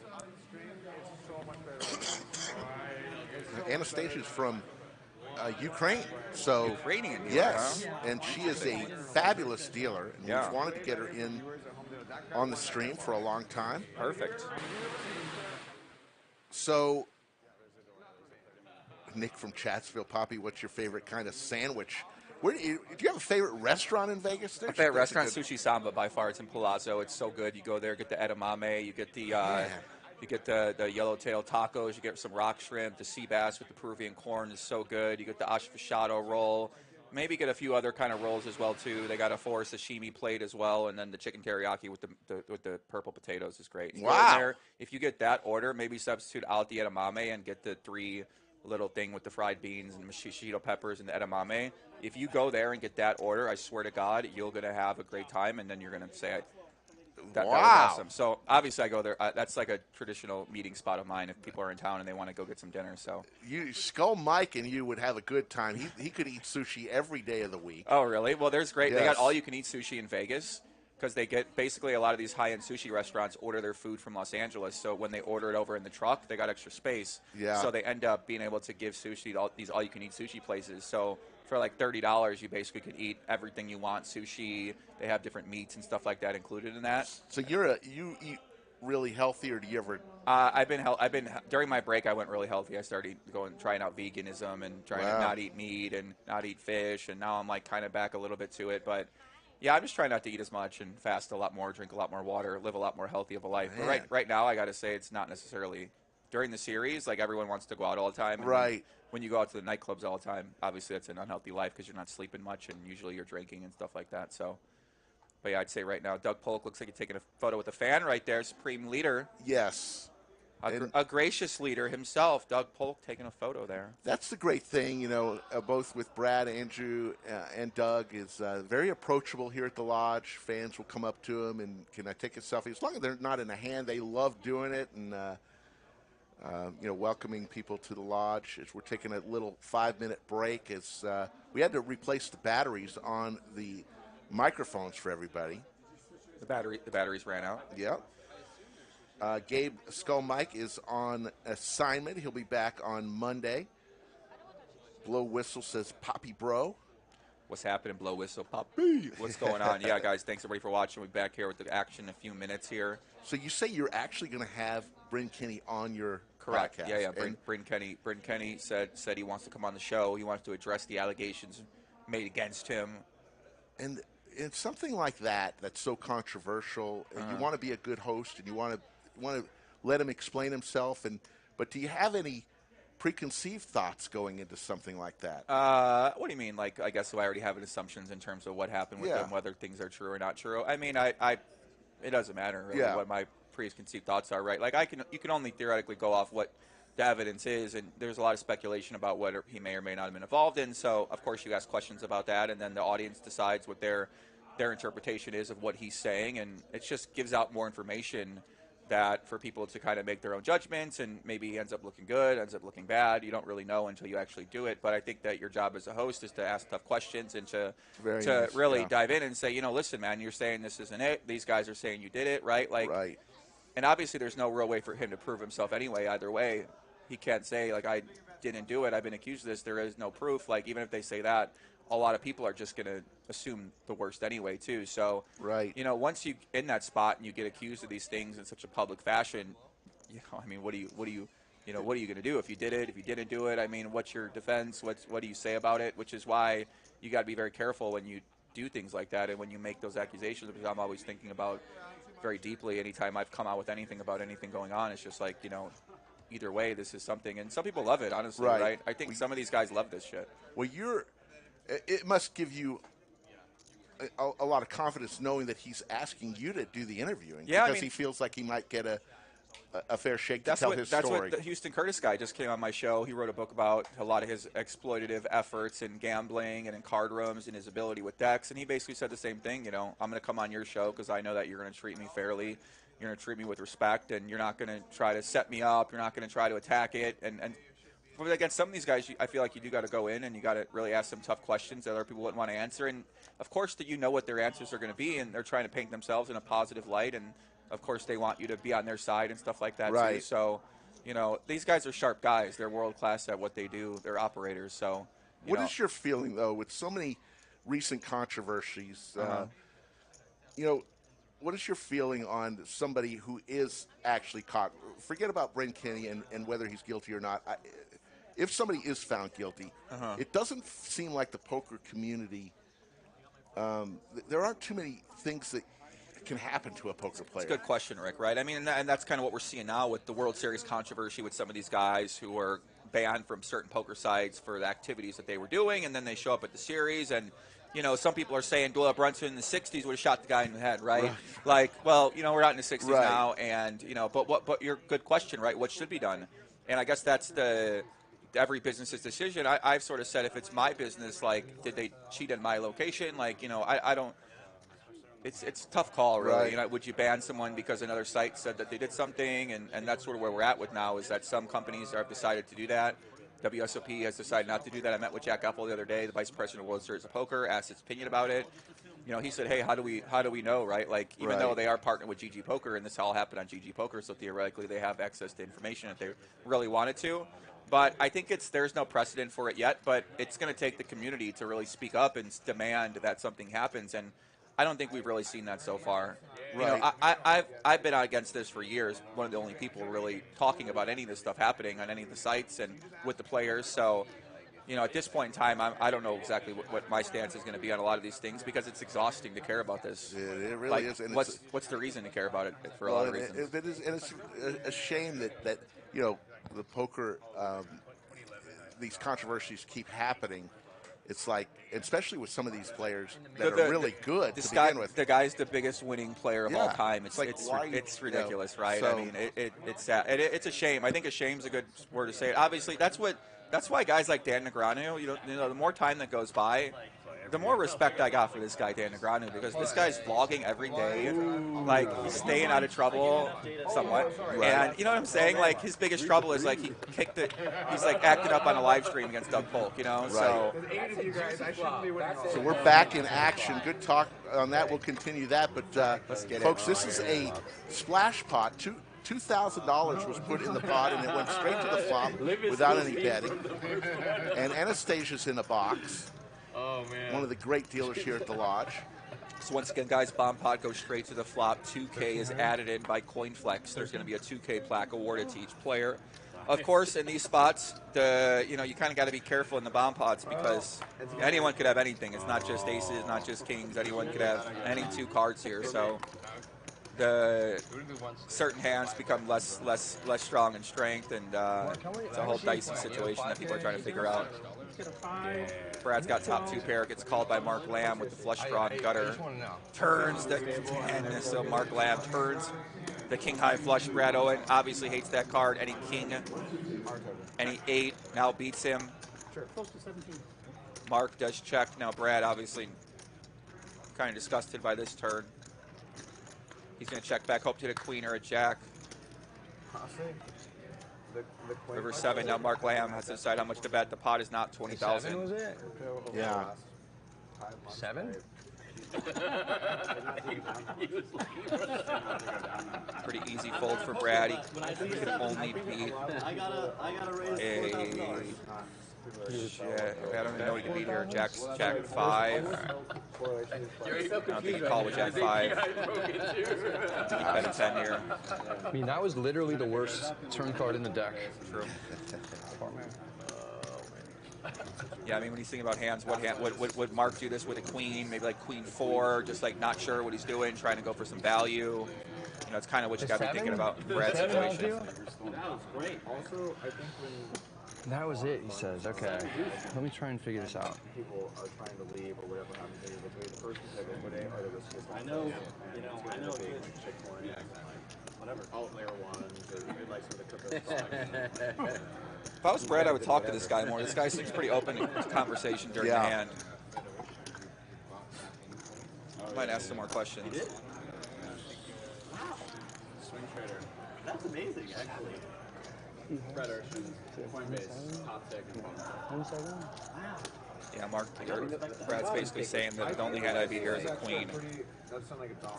This guy's a new player. Would he maybe mistake a queen for a bigger value? Okay, so the current value of the company, they can do something, right? Big VC right now is like roughly $8 billion. They don't have it. Their revenue last year was $7 billion. So it's a pretty call. He makes the call. Mark's going to show him the flush.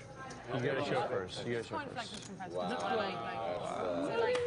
Yeah! And Mark Lamb's going to win the CoinFLEX, the Flex USD placard. The 7 was irrelevant. Nothing better when the opponent jumps up and cheers in your face when you make a big call on the river and lose. Nice hand.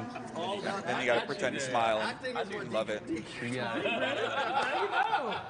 For those of you wanting to know about the Lodge, it is bring your own beverage. We do serve free soft drinks. But if you want to bring your own liquor, you can bring it in. What? Yeah, there's no bar. We don't sell alcohol here, so you got to bring your own. Nice hand. You didn't know that? Wait, what did you just say? You can bring your own liquor? Yeah. 7? BYOB. You never heard of How is that possible? You get to bring any alcohol you want? Yeah. How can you? Like, I've never heard that in my life. Oh, yeah. How is that possible, though? We don't sell alcohol, so we allow players to bring. We don't encourage it, but if the player brings in a bottle of or a couple beers, can he give out drinks to other people in the game? We don't. That's something different.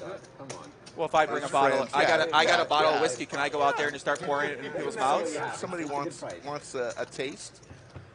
fair. But you don't sell it. We don't sell it. The Why Lodge does not sell it. Different things. You need a liquor license. You need different liabilities. But I can come in and just start pouring drinks for everyone if I want. Seems like the similar liability. I don't know.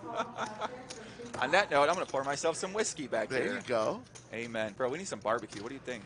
There you go. Now, in Texas for 48 hours, you're talking like a true Texan. Doug will take that one down.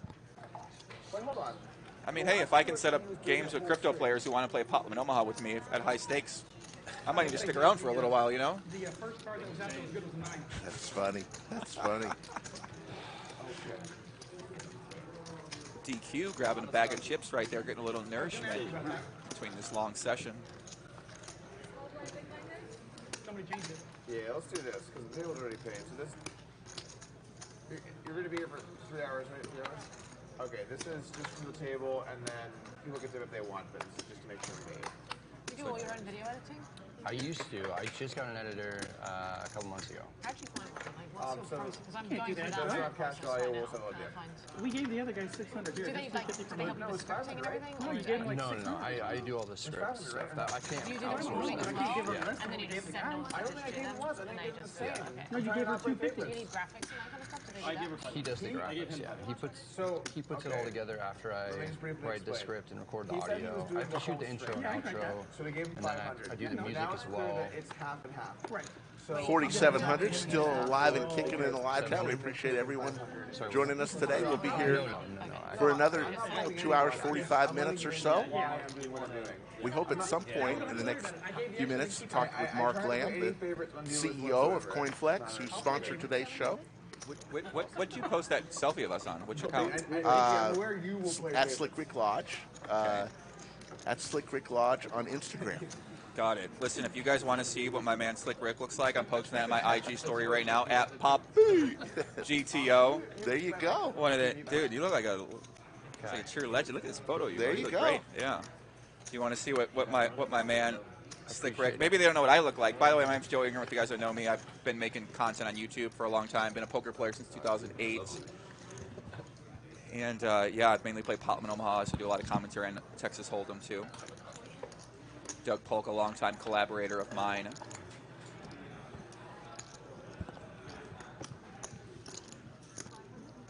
And we're going to get Mark in here in a few minutes. Mark's coming in the booth? Yeah. Let's go. Get him. So Brad, King High here, has the best hand. Joey's laughing at me right now. Joey's like, you got the nuts? Joey's laughing at me. Shout out to Jordi. We're not laughing at Jordi's been playing He well. had me dominated, but it was a beautiful. Brad gets a little pop back after he just lost that pot with the 4K call on the river. Always good. I was considering 4K. Like we were really. Would y'all put 50 in for Doug? You made it 1K. I had Queen Jack of Hearts and I gave Queen. Remember it was DQ? Yeah. And I gave Queen Jack X. Doug, you got a $100 And I had Queen Jack. shoved up Oh, yeah. But I don't know. I was considering forwarding. I'm sure you're going to need it, so you know. Yeah, I'm down. If it comes down to that DQ, it's going to be a pretty rough night. So I agree. So the same Thank hand, God I like had that Queen extra Jack. 100 on the rail. 8-10. Hey, look, we can go into overtime and see if it can happen. Yeah, I mean, one look at you, you're like, 6 hours is a nice feel. stream. And then we'll just do flips afterward. You got it, DQ. I'll do the post for you. I'll finally lose. Live with Ace Queen. It's like 7x. Limp in? It's like it was a bit, Yeah. it was a bit high.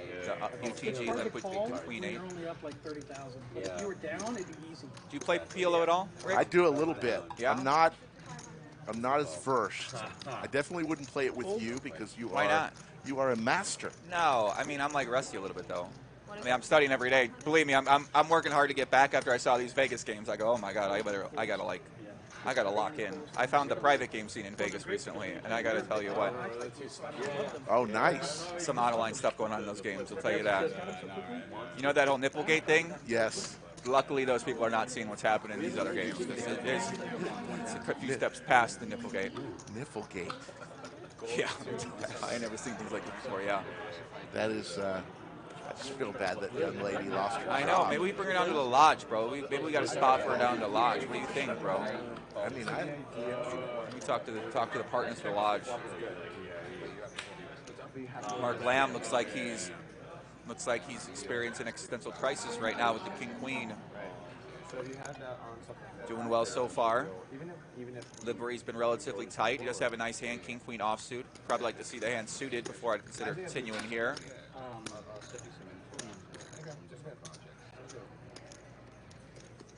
Can you get kids? Yeah, for real.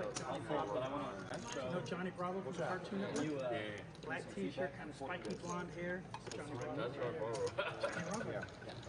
Yeah, pretty easy fold there for Mark. But if you were in position, maybe you'd want Huh? Yes. Yeah, I mean, Yeah, especially out of position. I would probably call if I was in position. I like If I had to Google you like another Post hand tip. Donkeys. you would find all donkeys if you Google it. I'm just glad I'm trying to get better. You guys I don't think I have a donkey. I don't think I've ever been told I look you have a bet. He's got money out. He's like, what do you? And I'm like, I'm not going to get it. Ask for assistance. That's exactly what my ex-wife said when she left. You're one of one. Wow. With the hand, you can do whatever you want. Yeah. It was a good Thanks fold. for the bad memory. But if it was suited, you should play it. Yeah, I think that's cool. Was it like Queen Jack off or something? King, Queen. King, Queen, yeah. Pocket tens here for Kenny. Yeah. Currently stuck right now, trying to get some back. We haven't seen much from Flood so far. Hasn't really had many playable spots. Any two, not living up to his reputation so far for playing any two. Flood's going to call with the 10-7. Looks like he's on a shorter stack right now. The stream can't see it. You have to keep them on there, or just... No, it'll eventually pick them up, but usually when I just like spread them on the... Mark Lamb, pocket fives. Jordi, pocket sixes. Got a whole lot of set mining going on here. Like at least Kenny, I one love week. that King big 8-4. Really Don't know what Hatter has. Yeah, it's like see what he running a has, section Rick. and then doing, like I write the script, giving like analysis of it or whatever, of the play. Brad Owen writes scripts. Did you know that? I've literally never written a script for any of my YouTube videos ever. It takes like an hour per minute. Should I be writing the script? They put a lot of time into it. So it's like 20 hours. Yeah, I spent a lot of time editing. I just never thought about writing a script before. Kenny gonna c-bet with the pocket tens. So it's pretty tough to like I'm just like play, travel, get all Jordi the stuff done. and then keep your right. gonna check call with the Have a sixes. personal life. Might think he's got some implied odds if he does hit a six. Presumably it's not your main.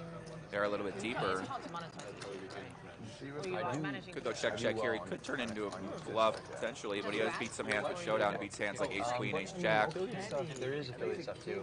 That ends up not being, it ends up being a good chunk of money, but it's not, it's not nearly as much as the Just a straight answer. Tricky spot when you do check call here.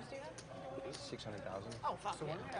Even when you get a showdown, most likely you don't have the best hand. Opponent most likely would continue betting with ace highs. So basically praying to hit a six and then hoping your opponent has a strong hand for your implied odds to end up being realized potentially. You're getting like the same number of views as Nice hand by Kenny. Chip it up a little bit. The beautiful Anastasia, Ukrainian. She is.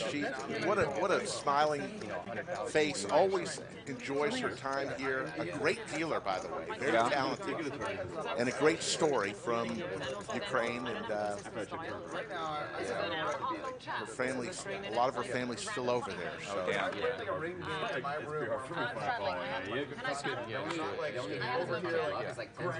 We got a lot of, Joey, we got some of the best dealers in the country. We gained a lot during the pandemic when a lot of casinos were closed. But the Lodge is fast becoming a mecca for live poker. And dealers are business people. They want to go where they can make a living. And well, to our benefit, we've got some the of the thing best is, ones. right, especially, right, you want consistency in what your pay is going to be, and you want to know that there's going to be games. You want to know that the card room's going to treat you right.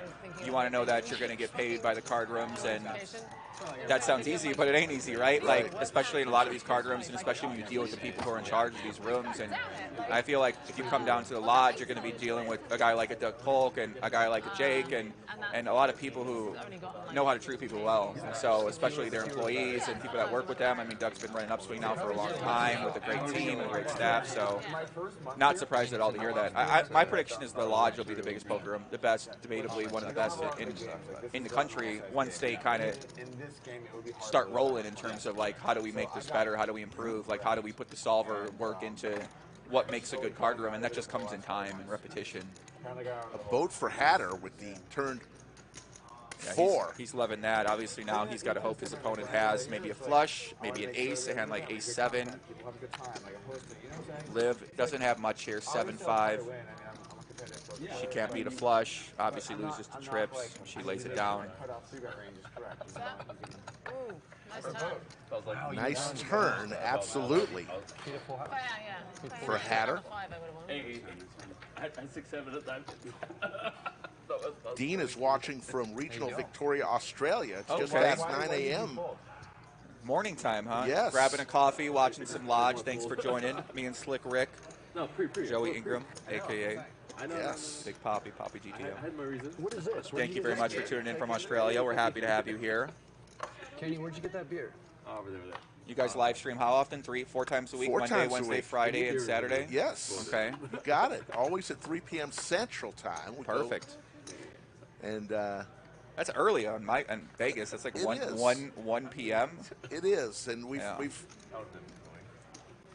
come to that time frame, and we're contemplating one day a week to do a later broadcast. But this is working. It seems like all over the world we kind of hit different spots. Yeah, I mean, it's also a time underserved right now, too, so a lot of their streams are, you know, their strategies are to do that later in the night. Of course, they're on West Coast, the majority of ones. I know there's other ones in Jacksonville and stuff like that, and there's other Texas streams as well, too, doing it. But yeah. A lot of competition out there now, Rick. You know what I mean? Like, a lot of streams. Here's my thought, Joey. I watch them all, and I wish everybody the best of luck. Yeah, I think a rising tide lifts all boats. The more, the better. And those that are people like, they'll watch, and those that they don't, they won't watch. That's true. Maybe I get there. All heart flop. Nobody with a heart.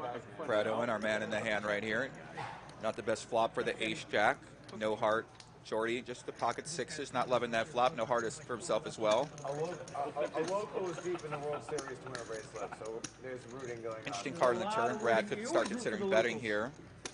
His hands like king, queen, queen, jack, ace, queen now improved. Like in Vegas, no one's a local. But Jordi puts the pressure on Brad. Who are the locals, you know? Brad's got to be thinking, what would he lead here with? But maybe doesn't have a hand strong enough to call. Probably prefer to have one heart in his hand. You kind of see him shake his hand. When out-of-towners come on the stream, they're more into the local. Obviously, Brad puts a lot of pressure on himself here, knowing that he's got a lot of fans who are going to be watching this on his vlog, and of course he wants to put on a good performance and wants to have a winning session. So I can sort of feel a little bit of his anxiety a little bit through him right now, especially after he made that big call with the queen jack, and maybe feels like he maybe made a really bad call there after seeing the hand. Not a local, just locally living. Carl Fox, thanks for that comment. Glad that you enjoy our stream. Yeah, you need a cowboy hat, dude. Oh, I have a cowboy hat. Should I go give Liv Boeree my cowboy hat? Yeah, that would be awesome. My mom is British. That would be awesome. I'll go give her it. Hold on a second. Everywhere we go, it's always like, oh, you have such an accent conversation everywhere. It gets so annoying. She's like, I'll have a water. And like, a water? And she's like, a water. And then they're like, a water? And that has happened to me. Like, I've seen that happen 10 times. Like, Has her accent not faded? What's up? Has her accent not changed or faded? No, but think about British people. Right, there's a pride. I could have raised this one. Like, if she tried, it could fade. But I want to kind of but she's making a conscious decision. It's not going to. Right. Yeah, I get it. Also, she has like all her British friends in their pockets. I would have been happy if meet it up was with like a British people stuff. A lot of UK license plates, like the flag. Oh, yeah, They love that. Love it so much. I've been to England a lot. I could be a UK citizen if I want. So did she take your hat? The cowboy hat has been deployed. All right, so 30-minute countdown. 30-minute countdown to see my great cowboy hat. Shout out to my man Fireman Scott. Took me to get this great hat. Shout out to my man Stephen Bays. Nice. Big Bang. Yeah, that's a great question. We are streaming on YouTube. We do read the YouTube messages. We are also, I think, on Facebook. We can't see the Facebook messages. But yes, Big Bang, we try to do our best to interact with the chat, because the chat is always the third commentator in the booth with us. Yeah, I love the chat. Can't do it without them. They're not EU anymore. Live with the hearts. Shout out to Alex Hart, iHeart Sports 0 on Twitter. Listen, guys, I want to see. Can people send me like a tweet at Joingram1 and show me where you're watching from? Like my man was watching in the oil field. Like, can you guys maybe tag me a little bit there, kind of show me where you're watching from? I love it. I'm always curious to see the setups where people are at. It's my favorite part. Actually, that was one of my favorite parts of not doing content for a while, was missing the community, man. Right. Especially everybody on Twitter, on Instagram, on YouTube. Now Liv with the flush. She's got to be thinking, what size do I make it here? Mark Lamb bets 2K with the king. A little unusual bet for Mark. I mean, he is trying to get So Liv makes a small race here. She's got to hope that Mark maybe has a king he doesn't want to fold. Maybe has a hand like ace jack that he just clicks call here, which can maybe make it a little bit bigger. Maybe it's a little bit of yeah, it's an interesting spot to be in. He's basically praying. He just clicks the call button here with the hand like this. King 6, Ace 6. Maybe Queen Jack, maybe, but I don't think so. Mark's got to think, what does she have? What do I beat? You know, she could have an ace, could have a flush, could have a Queen Jack. He makes the right laydown. Nice fold there by Mark. Good fold. Skull Mike back in the chat. Skull Mike. It's good. What's happening, Mike? You don't get tabled the nothing. That's usually One of the NFTs I have is called the Skull Pass. Oh, nice. So when I hear Skull Mike, I think of Skull Pass too. So shout out to Mike. That's what I like. Hey, man, that's dope. What is that? They're probably showing DQ's poster. I would hang that in my house, dude. DQ had his own chair. There you go. There's the poster of DQ. Sick. We make make a lot of posters of people who compete on our live streams. Cool. Who's that guy? Someone tell me who that guy is. I need a background check on that guy, the alleged bodyguard. I want to find out more about this guy. Maybe that's my next investigation into DQ. That's The funny. origins of DQ. Is anyone watching the stream? That's not as much as I would have thought. I would have thought maybe more. What day is it today? Saturday? Yes, Gucci Mane, you are probably right. She did come from that area in North Dakota, Montana. Anastasia came from the upper north part of the U.S. down to the lodge. So you probably have seen her at your casino up there. People are relocating from North Dakota. All over. Cool. Jordi, 10 deuce to Doyle Brunson. Little out of the line 3-bet here, but I like it. Targeting Doug Polk. They are 60K deep. You're going to want to mix in some bluffs sometimes. 10 deuce suited seems like a debatable hand. I'd like to have a better hand, maybe like ace 10 suited before I start 3-betting here. But the chance to stack Doug Polk in a 120K pot with 10 deuce does kind of excite me. And Doug Polk, he loves the King 5 suited. It's a great heads up hand to 4-bet with. And he mixes it up with the 4-bet King 5. Maybe not a full ring kind of play, but does block ace king, pocket kings. Thank you, Fred, for that. Yeah, what Fred said. Shout out to Fred. Papa Fred said, great commentary, guys. Very well done stream. Awesome job. Thank you. Thank you, Fred. Every now and then you like to get a good comment that makes you feel good. What do you do with the people that don't like you, Joey, in your social media existence? I don't know. I mean, I understand it, right? Like, I don't like some people, right? But sometimes they just don't like it. They're not your flavor. It is what it is. It's okay. Obviously, a lot of people do want to be liked, and that's something you deal with in your content career. Is like, oh my God, you know, you want people to like you. But if you stress out about every comment you get, negative or positive, then it's going to drive you fucking crazy. So you kind of just have to keep moving. Even compliments, you know, you got to keep it moving. So exactly. When someone says they want this or that or less or this or that, everyone has an opinion. So that's true. Mark with the Gretzky hand. Live with ace 10 suited. That's fine here. I just think that, I mean, I thought your sons are. No. So Liv and Mark, we're going to see another round of these two. Liv raises to 1,600. She sees dead money. Doug Polk, nice, beautiful ace queen offsuit. 1,600. Easy target. It's lower than that, right? It's like 20, 22? 20-ish. Okay. Something like that, yeah. Doug deciding if he wants a 3-bet here. So Mark Lamb limps. Liv isolates in the cutoff. Doug is going to go for it here. Mark Lamb, pocket nines, might consider continuing here. 3-bets 4.5K. When he does limp call here, I think Doug can kind of put him out of hand just like this. 9s, 10s, 8s, 7s. Maybe an ace suited hand, ace 10 suited. Sounds like a fold. I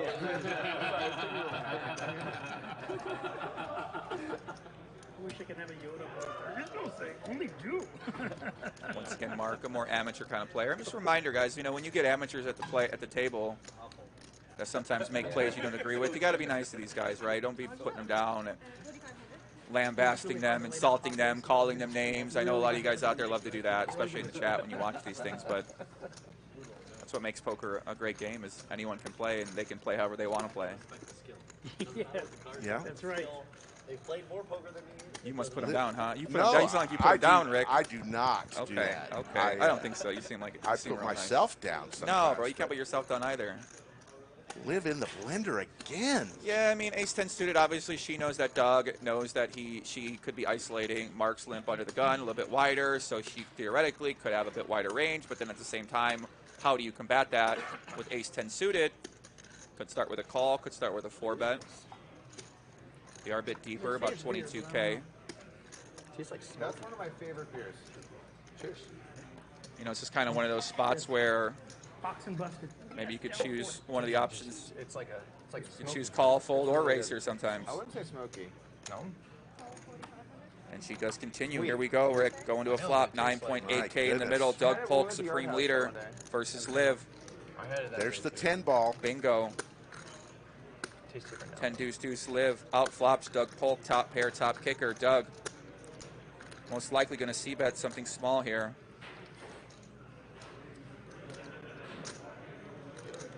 And he does. Liv, very easy continue. Doug knows she's been relatively tight. So when she does defend the 3-bet pre-flop, a bit stronger of a range.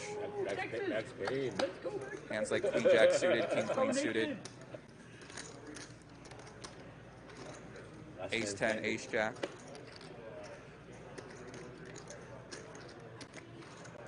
Liv also knows Doug Polk capable of blasting off here. So it's just an easy call. All in. All in from Liv. All in. This CoinFLEX all-in moment has been brought to you by CoinFLEX. She does jam it in. I mean, if Doug hypothetically had a 10 here, she's probably stacking them. But Liv takes it down. Nice play by Liv Boeree. Wins another pot. Chipping up here, up to 32K in her stack. It was good. It was good. It was a good hand. It was a good hand. Trap? You can see it. I had Ace 10. Some retribution for that. Ace 10 Yes, suited. Big Bang. There should be a VPIP screen that will come up eventually. Oh, What did you have? agree. I had 9. Nice smile from Liv, bringing in some chips to her stack. Always feel good when you don't get snapped off there by queens. Yes. Always a good feeling. Still made a good fold. It's interesting to see if Doug had a hand like a Jack 10 there, if he would have 3-bet that pre-flop to begin with, or if he would have had a hand like a King 10 suited. Not sure if he also would have 3-bet that pre-flop too, so.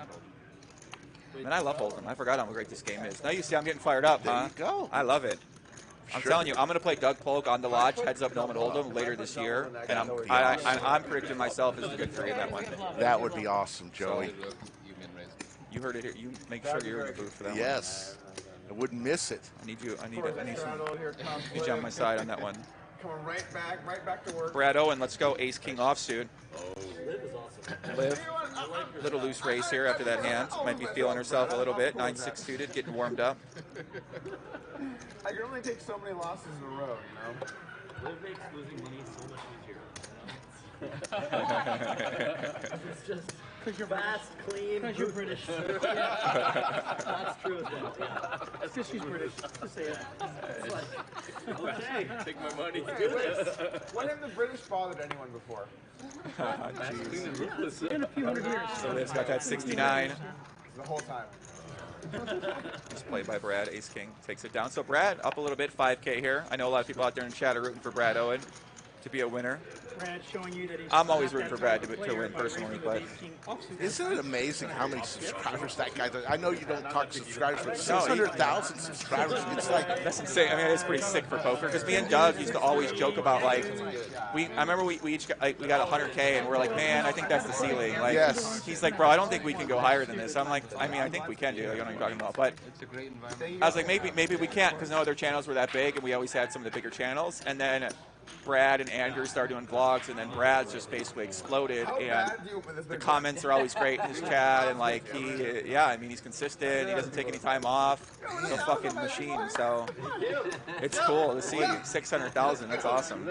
Between him and Andrew just a few years ago, they were just starting their poker careers, and no, they were starting their vlog career. They've been playing poker a long time. Yeah, Brad and Andrew have been playing for a long time, but they started doing content a few years ago. A few years ago, but now they're part of WPT. They own a part ownership of a card room in Texas. I mean, their lives have just been transformed through their vlogs. Exactly. I mean, same for me and Doug. You know, we started doing content and changed our lives out of that, and it shows you the power of distribution. When you can get a message out there, then that becomes very valuable to other companies, and they want to work with you.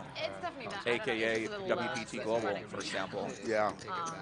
But the video, the content will be good.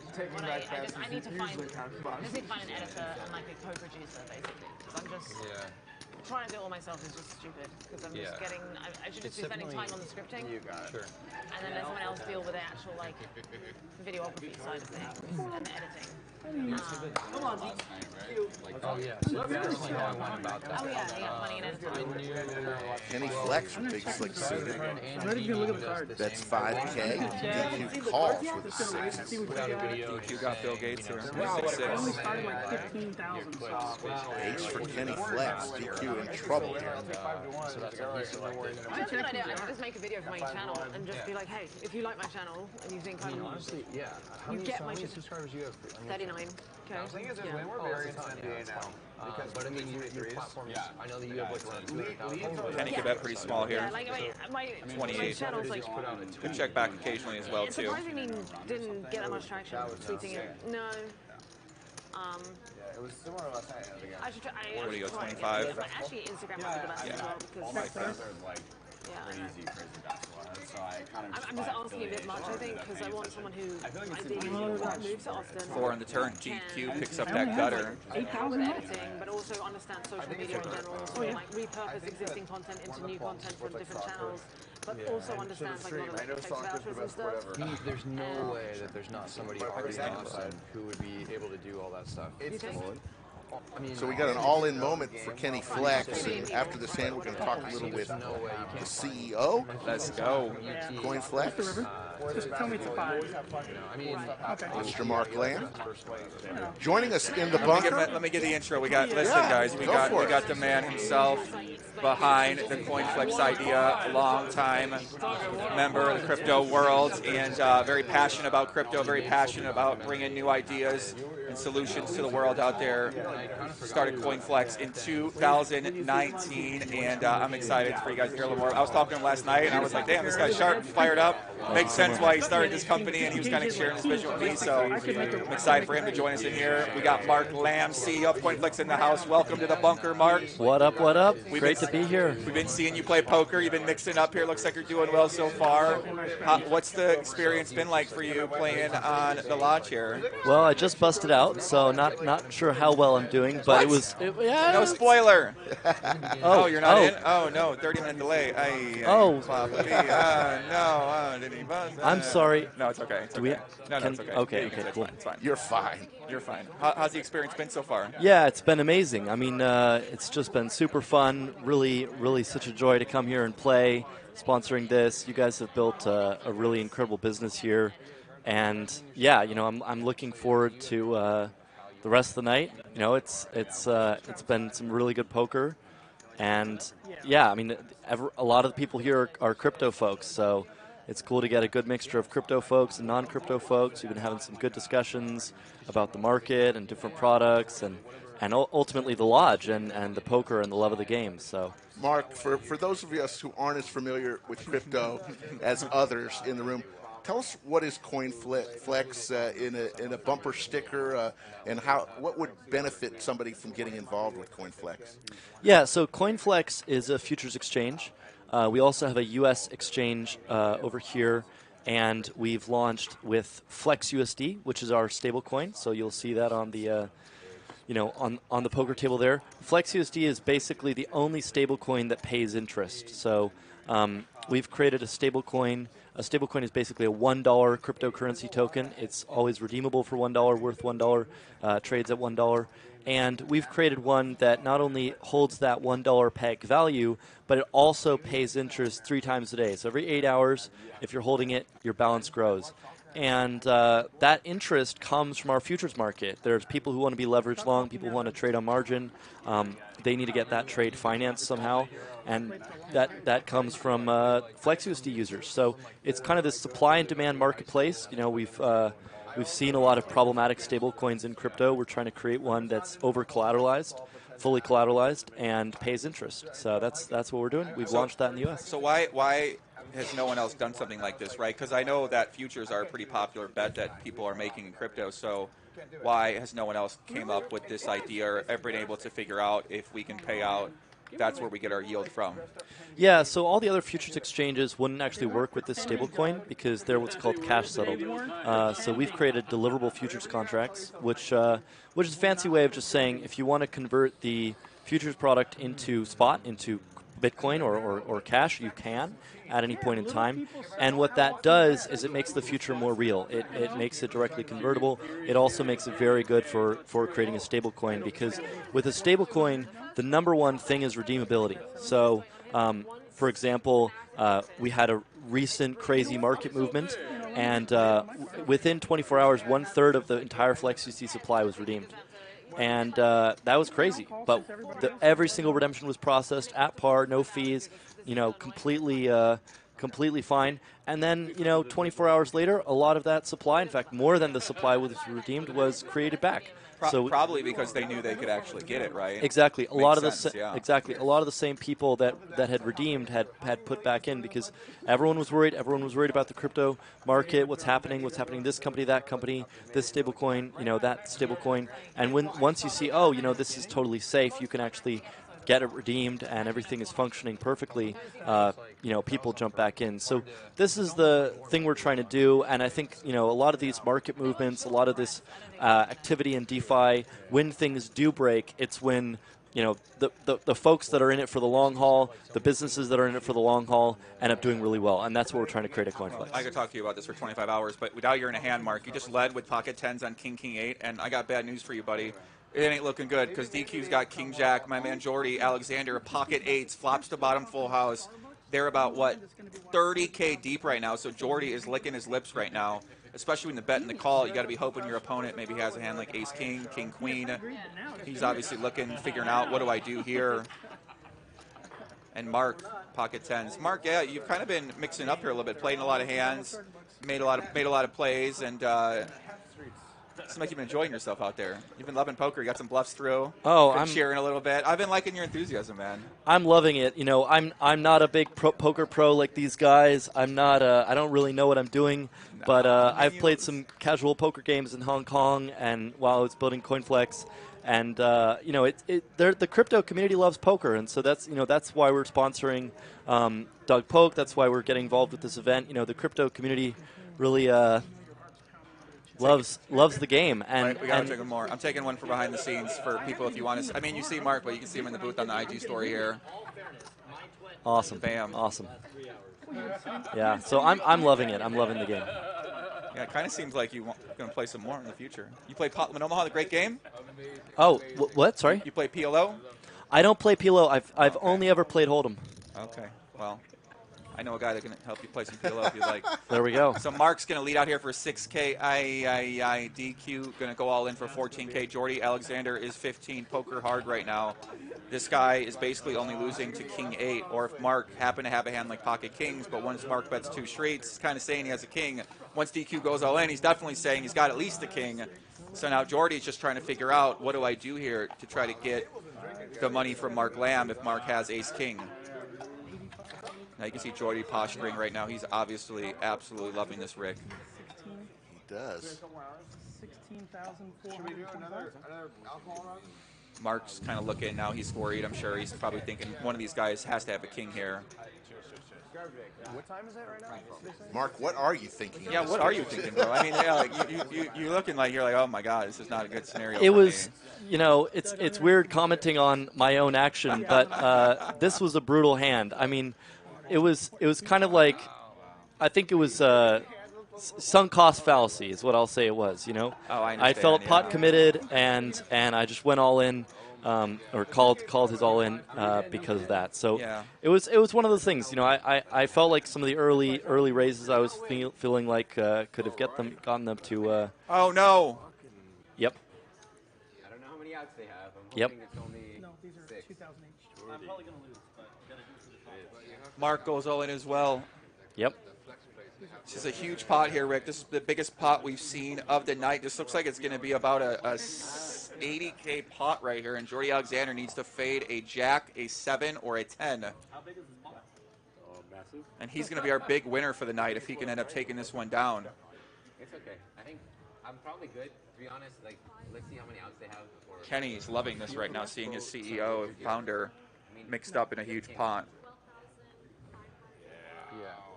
So here we go. Wait. Let's see if they're going to run it twice here. No, we just won it once. It is. He's not gonna. Yeah, he's not gonna lose. One time. Okay, one time it is. He's not gonna lose. Go ahead, flip a river. Let me see what I have in the bag left. Ooh. Ace on the river. Jordi hates that card. What was it, king? Of course it. What was that? Okay. Jordi is going to stack 2 players. $70,000 pot goes Jordi Alexander, the former professional poker player's way. Mark, I'm sorry about that. Yeah, sorry. Thank you. Thank you. Thank you. It was a brutal hand. Damn. Yeah. Did you rebuy back in? I bought back in. I'm about to go and play some more. Cool. Well, yeah, I know we got some questions we want to ask you back here. I know Rick's been real excited for you No, to come please, back yeah. and kind of learn more. I know after the hand, I'm like, Yeah. yeah. Mark, you were early into the scene in crypto, but what brought you to create CoinFLEX?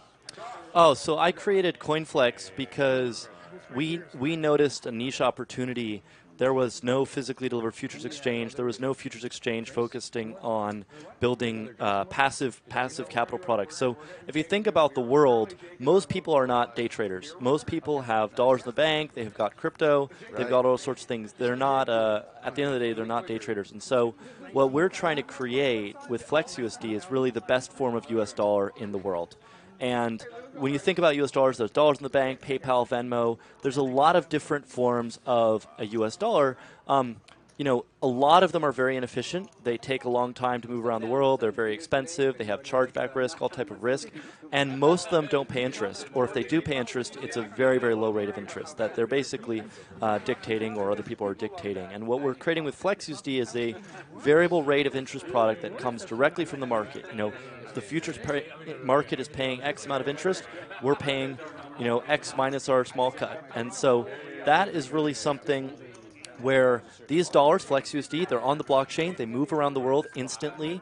They're extremely efficient. It's a product that kind of frees people from the delays of the international wire transfer system, the credit card system. But on top of that, while you're using them, while you're doing things with them, while you're doing business, you're earning interest. So, for example, this poker game, there's over $100,000 on the table there. Oh yeah. That could be earning interest right now. And so if all of these funds are in FlexUSD, and there's some chips that are representing FlexUSD on there, those chips are actually earning interest.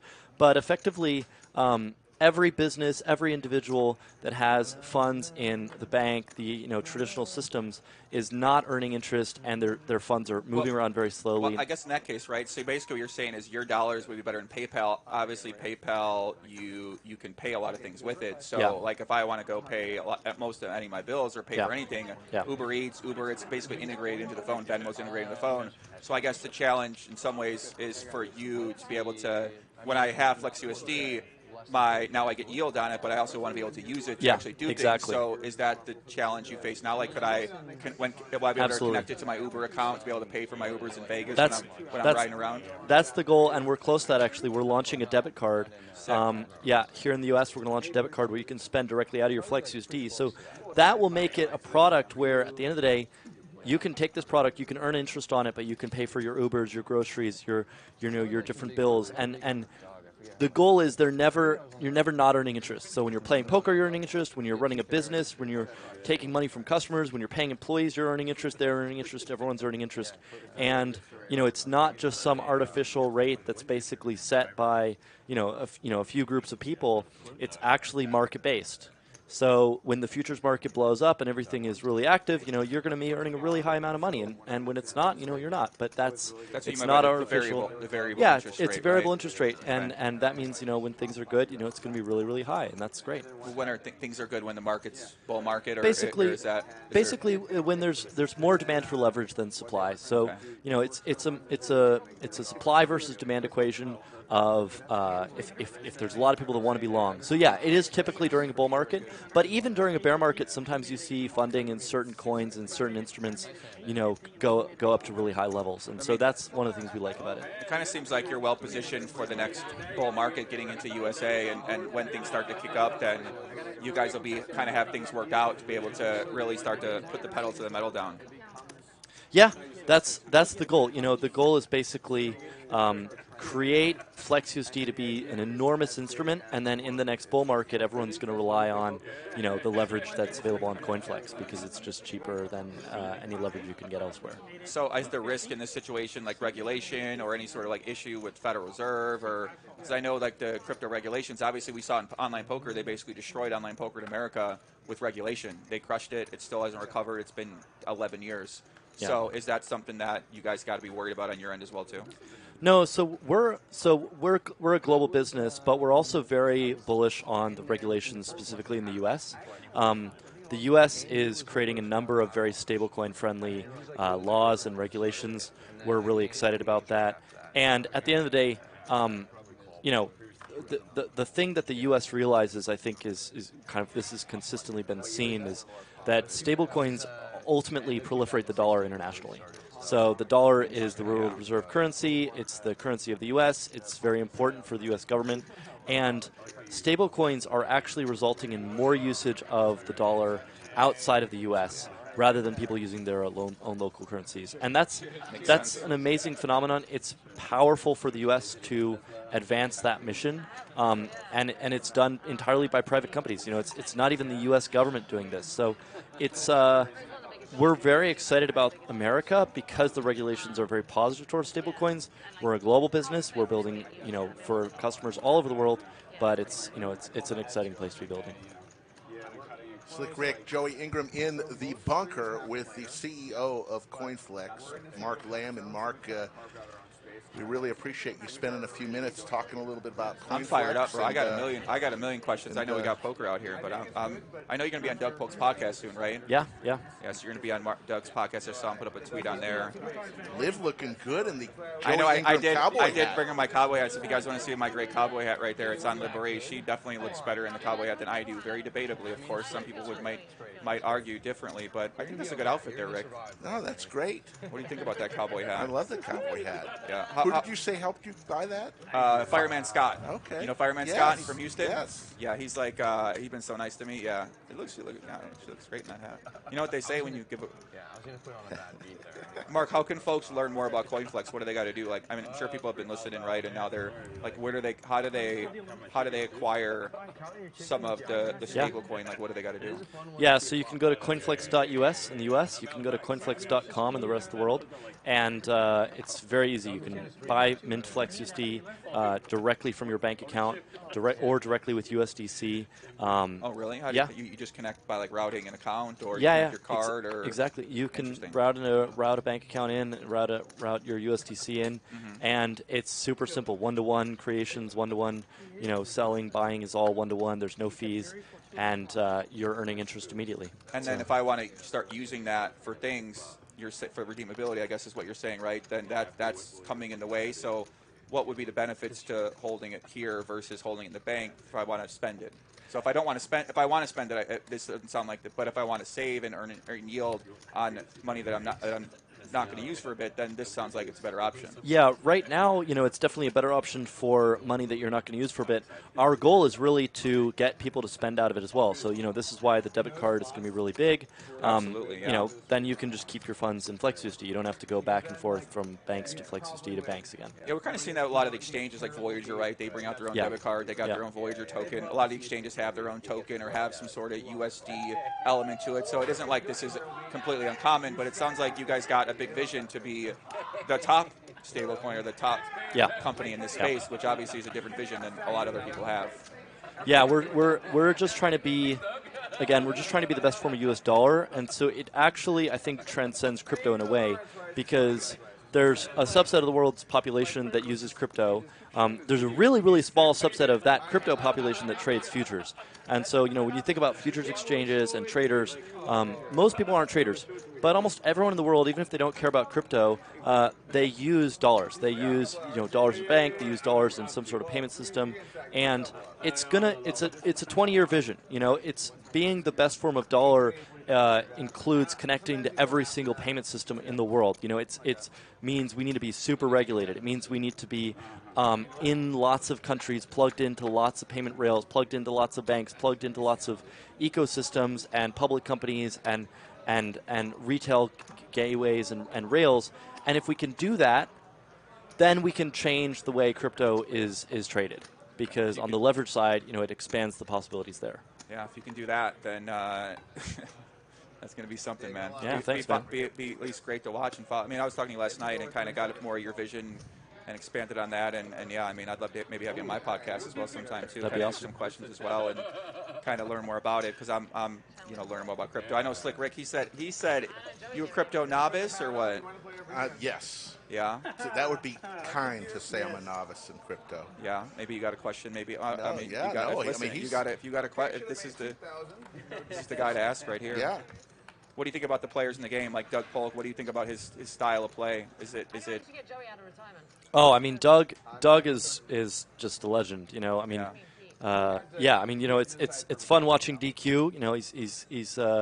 He's gotten some good action, high entertainment value. I mean, he's just a total character. It's great watching Doug. Obviously Kenny's amazing. We love Kenny.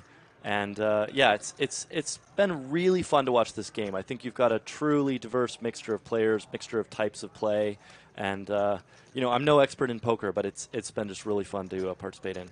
Yeah, we got a big hand here. My man Kenny from Flex, he's got bottom set, kind of a tricky bottom set here. He check flop, check turn, flop went, check through. Jordi picks up the king queen on the turn. Kenny just calls here. Not sure if I necessarily agree with that play, just because you can get a lot of value from pair plus flush draw hands that certain players could have. Maybe other players might have a hidden 2-pair. Hatter's going to come along with that gutter. He needs that offsuit 10, any non-spade or diamond he's going to really like. 3 on the river. Now Kenny's going to have a real hard time here getting more value from his hand. So he might consider leading there, but now Jordi, he's got to think, do I want to value bet my top pair, king kicker? What could I get called by? Spade's got there too, so yeah, it's something to be. Kenny's got to be worried a little bit about that. Yeah, exactly, right, especially Hatter overcalls. I mean, Hatter overcalls, could have a 6 for a straight draw, could have a, flood diamonds and spades, and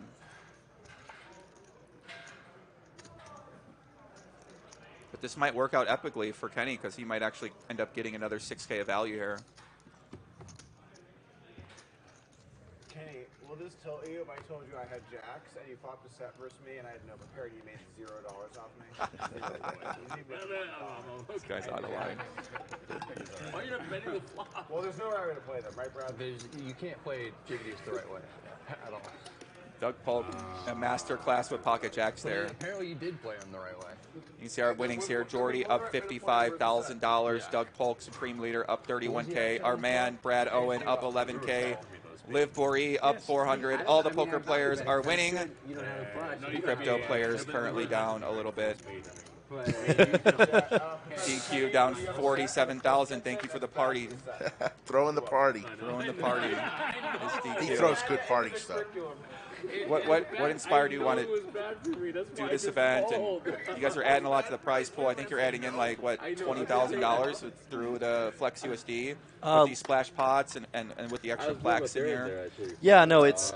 I mean, you know, we want to get the hearts and minds of some of the most active thinkers in terms of risk and poker is that, right? You know, people are thinking deeply about products. People are thinking deeply about, you know, risk and modeling, and you know, it's obviously, you know, there's a lot of people who think poker's gambling. It's a skill game. It's a game that people are just obsessing over and learning all sorts of things about.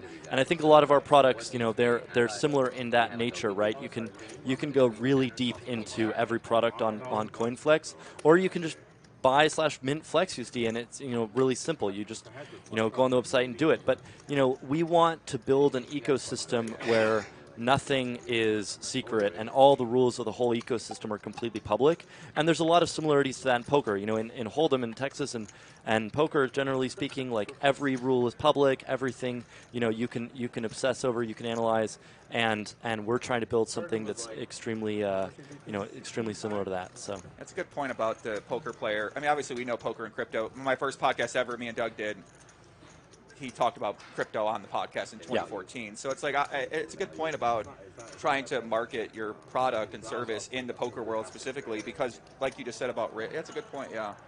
I mean, I'm surprised more companies aren't doing that. They're not trying to really partner with, I mean, I guess companies hit me up all the time, but I just don't really partner with any of them. So I'm sure a lot of other crypto companies try to, but they just aren't able to get into the poker influencer space, whereas like Doug he's one of the top guys in poker. So yeah, I think also in poker you have a lot of people that that think very independently, and so they just make natural adopters of crypto products. And I'm not even just talking about CoinFLEX products, but you know, there's a strong correlation between early Bitcoin adopters and poker players. That's simply because a lot of poker players, they saw Bitcoin. You know, a lot of people saw Bitcoin early on. The reason they don't get into it is because it wasn't popular.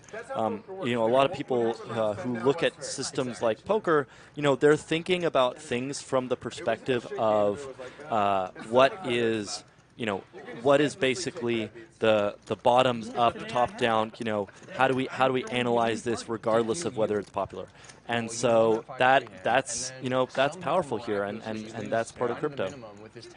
Describes me very well on investigations, right? Like what's popular isn't necessarily what is the reality or what's true. Yeah, exactly. Correct. You got something over there, Rick? What's the chat? No, everybody's enjoying it, and appreciate. We got 4,800 people in the chat. Yeah, I mean, listen, you guys are putting $20,000 into the game, so I'm happy to ask you some questions and kind of get you to, you know, kind of share your wisdom and kind of share, right? Because I think a lot of times you're like, well, who am I investing my money with? Like, who are these people, right? So I think to hear from the actual person who is the creator of this thing is something that I think a lot of people find trust in. Yeah. And the money is a belief system. Money is absolutely a belief system, and actually money-related businesses have a lot to do with integrity. You know, at the end of the day, I've been in crypto 9 years. I'm going to be in another 9 years, and then probably another 18 years. You know, like at the end of the day, it's all about honor, integrity, whether you're building something that's safe and transparent and rules-based, or whether you're building something, you know, that is ultimately, you know, deceiving people. And there's a lot of people, I mean, honestly, there's a lot of people in crypto that build things that deceive people, and then, you know, over time, it's kind of shown that they weren't the type of long-term players, you know, that it seemed to be. And you see that in the poker world as well. But at the end of the day, we're here because we respect a commonly understood system, and there's risks involved, and there's, you know, safeties involved, and that's the truth with the blockchain. You know, it's a commonly understood system. You either agree with it or you can't transact on that network. You know, and yeah. Interesting what you say about poker, right? Like, we see players come in and basically torch their reputation due to something that happens over 2 years, 3 years. I mean, we see these guys all the time that come in like that. So what you're talking about is like you just takes a long time to be able to build up that trust and authority with the community, with your customers, and that doesn't, you can't really hack that, right? You can't really. You can't hack it. You just got to be a man of your word in some ways and keep delivering on what you're promising. And the people that are able to do that consistently over the long period of time are going to be the big winners.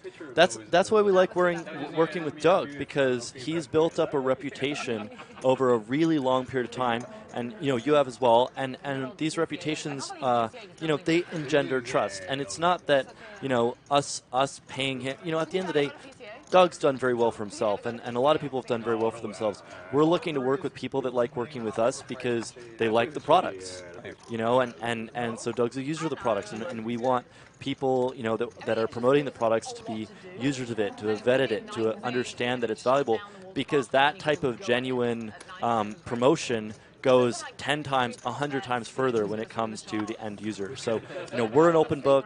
I've been here forever. We're looking to connect to users and kind of talk to users that have been that want that, basically, that want that type of honesty and integrity. Yeah, it's influencer marketing. I mean, that's the kind of influence you want to find, or people that actually love your product. A lot of crypto is just paid shilling now, where you just pay a guy. I get a bunch of offers, right? Here's this amount of NFTs, there's this amount of compensation, and then just go out there and basically shill our shit, post a link on Instagram, make something on YouTube. Yeah. But the best partnerships to me also are the ones who really do love your product, who use your product, who have found a lot of value in your product, and then ideally if you can form a relationship with the people that are behind the product as well, to where you truly have that trust, where you can truly start promoting it, because money is a big thing to promote to your audience. I'm saying, hey, go take your hard-earned money and put it into this product. I mean, you got to really have some trust with the partnership that you have with the people. So, and Doug, obviously, right, he's got that with you, and he said you came highly recommended. He said our friend Jason Moe had good things to say about you, and I have not heard J-Mo say anything good about anyone except a few people. So J-Mo's a legend. Yeah, shout out to my guy J-Mo. Liv Boeree, Pocket Queens. I'm pretty sure they had. Looks like she's going to take this one down. Slick they Rick, you got some questions? I mean, you know me, Yeah, I'm fired. I'm You are the professional. You're the interview extraordinaire. No, I think we covered a bunch of stuff, and Mark let Thank you so everybody much. know how to get in touch with CoinFLEX, and we really appreciate everything today, Thank and you so hopefully much. we'll do this again sometime. Yeah, looking forward to it. Dude, Awesome. is there someone goes and signs up now? Is there any sort of like special deal or code or something like that that someone might be able to take advantage of? Not at the moment, but you can follow us on Twitter as well, coinflex.com or coinflex.us. We've got Telegram. We're very active on Telegram. There's 2 groups you can find us at on both from Twitter or from the website, and you can message me on any of those groups, and I'll respond. And You're going to you respond to them? Oh yeah, I'm active on Oh Telegram. damn! I got to join that. Yeah. Telegram's like big in. Rick, you use Telegram? I am. It's I'm big. on It's big in the Telegram. crypto world. A lot of groups are on there. A lot of communities are all based in Telegram and Discord. So, yeah, it's cool. I mean, that's always a good sign is when the founders actually active in their community. There's a lot of communities, the founders, they're working, right, whatever they're doing. But yeah, I love that, man. That's awesome. Yeah. We've got a great team. Thank you so and much. we appreciate everything, and we'll see you out on the felt. Yeah, see you soon. Yeah, brother. Mark Lamb, Nice chatting with you, folks, man, the okay? Thanks a lot. CEO of CoinFLEX. We appreciate CoinFLEX sponsoring today's events. Interesting stuff, folks. These comments are so funny. I know the guys want to talk about poker. Listen, Yes. man, we got to Look, we're on for 6 hours. We can take a few minutes. Let me treat my man with a little bit of respect. Ask him some Exactly. questions. Get him to give some good answers, and then now we get back to poker. Exactly. Obviously, I know the chat wants to talk poker, right? I've been doing poker streams a long time. This is going to be a This is why chop. most ads are 15 seconds. I mean, yeah, maybe. That's the old way of doing it. Those are terrible ads you can debate as well, right? I mean, 15-second ad, how practical is that? Did you learn a little bit? I did. I Cool. learned a lot, actually. That's what I'm saying. I yeah. mean, gonna have to check that out. Yeah, I mean, it sounds interesting, right? A lot of these projects all sound really interesting too. It could have been the unlucky. Look at Liv in that cowboy, the big poppy cowboy hat over there. Looks I gotta great on tell her. you, doesn't that look great on her? That's a great really cowboy looks hat. good on Liv. I know, it really does look good on her. This is that she's destined for a cowboy Not that it hat. doesn't look good on you. Well, thank you, sir. Yeah, I think it looks good on me, but it looks better on her for sure. She wears that hat great. She does wear it nicely. Yeah, she used to be like everyone used to love her in poker. When she was playing poker, every guy had a crush on Liv Boeree. Yeah. I'm sure in science they love her now too, but I think she's with my man Igor. Shout out to Igor. I haven't seen him around in a while. I think I did a podcast with both of them one time at one of their places during the series. That was a lot of fun. ran out of fuel. So will you mentioned earlier that you might do a show from the World Series. World Series. Is that going to happen this year? Correct. That's what we're going for. Yeah. Yeah. So hopefully we met with World Series of Poker the other day, and hopefully we are able to do a show. It's going to be 3 times a week in the World Series hallway. Yeah. What's up, DQ? DQ steps in the bunker. What's up, brother? I'm enjoying seeing you play. My first time really watching you play, man. It's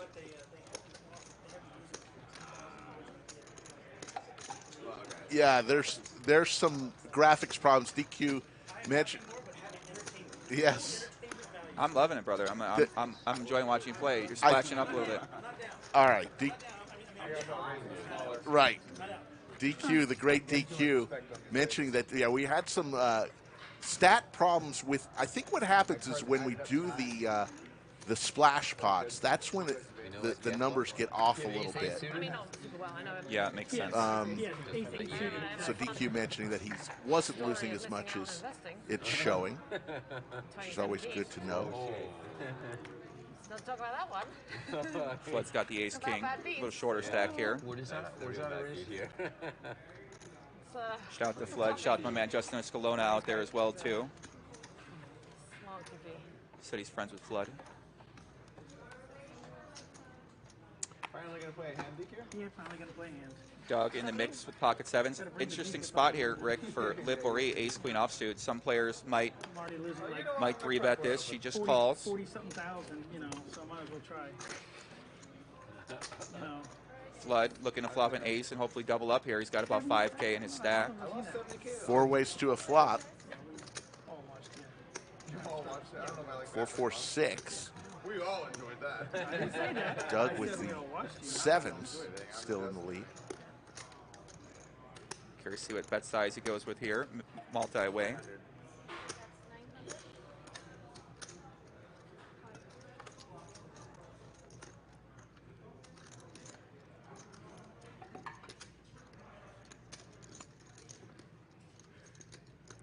Liv, ace queen. Just give the best hand with ace high. Doug with 2 pair though. So let's see here. There's the queen. Liv gets there. Everyone kind of. Flood picks up the flush draw. Doug pocket sevens. Not loving that card. Ooh. Everybody had a share of that lead. Doug on the flop, Liv on the turn, and Flood when it counts the most on the river. 2,000. Flood basically going to say I've got a queen. Or I'm sorry, I have a king. Doug, not a believer. Going to save Liv Boeree some money here, it looks like. Yeah. Doug didn't even think about that one. I mean, it's a good bluff card for Flood, too, if he had a hand like ace-jack suited, ace-10 suited, he did check call with. Seems normal for him to want to bluff here. Liv might be thinking the same thing. Maybe my queen is good. If Flood's bluffing, Doug might have made a call with a hand just like 7. She does call as well, too. And she's going to see the bad news. Very nice flow. Flood wearing the shades. We'll take down that pot. On to the next one. We're going to go for another hour and 45 minutes or so, folks. Giving you extra coverage. First decent pot. First decent pot. Yeah, nice pot from Flood. Really? I had first pot, yeah. Oh. Yeah, 7's all right. Gotta bet bigger and get you guys off your high cards, apparently. I'm floating my bets. I got some people submitted some things to me on Twitter. We got Jay Flats watching from across the Johnny Depp crime scene. Beautiful setup, watching some poker, playing some poker. Patrick Wu watching at home from Hong Kong. Stream starts here at 4 a.m. Wow. He's double streaming it right now. He says he wants to watch our commentary. That was a weird hand. Ricky Godard watching early morning in Johannesburg, South Africa. Love that setup as well. Ace high 5-3. We just put it in with I guess a Raz Ali watching at the WinStar World playing cash games. Alex Doolittle. Joe in the booth is always the right move. Lansing, Michigan is watching and supporting. Shout out to this guy. Look. C. Smalls from Columbus, Ohio. Thank you guys very much for submitting all those great photos of you guys watching the stream on my Twitter. Love that. Appreciate you very much. 200. DQ with the 5-ball on the river. Take it down.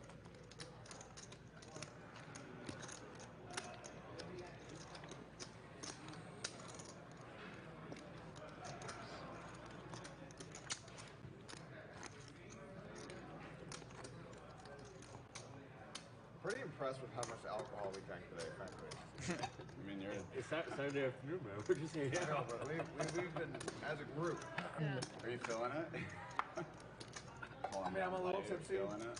But, like, we ran out. So we ordered like 36 drinks, and there's, 9 of them. They've all gone? Do you have any poker ambassador favorite people you like to follow on social media, on Instagram or anything like that? Yeah, I mean, I'm a big fan of obviously Brad and Andrew. I like Jamin Burton. He does some good stuff with his vlogs. I'm that Big J.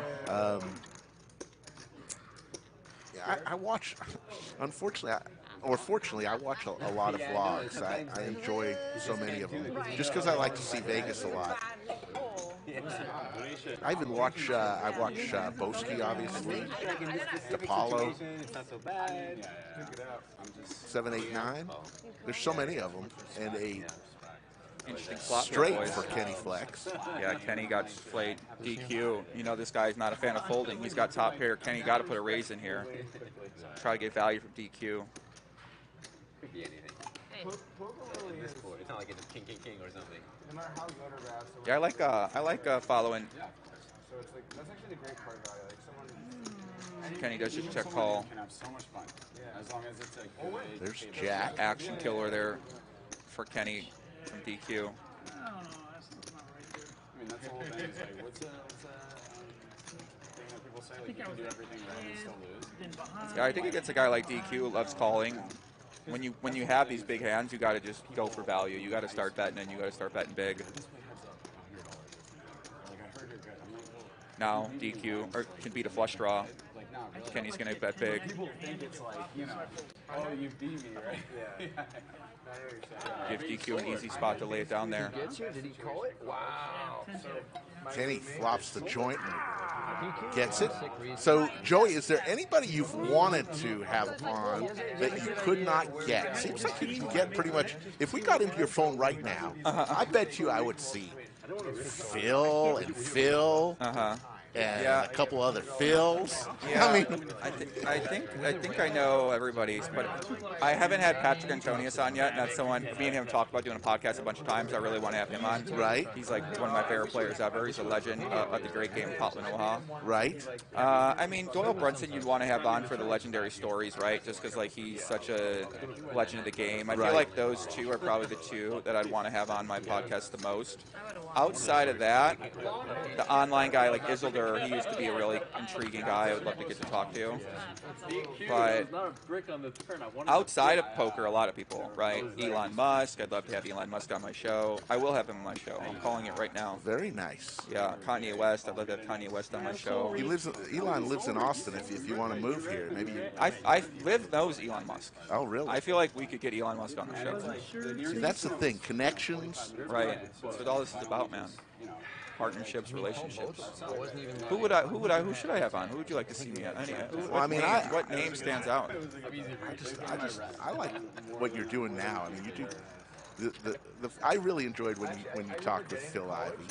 I really got a lot out of that one. Yeah, I mean, he's such a legend of the game. They can't. Although the stream is off, but I'm down like 35,000. Yeah, there's a lot of new generation of poker players I'd love to have on too. I think what made my podcast so special before was I literally knew all the great online players because I was one of the great online players at the time. So all the people I knew, people I played a lot with, or knew from the poker forums that I'd known for years. So it was real easy for me to get these guys on. But you got to really stay up to date on what's happening to be able to consistently be able to do that. Whereas now there's a lot of these new players who are playing on GG Poker, who are from all around the world, who, unless you're playing online with them, you don't know who they are. but they're the beast. They are the best players. They're the top guys. But you don't have easy access to get them on a show, so you wouldn't naturally think of that person as a guest. You're most likely going to try to get on someone that you just know. Right. Right? Like if I'm thinking about, okay, who am I doing a show with? Probably doesn't want to have my friends on. That's what I've always done, is just had on my friends, basically. Right. And then sometimes you have new people on. So I'm kind of building out my strategy now and deciding on who I want to have on and what I want to do. Have you ever had Sean Deeb on? Yeah, he's been on a bunch. He's one of the more popular guests, yeah. People love him. He's always firing shots, talking a lot of shit. He's obviously one of the best players of all time, poker player to me. Yeah. I think of him like that, one of the best World Series players we've ever seen. But there were a couple of them in San Diego that were like that. Yeah, I love him. But that's what I'm saying. With you, you don't seem to have any, and you may, because I don't profess to know everything about your work, but you don't seem to have any feuds going on with anybody. For what? Yeah, maybe you do. Not maybe. really. I mean, For what? That's what I'm saying. But some people in the poker community, they have these little feuds. And, I mean, I just try to treat everybody with respect, man. You know, like I could bash people too. Same thing Doug does. Sometimes goes after people, like, you know, aggressively, like make jokes. I could do all the same things, right? It's not like a hard thing to figure out who to be able to take shots at and pick on and stuff like that. And some people like that, and they find that, you know, Doug loves doing that, and that's his style. It's his strategy, and a lot of times you could argue very warranted as well too with some of the people he talks about and things. I've just taken a different approach. So. Right. Two different ways to go about exactly. it. Exactly. We already got one crazy guy, Doug Polk. I'll let him do his thing, you know. There you see the cumulative winnings. Look at Jordi Alexander. Damn, what a setup this game was. Brad and Doug, the big winners. Jordi, the former professional, won that huge pot. We saw that $70,000 pot.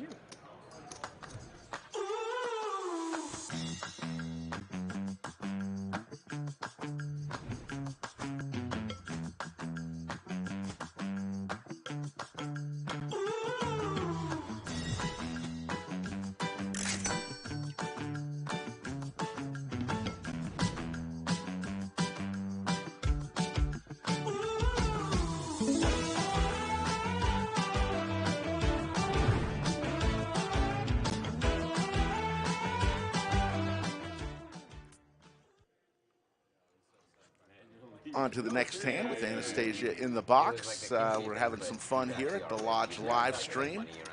On for another hour and 40 minutes or so before we say goodbye, and having some fun. It's been a lot of fun, and appreciate all the people that are still with us. 4,600 in the live chat. I'm so sad I missed this great party. There was a birthday party for my girl Katie Lindsay last night in Vegas. Coming in a minute, because I think he's going to play. All the poker players look like they all dressed up. The girls are looking great. The guys are looking good. I think he was going to jump in with Jake if not, but yeah. Okay. Thanks. Well, I'm sure he would love to play. Who's playing?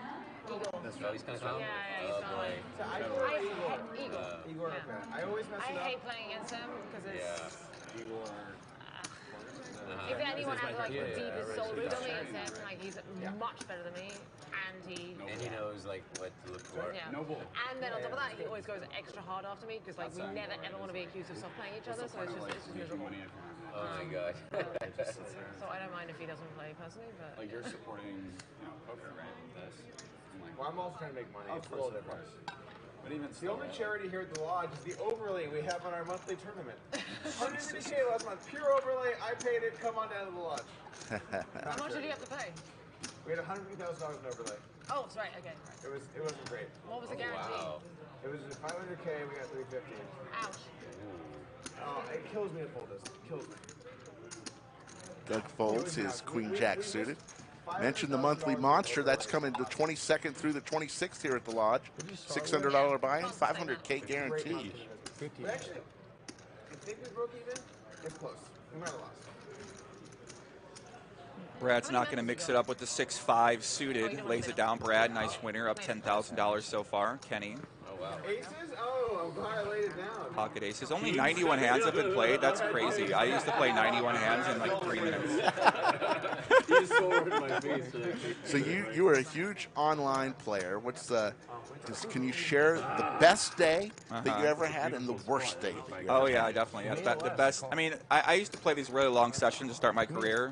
So I would play like 20 hours straight, 24 tables. I played like 50,000 hands in a day at Hold'em. I played 35,000 hands in a day of PLO. And I used to do these record challenges where I would try to play. I played 600,000 hands in a month of Hold'em. I played 450,000 hands in a month of PLO. These were all like bets I had with people where I basically won all these bets. And then I started focusing on playing higher stakes and less tables. And the best day I had, I think we won like 70K. And then the worst day was like we lost 108,000. And then obviously I was ready to die around that period of time. So that was. But it's all relative, and I shouldn't have done either one of those things. And in retrospect, it was an interesting time. I'll put it like that. So, yeah. But yeah, those kind of swings now are probably coming back. So we'll see what happens. So I'm probably going to top both of those numbers, and maybe this summer. So we'll see what happens. We'll be cheering for you, that's for sure. I hope so. 9-10 Trey, Skittles. Pair of 10s for DQ. Gut shot for Hatter. Yeah, Hatter's got a nice hand to continue with here. 2 overs, gutter the nuts. Yeah. Kind of hard to get paid out of position. 10, 11. DQ.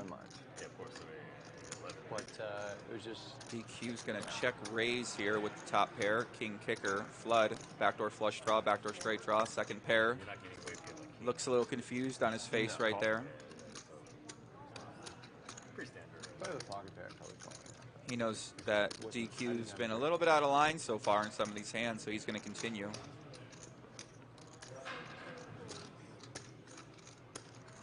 Or if I had more chips on it, maybe I'd call there too. Is it better sizing like 3x? So much about Scorpion. So this is a very sore subject. Bad turn for everybody there.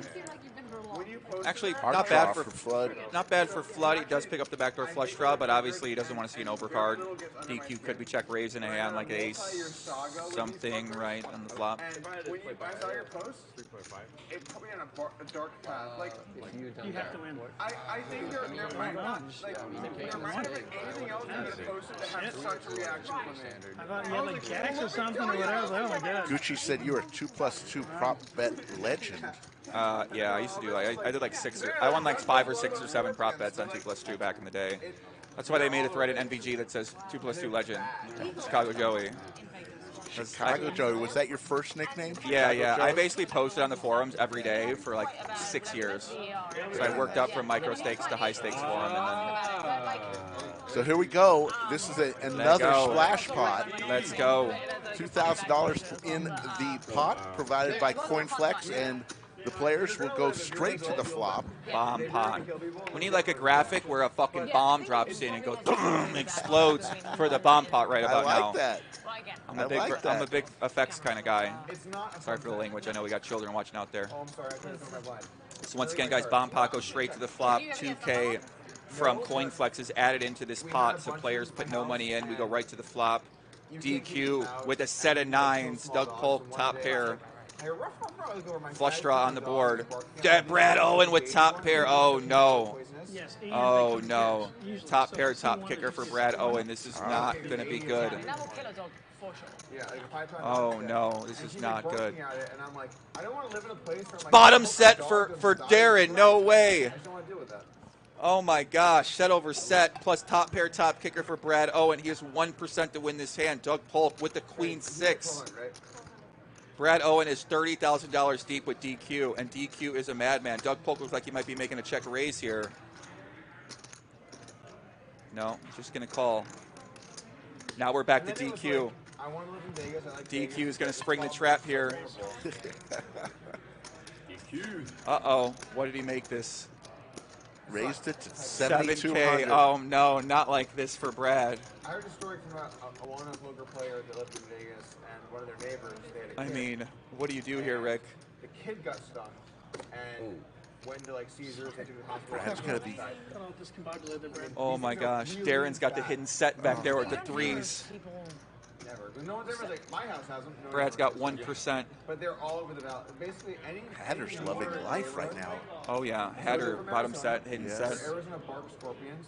They're in the palm trees in Arizona. Oh, what a fold by Brad. Good fold. Great wow. fold. not actually native to the Wow. They didn't exist there 30 Now, years what does ago. Hatter do here, Joey? But they have no natural. I think he just ships it in. He's got 13.8K. Yeah. He just goes all in. Hope that DQ has queen 9. Maybe he has got a flush draw. Because our house is like, it seems fully sealed, and like he just found it. You know, we're going to bed and he 1/16 an inch. I mean, what is this guy check raising here? 5-way. You know, he does have a pretty strong hand. Brad. I mean, that fold by Brad's incredible. Was a great fold. I really like. Oh, if this guy folds, I was the crazy guy in the neighborhood. I would take a black light because you can see them, and I'd be out there and I would be like No way. spraying, killing, throwing. He's all in. He's all in. So he does go all in. Now DQ's loving life right now. Middle set. It's going to be a sick. You know, I've never done this before. I may actually have to leave a stream. I've never had to do that. I got. What do I do with that, man? Oh God. You can't leave.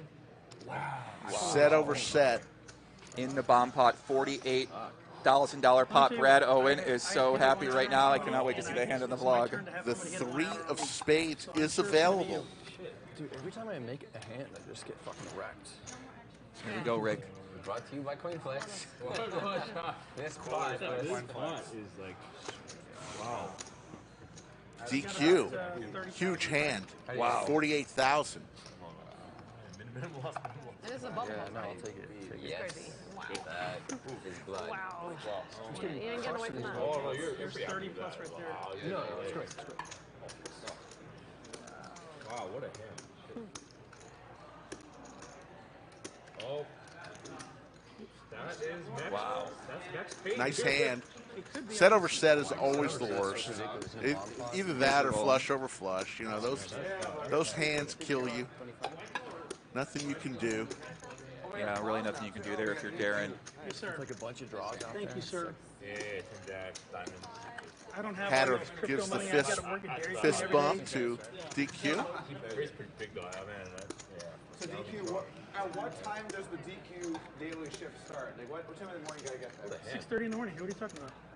Man, on the bomb pot. What time does DQ's open at? Well, Dairy Let's Queen do another one. opens 10 o'clock.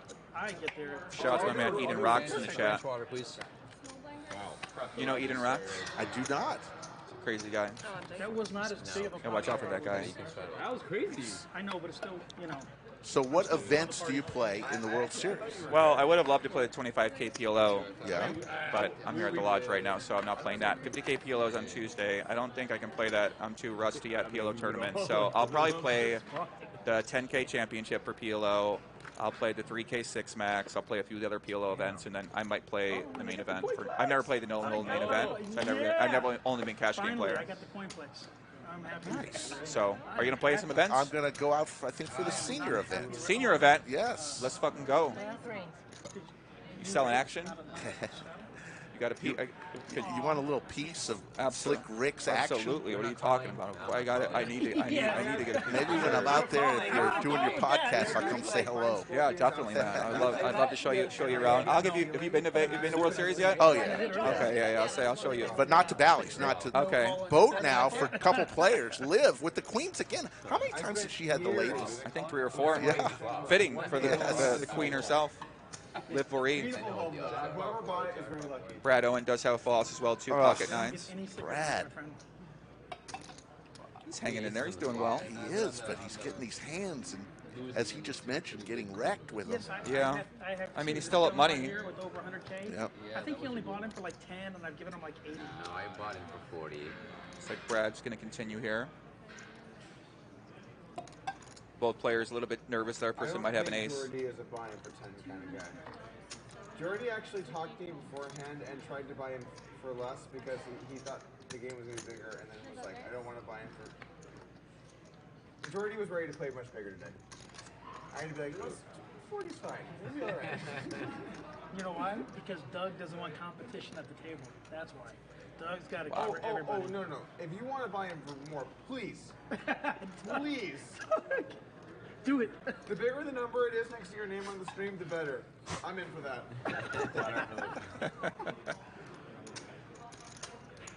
Liv is loving this right now. She checks one. Maybe. I mean, Brad's also been tighter, right? Is she going to get 3 streets of value here from a worse full house? I don't think so. considering how we've seen Brad play so far, which also could mean maybe you bluff a bit more. Crypto? Was it like 17 or was it like earlier? But now Brad basically has to call the river, I believe. 13. I will be starting. I mean, I was so young. Liv's probably not worried about You're just like him having quad Were aces. you even like just Mount Gox or like what was it? Like OK Coin, and then eventually BitMax 2016, and then early on. And then, since then, just progressively scaled up the equity curve. Pretty good. Also, just like So this could be a bet that Brad might consider folding to. She overbets here, 1,700, basically targeting 9s, 10s, my whole philosophy was like never 8s, jacks. Feels like a meat. I've accumulated so much spots. Why ever be a forced seller? I'll ride the 80% drawdown. Hopefully, I hedge some of it, so I take 40, 30, and then just never be like even if you're so convinced it's the bottom, like then do some risk reversal calls. Or something, right? Like, and then you pay your premium, and you're like, I'm never gonna get lawyer fees, or like I'm never gonna I just bought a house, and then suddenly Shows the queens. your collateral halves or something. Yeah, that's the whole thing for me. Is like keep expenses. Survive. Like, Nice hand there for Liv what Boeree. happened when he went to 80? Were you like when he went to $80? Or you just like I think I could have pulled that river actually. A lot of that. you really all the way down to 80? I mean, not to 80. How would somebody like 150, 130, and then as soon as like slashing position, lying hard in the next shot, and he's long, like 15 minutes.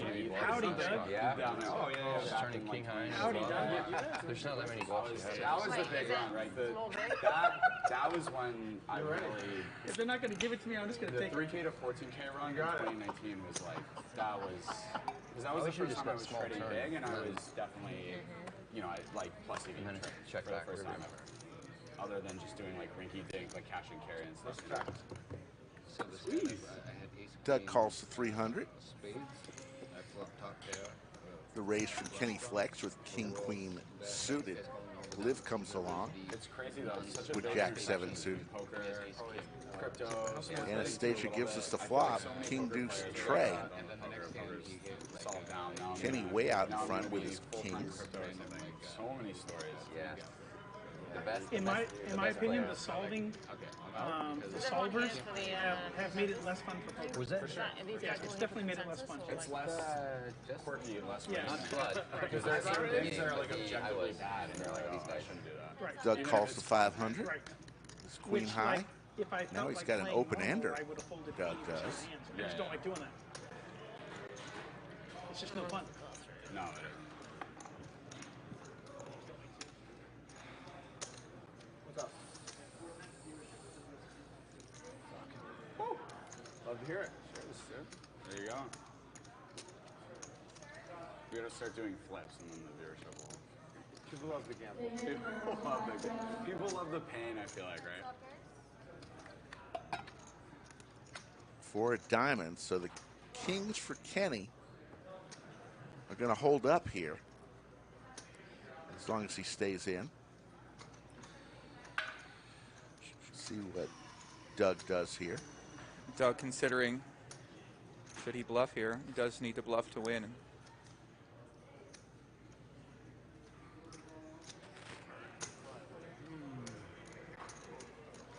Looks like about a pot-sized bet at 4,800, close to it. Does have nice blockers in his hand. You know what? They King, should. Queen, King I am 10. the most entertaining person they've played with. The So, heart you know, isn't necessarily good to have. Yes, that's right. You should. Beat some ace threes, 4 I mean, 5s, if ace you wanted an 4, entertaining probably not. person to, I would be the guy. You have a set, you have nothing. A mascot. I could be the mascot. Jack or set. Queen nine. Literally all started. Nice call there by Kenny. Nice set. Gets one back from Doug. Ah, yeah. It was ambitious. We got in there for the ambitious. Yeah. Little float ski. Float ski? We gotta get in there for a little float ski. Every now and then. Cumulative winnings. Jordi up top, 51,000. Doug's winning about 26. Kenny up about 6,800. Brad, 4,800. Everyone else losing a little bit.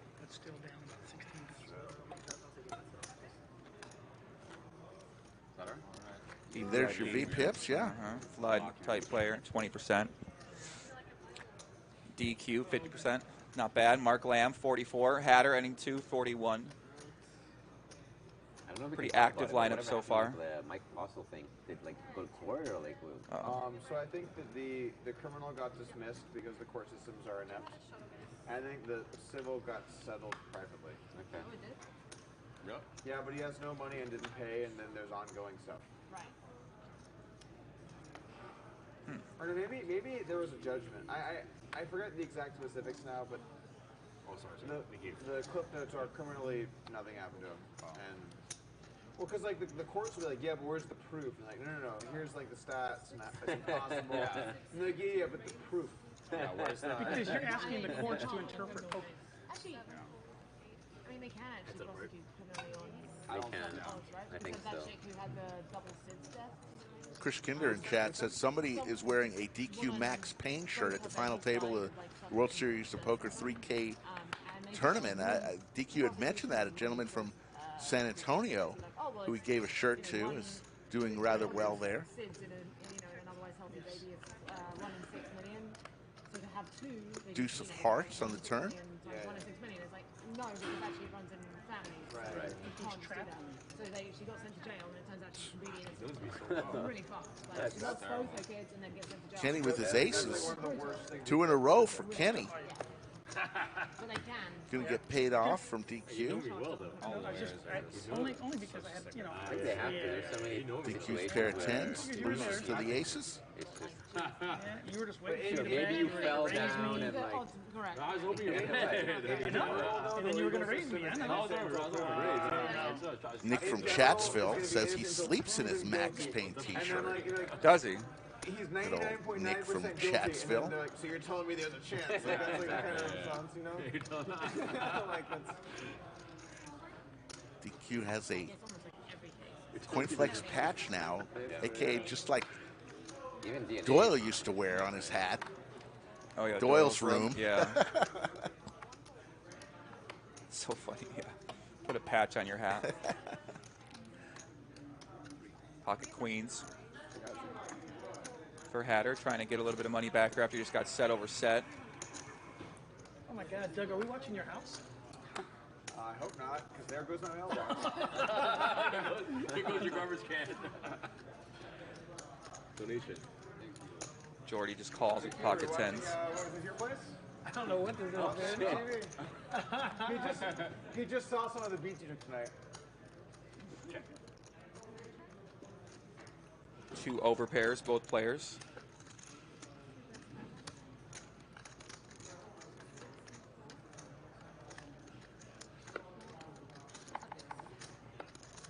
Bet and call on the flop. Pretty good turn for both players. They probably both like that. It's going to be trouble. Could be. I don't think Jordy's going to go too crazy here. Probably just call turn and call river. River's a 7. Flush draw misses. Check, check. I had a queen. Anticlimactic over pair versus over pair. What are you reading over there? You look like you're smiling. You look like No, you're reading the just- comments. I'm just reading the chat. I like to read chat. We I love usually the have chat it too, yeah. up there. I don't know why it's not on our monitor today. We'll have to check with Maestro Matt Sweeney. Yeah, I love the chat too. So you're headed back to Vegas tomorrow, and looks like it for now. Unless I extend my stay, you never know. It is still early. How far do you live from the Strip? Pretty close. Pretty close? Yeah, I live in the action. Yeah. Nice. Yeah. Sin City. I embrace Sin City. The idea of Sin City for sure. It's a fun place. Yeah, it's a lot of action. I mean, it's a lot of distractions there for your life. You got to try to figure out a way to make Vegas work in your favor if you live there. Still got family back in Chicago? Yeah, oh yeah, they love Vegas. They always come to Vegas too. Yeah. I love Chicago. I visited for the first time a couple years ago and really enjoyed myself. Yeah, it's a great city downtown. A lot to do. Yeah, really. Queens for Doug this time.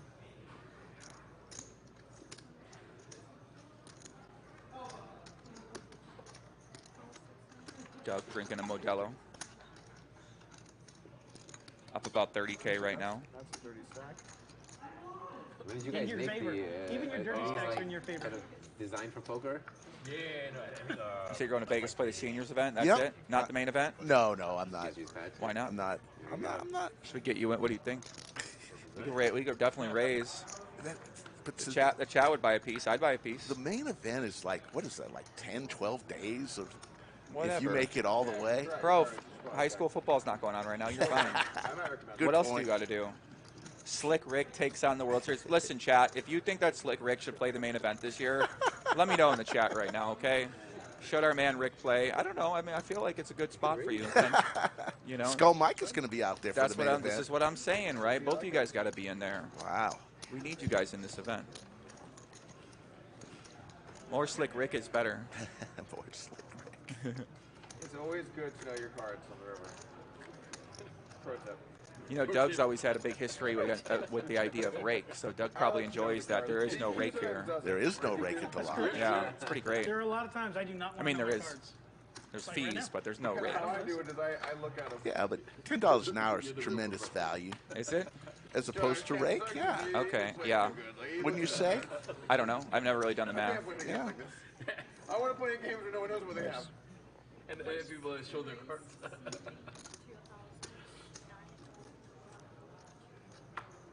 Pouring another glass of whiskey here, everyone out there. There you go. Just having a drink out there with me. Cheers to everybody out there. Cheers. Cheers. You know what? No, I'm not. No. No. I haven't even seen it yet. You can't get a sweat. I haven't seen it. Wait, The I chat can't hasn't seen sweat. it. If you don't know what I'm not Brad mixing up here in the cutoff, little loose raise, ace-5 offsuit. Like, for example, Right near the bottom of the hands he might be opening. Does flop top pair with a gut shot. and there's an ace.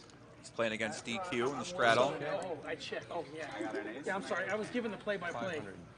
Now, you're betting 500, praying to God I don't have 3-5. Give him a hug.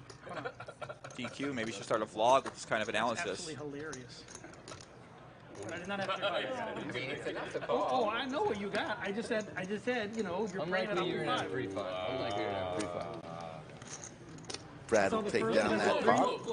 Yeah. Backdoor spade. Backdoor spade? I had a lot.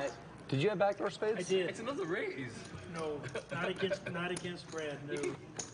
Shout out to my girl Margot Brooke out there. Said she's watching from home. Up and coming young poker playing. And she's gonna be playing the ladies event this year. Nice. So I'm excited about that. Yeah, she just got into poker. She's like a model, actress. She played on another stream, Hustler stream, a content game. And we did a coaching session on her Twitch stream the other day. She's been playing a lot of poker. So I told her she'd come to the lodge, man. I was like, listen, we'd love to have you at the lodge. Absolutely. Margot, so next you're time, welcome. Yeah, next time we come out, we got to bring Margot out here. Me and Liv versus Polk. Yeah, we're going to do some content in Vegas. I'm excited. That's awesome. Yeah, she's great. She said in the movie she usually plays like a killer. Really? So she's an evil person. She's like a tall, you know, looks like she's like a model, right? Right. So she's like the evil model in the movies. Very nice. Yeah. It's like Tomb Raiders. I guess Tomb Raider's a nice person, but what's that movie, Gone Girl, where the lady just goes crazy and kills everybody? Right. She would be the Gone Girl, you know? Doug with ace-7 suited. It's like he was thinking about Call betting. seven. Just call, yeah. Like they're not even in the world of a possibility. You can do anything you say. Live with ace-jack suited. DQ tight fold with that 6 deuce. Surprised he laid that one down. Do whatever you like. I'm trying to do that. Hatter hits his king. Liv's got the gutter, backdoor flush draw. Nice board for her to keep betting on. Yeah, just cancel it out. She bets about half pot. Hatter makes a quick call. I'm just going to add this to my stack because it's my home game. That works out. You want to count it first? Turns a 3. If I miscounted before, then a lot of the buying stay have Doesn't change much on the board. Hatter check calls here. He's going to have some straight draws, kings and 10s. Not a ton of 3s, maybe like ace 3 specifically with a backdoor flush draw. It's always a hand late. We had interest in Always a hand late. Liv could check her bet here. She bets here. She most likely will bet river. She does bet 3,500. She's been pretty tight overall here, Rick, in terms of her. And Catter does lay down the king jack, so Liv's tight image does end up getting that one through. Nice play there by Liv. There you go. Notorious TJ checks in. What's up, Slick Rick, Poppy, and Chatsville? Living it up, reporting at the WSOP. Okay. But my heart will always be at the lodge. What's up, Poppy? What's going on, brother? I always walk around serious. People always yell out, Poppy! I always yell that. Listen, you are encouraged to yell Poppy at me as much as you can. I love that. It's so fun. So were you named Big Poppy before David Ortiz hit the streets? Yeah, I mean, listen, yeah, for sure. In for 25. I see Igor out there. There's Liv's partner, Igor Kaganowski. I wonder what Igor's up to now. He used to be a poker player every day, and I ain't really seen much of him in a while, so I hope he's doing okay. I think he's thinking about coming into... Can you get a rack? And then I give you is he going to come in the game? I think so. Oh, okay. All right. Yeah, I haven't seen Igor in so long, man. I miss him. And I believe it was Igor and Liv who won the tag team event in 2017. Oh, yeah, they did. They took this great winners photo. I think they were like, and then Doug and JMO won the tag team. I think, Doug and Fees actually won it after that. Never mind, Doug and Fees won it, yeah. Oh, there was some winners photo. They recreated it, a league, because as Liv and Igor had like this like couples winner photo where they're like kissing or something, and then I think Doug and recreated that as well, too. That's great. Just like that, Liv picks up pocket kings. Brad Owen putting money in the pot here. Let's see what he's got. Pocket fives for Brad. Going to go set mining. Hatter looks like he moved all in. No.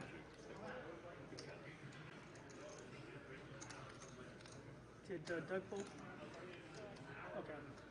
Okay. Did Doug Polk what? You're only in there live in there? That was knowing that they were really bad the cards. opposite of you. He only plays when I'm in there. Jordi makes a I'm bored, I need to do something free bet here with the King 4 offsuit. Conditional, you know. Yeah, I mean, like. This is one of those spots you just get bored and you like think that you should do something and then you do it and then you're like, it might not have been a good idea. Now Boeree pocket kings, obviously 3-betting here from this position this way is pretty strong play. He knows Liv's been pretty tight. Brad as well. Obviously had her on the button, pretty wide range. No one's really 4-bet at all this match. So yeah, that's true. We've only seen one or two. So if Liv 4-bets here, she's super polarizing on a range. But if she just calls here, she's going to let Brad come in, had her come in. So in some ways, 4-bet seems like the only option. It is all the places I've been to. You know what? I feel this in Austin or lunch. I just got here, so we have to see it. Nope, she definitely 4-bet. I prefer San Antonio, which is 90 miles south, but that's only because I was born 4-bet by Liv's going to take that one down. Nice play by Liv. We do welcome Igor Kurganowski to the game. Igor, longtime poker player. Absolutely. Works out with Reg Charity. You had ace king or what? No, I thought You were just full of shit. Okay. Just checking. I looked at one. Just completely full of shit. All right. I looked at one. I actually thought you had ace king. I looked at it. So did I, personally. My eyes. It was a good spot. It was a good squeeze spot. Yeah. But I actually thought my eyes were cut. Easy peasy. That's him. Thanks. She's going to speak Russian to him. Yes. You're Russian? She's Ukrainian, but she'll speak Russian to him. So another great poker player enters in seat 4. In between DQ and Doug.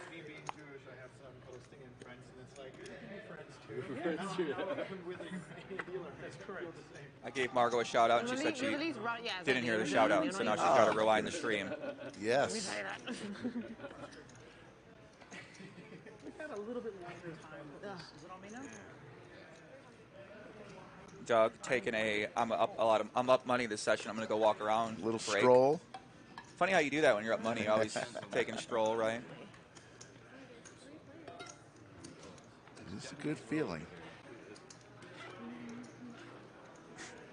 974, couple of spades. Walking chips. Yes. Walking chips, talking chips. Open ender for Hatter. It saved you. It saved you 50,000. You were talking about it. That is very true. Definitely saved you 50,000. It messed him up. It I want to check to you, sir. You guys have beers? It killed his connectivity, like I said, man. Killed my situation there. He was taking all, dude. You're taking all. Do you want to know if I have a straight? Yeah. I do. You do? I do. The idea is you're Hey, Hard to say. yeah, you're just. It's a weird spot. It's so weird. It's weird. You're like, okay, I don't know. You try to level him, like. Just finishing out hour number 5 on the stream here. I'm going to try to go 6 if we can. 7 Jack. My favorite hand is Jack 9 suited. That is, my favorite hand is Jack 9 suited. As I said earlier. I can hear each other. It was really tilting. DQ with the straight. 2 pair for Hatter. That is what I can infer. I had kings. She had kings. DQ will win that pot. Kings are better. He had a broken king. The broken one. I got 10-8. Good spot. Also, just refrain from hard cheersing to not mess up the pretty nice call. Thank you, yeah. Well, I think this is probably going to be a one and done, so, you know, if you spill, it won't be the end of it. Maybe next year? Well, annual? Wait, this stuff is going to be one of them? We're going back to this is a special event. So what? This was a badass You one. want permanent CoinFLEX though? Here's what I can tell you. The speed of this one is fantastic. Where's the renovated room that you were talking about? Is it in? So we have the 2 units next door. We're renovating the one in between. Okay. So, I think that we could work at a sponsorship agreement with CoinFLEX where they that'll be awesome. the tables or Yeah, just sick, become CoinFLEX has made it clear they're interested in the ad spot. Yes. We want everyone to have a chance. I understand. You can't play favorites. Actually, you can definitely play favorites. That's how business works, buddy. What is this guy talking about? Anyway, you know what? It's great to have that in my back pocket. Well, let's not tell anyone, just because that would be awkward. Brad Owen, Queen 6 suited in the straddle. He's going to come in. Like, what? No! Oh. Brad put the 200 straddle on. The colors and everything are so cool. Ooh, action flop for Brad Owen and Jordi. Top pair, king kicker for Jordi. Probably isn't going to be too dicey on the flop. Jordi does lead here, though. Brad, top pair, queen high flush draw. Jordi's going to lead for over pot. Kind of putting Brad in a dicey spot here. Can't really do much else but call. What kind of hands is Jordi going to lead here with? Probably some strong flush draws, some strong queens. And maybe some 2 pairs. Kind of an unusual lead from Jordi. I assume you're on like an app. Great card for both players here. They're both enjoying that hand. A lot of effort. Both enjoying their hand. Top pair. Still for Jordi. Going to bet again. Brad probably has to call one more time. He can still beat some bluffs. He can beat 10 jack. He can beat other flush draws that have no pair. Yeah, you got in. So he's going to raise. Then you mopped some up, and then you stepped out. That was pretty strong. Wow. Oh, no, he just called. Okay, never mind. I thought it was raising chips. Didn't enjoy it. Who's the next person you're going to Does not get there on the river. Jordi still has the best hand. He's got to be wondering, what does Brad have here? I got some people. Most likely puts him on a flush draw. But I got a few guys coming out at some point. Are you trying to battle, DQ? 17,000 in the pot. I might be interested. Okay. You know, I'm pretty sure the fans. Jordi bets here. Brad's going to be in a very sick spot. I do. I agree. Well, let's figure out a date. All his matches. Jordi led with like a 10 jack. Probably wouldn't bet here with that 10. You can't do that against this guy. Unless you're playing? I believe in you, dude. I believe in myself too. I just don't know how fast I'll lose. That's all. I think heads-up poker is a really good format for viewers because there's a lot of action. People have to play loose. You get some interesting spots. Like viewers, I think to play almost all the hands. There's less just like cooler spots. Yeah, so you think about like four-handed or something.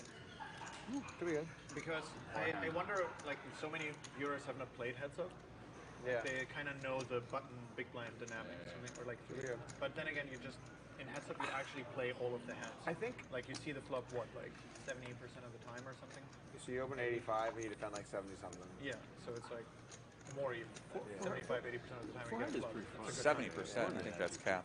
Definitely the most fun. There's something on a full table that like I think 8 hands probably best because it's like people can identify. Jordi's trying to decide how much to bet here. He's deciding if he wants to put Brad all in here. What is Brad going to call with? If I don't put him all in, what size should I do? Should I block? Should I go 1/3?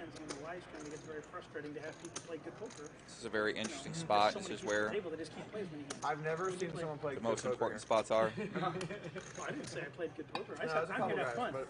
I'm here to have fun. Who tried to play good poker? He does. Interesting size here. I like that size. Kind of goes somewhere in the middle, half pot. Putting Brad in a disgusting spot here with the queen six. Like I said, what can Brad beat that he would have led here twice with? Maybe hand like ace five of spades.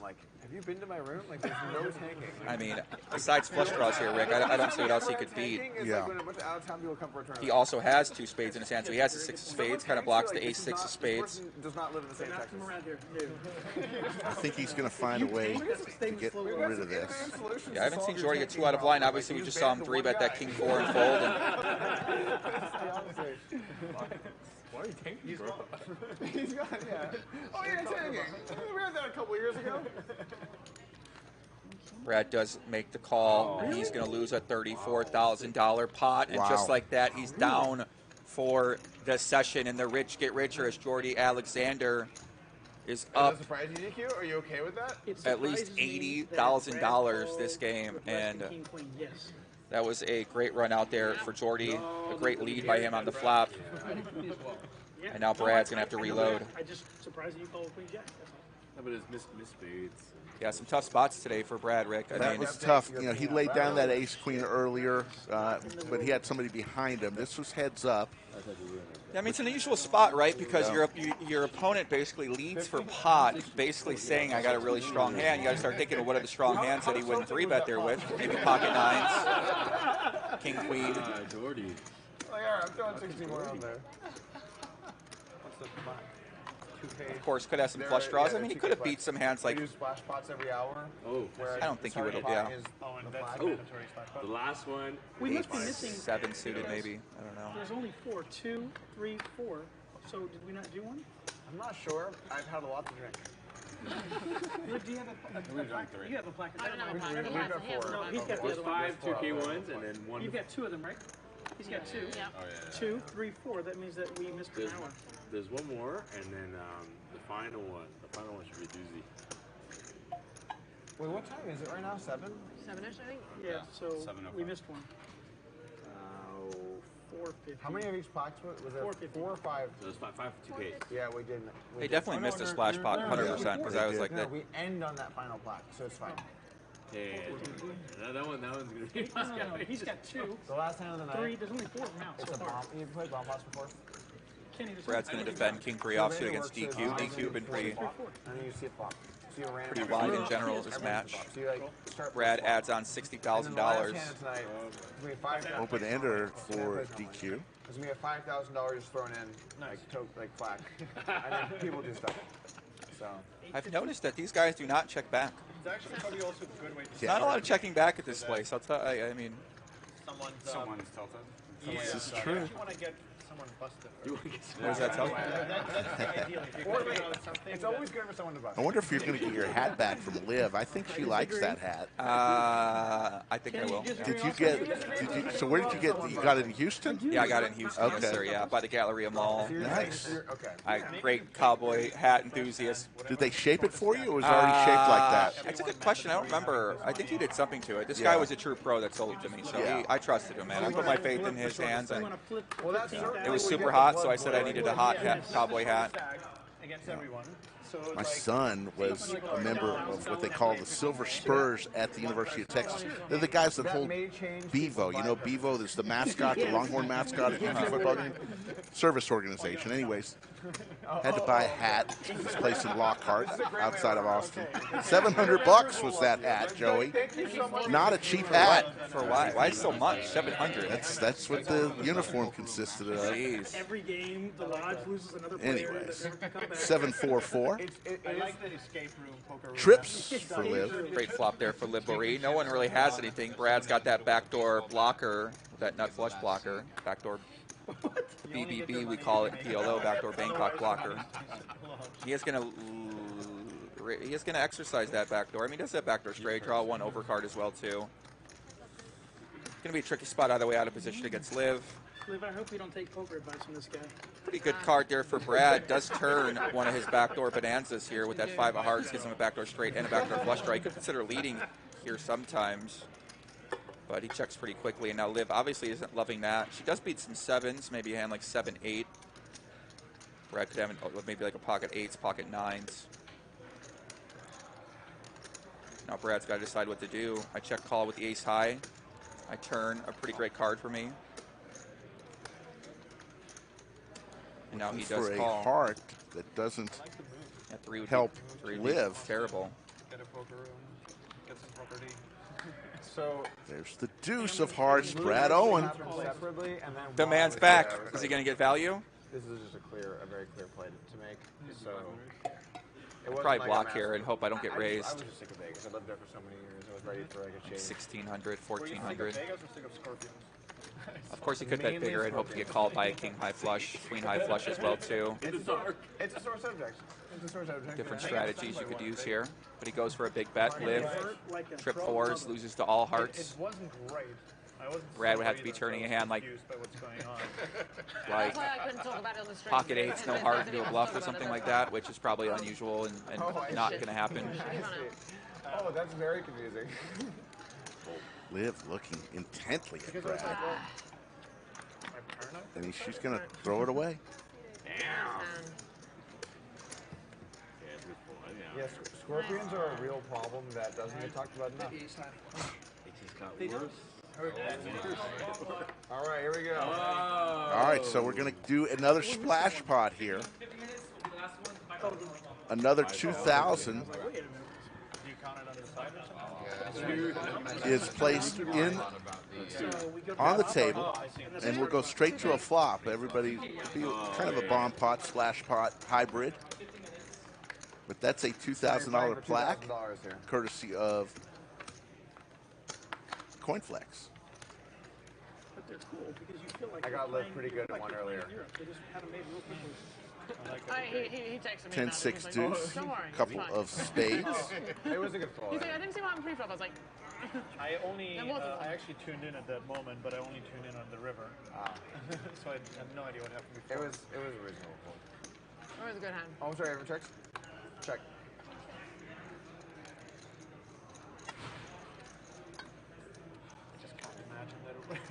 Flood's got that overpair pocket jacks. Once again, bomb pots that just go straight to the flop. 2K added in by CoinFLEX.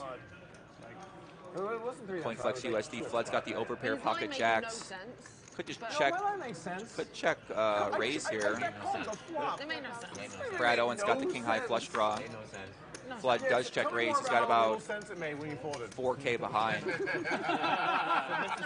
So with the 2K added in the pot, Brad might think about just putting it in here and praying to God that he wins. You thought it was way more degen. Interesting spot for Brad Owen. I was like 20. Dude, if that was true, people would. No, Flood's got more than that. Never mind. Stacked left, right, and center. I only realized that it's not, given this action. It's a free splash 2K. That is how to run a poker room. We just call. Friendly. So Brad does call. They are deeper now. Your members Flood had said he has about 20K. Just a little, now that I've run a room, you've seen the behavior. It follows. Yeah. When people lose all their money, games tend to stop. Ace on the turn. Flood's not loving that when he check raises and gets called. Brad has a flush draw, sometimes an ace high flush draw. As poker stars used to say. Yeah. Could have a hand like ace 10 as well too.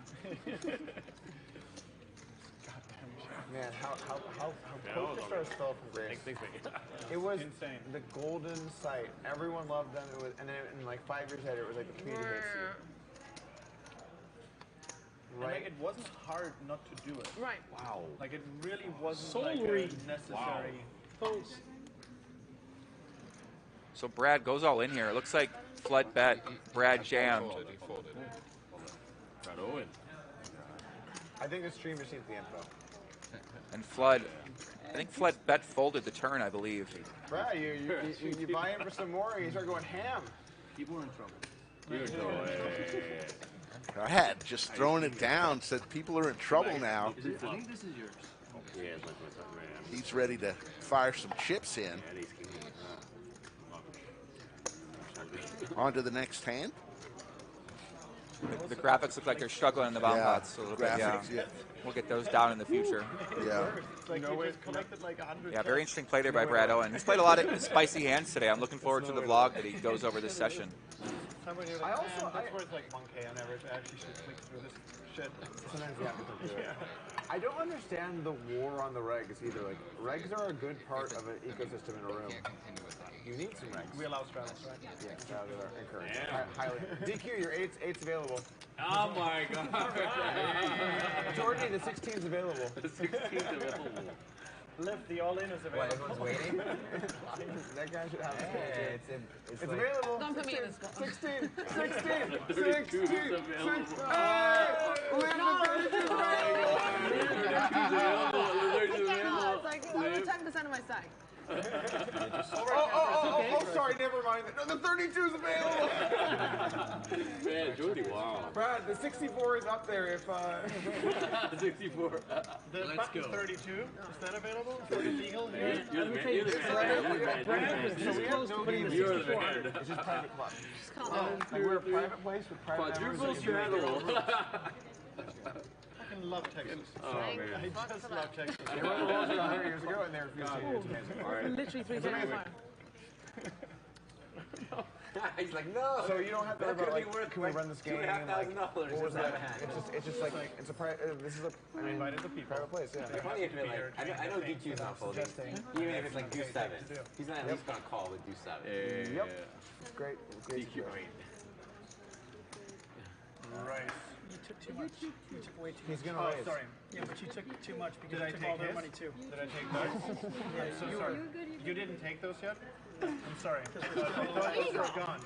That wasn't meant to happen. Good call, DQ. Good call. Welcome to the table. By the way, I know no gaming commission, but that's private fun. You just told me I was like, I can do whatever I want. Wasn't that what you said? Really, I love Texas. Like, no, you still can't do that. Start with 25.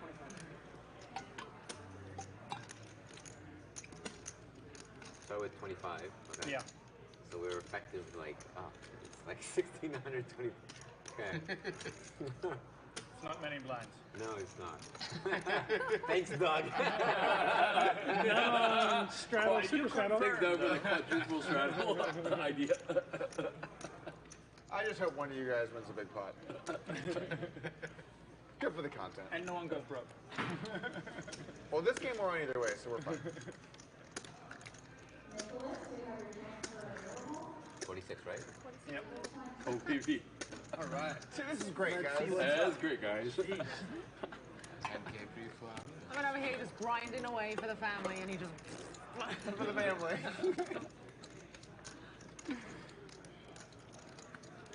I had a moment that was sort of like that with Fees in the tag team. We won. You guys won the 10K tag team, but we won. You and your missus played? We won the small version. Oh, right, you and Fee. Yeah, we won the small version. And day 2, I was like, okay, so day 1 we both went and we had fun, swapped it, and then we're like, we can't do that again.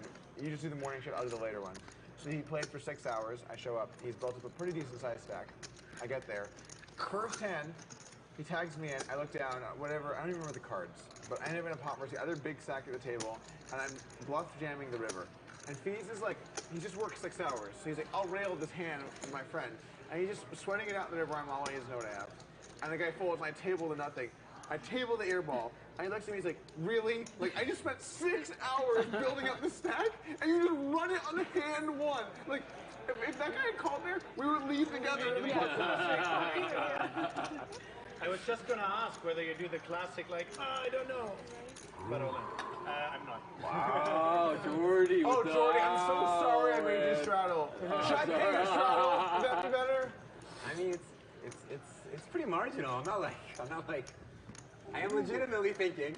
It's not an easy, like. Yeah, on to the next hand and I would have loved to see us. cumulative winnings. All right, try again. So, DQ is he's known for basically always restraddling. So the fact that I always straddle and it seems like you always straddle and then Wonderful.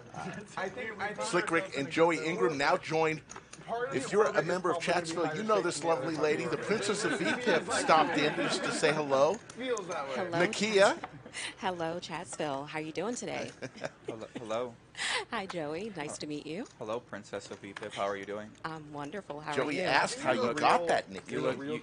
You don't look like the Princess of VPIP. I wouldn't imagine. I don't know what I envisioned for the Princess of VPIP, but and they're like, I don't want to have to report back. I was thinking about like a 75-year-old lady, like a grandma. Like who'd be Princess of VPIP? Yeah, I don't know. Yeah. Well, Rick gave me that, coined that phrase. Oh, did he? So you don't like folding or something, or what? What's your? No, she was not folding.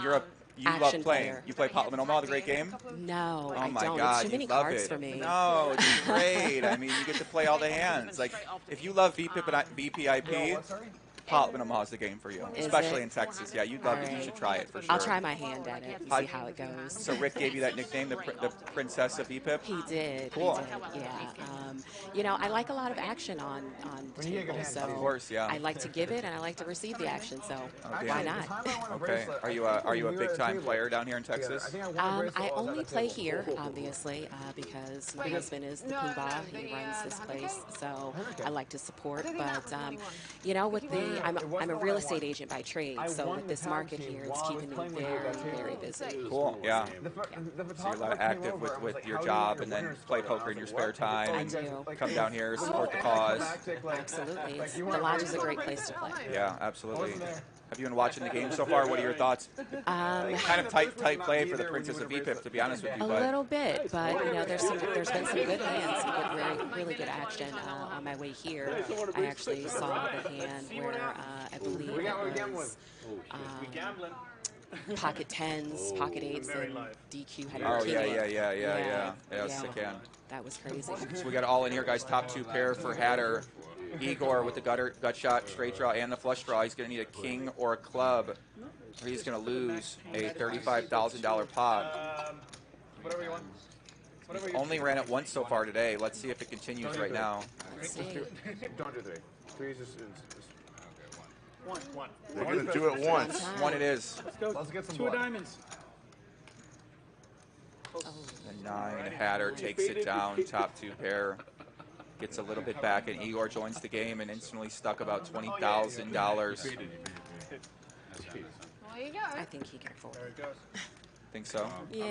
You know, you don't sit down at the game like this if you can't afford to lose a little We must be bit. going to different games because I've seen a lot of players who certainly can't afford to lose anything, and they play games like this. So I gotta tell you, I only play with what I can afford to lose. Okay. So you won't see me at this game right now. Well, if the market's hot, you must be making some nice commissions off the real estate. So I am, but not enough for these guys. yeah, I feel you on that. Why did we give you the seat? I know, obviously.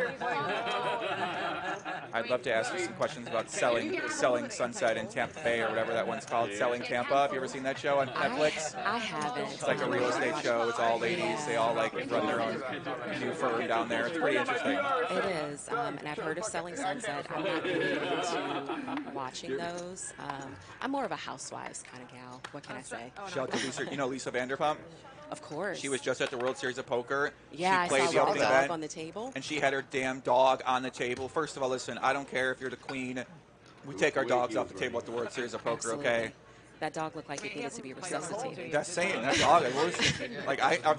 Do we know our dogs allowed on the table at the lodge? No. No. Well, we do have service dogs every now and then that are allowed in here. Right, but is it allowed on the table? No. Absolutely not. Okay. Absolutely not. I'm glad we draw the line somewhere down here in Texas because, and Vegas apparently in Vegas it's okay to put a dog on the table, but it's not okay to give a nipple massage. Very good To me, what's the difference? For a video, right? Yeah, what's I the don't know. difference, right? She has a property in there, so she gets celebrated, and then the other lady gets fired. I don't know. Well, you know, it comes down to money. Whatever's happening. Everybody said too. Good point. Yeah. That's what I posted that on like TikTok and Instagram and Twitter, and a lot of people said that, right? Like, oh, when you got money, you can do whatever you want to do. It's unfortunate. If you don't got money, I suppose it's unfortunate. Yeah. Yeah. Jordi with the 2 pair. Jordi's been impressing me. I've been enjoying to see this guy play. He's up now about what, $90,000. He's going to get there with the ace high. Not bad. How you been enjoying the match so far, Princess? Right? You've been Been liking the hands, liking I the action. do. Any players stand out to you? Some highlight players you've been enjoying seeing play? Obviously DQ is a fan favorite because he's that wild, crazy action that you look for on these streams. So it's not just talking about the hands. But I love Brad Owen. His play is amazing. He is far and above anything that I would do on the table. He and Doug, I've been watching at least Doug since, I was a little bit younger. I was going to say that. I won't say how old. But I've been watching Doug and watching Poker. My ex got me into Poker. So, I've been watching these guys as they come up, and I admire them. I couldn't do it, which is why I'm in real estate. Makes sense, yeah. We need someone to run the stream. Josh is in the back, give me a thumbs up. What the hell? I don't even understand what happens. Down to the last 45 minutes or so. We've had a great time today. Little architecture, you know how it is. Doug races 600 with King Queen suited. Is it me? Liv's wearing Joey's cowboy hat. Looking very nice. I like that. I like that hat. I need a hat like that. Yeah, why don't you got a cowboy hat? You don't got a cowboy hat? No, I don't. Dang. And you live in Texas? I thought everyone in Texas had a cowboy hat.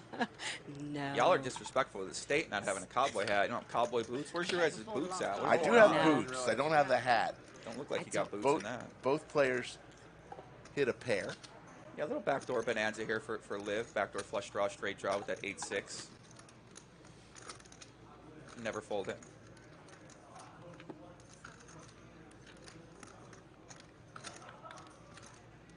There you go, little bonanza. Yeah, so it's a backdoor bonanza, right? Sometimes the backdoors start to come in, and then possibilities spring up out everywhere. So, for me, when I see that, though, that's too many outs for me. Never getting there on these type of boards. Too many outs for you? It's too many outs for me. I'm never getting there on those type of boards. I don't know why. The poker gods just don't swing my way. But well, technically it is low percentage, so. We're going the wrong direction. It was infinitely, it'd be like this. No, that's not what I was That's a nice big bet spot for Doug. I'm a glancer. I check them and then I go back to the board. And if they look at me, I quickly look away. How much is it? 21. Every time I look at Liv, she's looking at me. So we do lots of I stare at the board and I'm like, okay, enough time has passed. There's no way she's still looking at me. I look up and I'm like, no, back at the board. Liv just call. Not really going to make, not much implied odds here, unfortunately, for her hand. And she gets there. She gets there with the straight. Backdoor bonanza, see? No implied odds really when she does hit, so she kind of just wins this pot and prays to God she gets the showdown. If she ever gets the showdown, she isn't going to win anyway, so. It's the problem with the backdoor bonanza sometimes is that, it doesn't turn into much, but it turns into a lot of losing money on turns and rivers. Oh, yeah. Nice hand there by Liv. Are you a glancer or are you a nothing? Takes it down. So you play on the stream before? Yes, I have played on the stream. My very first time playing on the stream was actually on my birthday last year. Cool. We did a ladies' night on the stream. That's awesome, yeah. It's a good time. I enjoy playing with the ladies, but I enjoy mixing up on the tables with guys too. Cool.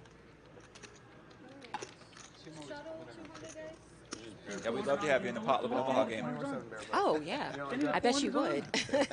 Listen, I'm learning from, I watched Doug Polk. What did he do? Bring a bunch of people down. Don't play Polk. Don't play his game. Shit, I can do the same thing, right? Come on out, Ray. Come on out, princess. Come on, play. Right. We'll be in Vegas at the end of the 1, 2, 5. Let's go. You gonna be in Vegas? Yes, at the end of the yeah. Go Bears. Anthony and Buba are going to the TDA Summit, so. Okay, I think I might be there too, yeah. Yeah. Cool. Sounds great. Oh, very nice. Jordi did the 16. I can do the 4. The 4 is easy. The 1600 is. I have had this 1,000 times. Where does hat go? Any of you. You called all that shit. You went with 6 deuce. DQ knows how to make something out of nothing. In more ways than one, it seems, right? You probably apply that to every facet of life, it seems. Igor, have you been drinking Not just at the table. I had 6s or deuces. Listen, don't get me excited thinking I just screwed up. Poobah enters chat. You've been drinking? The Grand Poobah. Joe Strazera, the general manager of the Lodge Mahal. Shout out to Joe, shout out to Anthony. I have to say, I will put them up against any GM and poker tournament director in this country. Okay. I will put them up against anybody. Okay. They are the best combo that I would say that is around in this business. Cool. And yes, I'm biased. Of course you are. But if you come down to the lodge, you'll see how great of a place they run, how good of tournaments that they put on. So I think that's, you know, that's one of their biggest assets, is being able to communicate and put on such great poker. I see here we have a nice little pot brewing with Doug and Jordi. Yeah, Doug's got that nut flush draw. Ace-6 of hearts, picks up a pair on the turn. Jordi's got the gut shot, out of position once again. Doug, a better check here. He does check back. Does hit the flush on the river. Yeah. Jordi's going to bet here because he has nothing and he has to. And Doug's going to raise. See what size Jordi goes with. Pretty standard, 6K. 5K, 5.5. Now Doug has to decide if this guy's got a flush. I mean, Doug's going to make a huge raise here. I don't know what size he's going to choose. I don't think he's going to go all in because it would be psychotic to put 100,000 in, but I think it's going to be about 50K raise. And he's going to basically pray that Jordi has a flush. If Jordi does have a queen here, of course he could have a queen, queen 10, queen jack.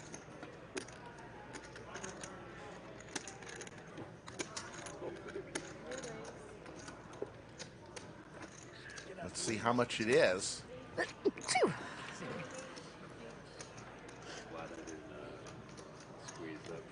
This is the miracle raise. You're praying for a miracle. 28. Yeah.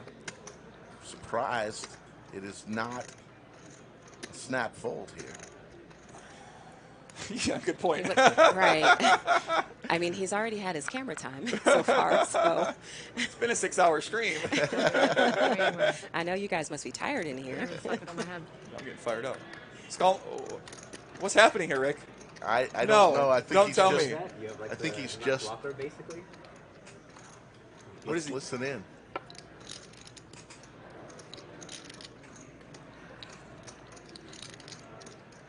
Rick, what's going on here? Is he thinking about coming over the top? Rick? Oh. Don't do it, Jordi. Oh. Don't ruin that nice session you got here, buddy. Oh, God. I'm nervous for him. Me too. Oh, Oh, there he yeah. goes. There he goes. Okay. He was trying to make it look good. Yeah. That's all it is. The rich get richer as Doug Polk up 55,000. You know, this is the master plan. We need to be taking notes from Doug. That's just what I've been saying, right? Like, the guy lined up a high-stakes game with a bunch of people that don't play poker and got him to buy in for $10,000 to $20,000. I mean, this is a master class in how to maneuver in the modern poker era. You do have Igor, Liv, and Jordi on the table. DQ, and you know, there's. Liv and Jordi haven't played poker in 5 years. Okay, like not to say they don't. Not to say my man Jordi doesn't know what's going on, but they haven't played poker in 5 years. Right. Queen. So, and Igor just joined. He replaced CEO Mark Lamb, who does not play poker. So. True that. True. So, yeah, So he's what's taking our- advantage. What's our is he? I mean, you know, it's, look, they all could have said no. True. So, That's true. can't really fault him.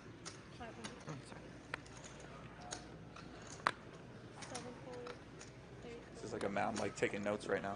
Kenny is a perfectly good cup holder for that beer. Gotta protect the RFID. There's a queen in the window for Kenny. Now An Doug 8 for has Doug. backdoor outs here. I didn't even see that. That's backdoor to Mexico though. That's not where you want to be going down now. That 5. Do this thing where you do an eyebrow raise every time I look at you. So I look at you and go, I can't even do it. Kenny's got a bet here. Kenny, you're killing me with this. I have a little something. Should I call or should I fold? Raise. No, I'm not going to. Is this any good? It's good. It's good.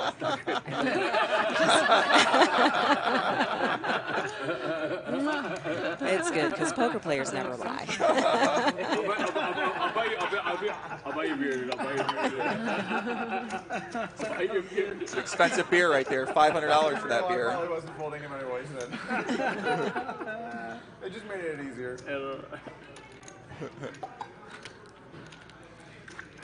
You grew up in Texas down here? I did not. I'm originally from Maryland. Maryland? Yes. How'd you end up in Texas? Long story, but to make it short, Joe and I moved to Las Vegas. Cool. He wanted to be in the mecca for poker and casinos. That didn't work out too well. Saw potential in the job to come here. There's no like, please now don't we're here. Cool. We love it. This is a great place to be. I mean, it's not necessarily the biggest destination for poker, kind of like Vegas or Florida, but we're getting there, I think. There's a lot to do here in Round Rock for sure. Good food, good people, you know, that nice southern hospitality that you hear about and you don't really understand it until you experience it. And once we experienced it, this was the place to be. It was a no-brainer. How are you liking it so far? I mean, I'm really enjoying myself so far. I somehow found the only nightclub in Austin the other night. So my friends were like, oh, our friend started a nightclub called Mayfair. You should come. So I came, and that was a lot of fun.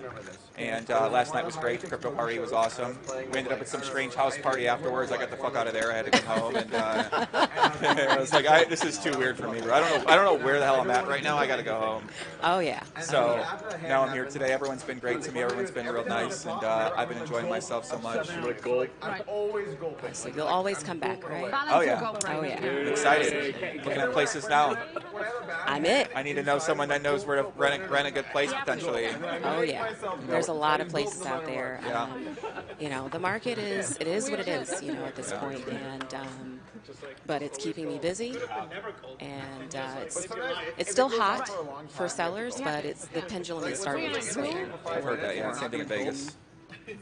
Yeah, we're joined by the Princess of VPIP. Yes. Player, hardcore commentator, hardcore supporter of the Lodge, as well too, hopping in the booth here. We appreciate her coming on here, adding a little bit of female flavor to the chat here. I know people love me and you, Rick, but you know, obviously, always nice to get a lady's input on the situation too. I mean, they love you guys. She is a true member of Chatsville, though. She's King 9. Oh my God! The rich get richer. Aye. The rich get richer. Here, if you guys want to see, the Princess of VPIP once again, I feel like I'm behind the scenes on the story here. I'm going to post on my IG story. You guys can see what's going on in the booth here.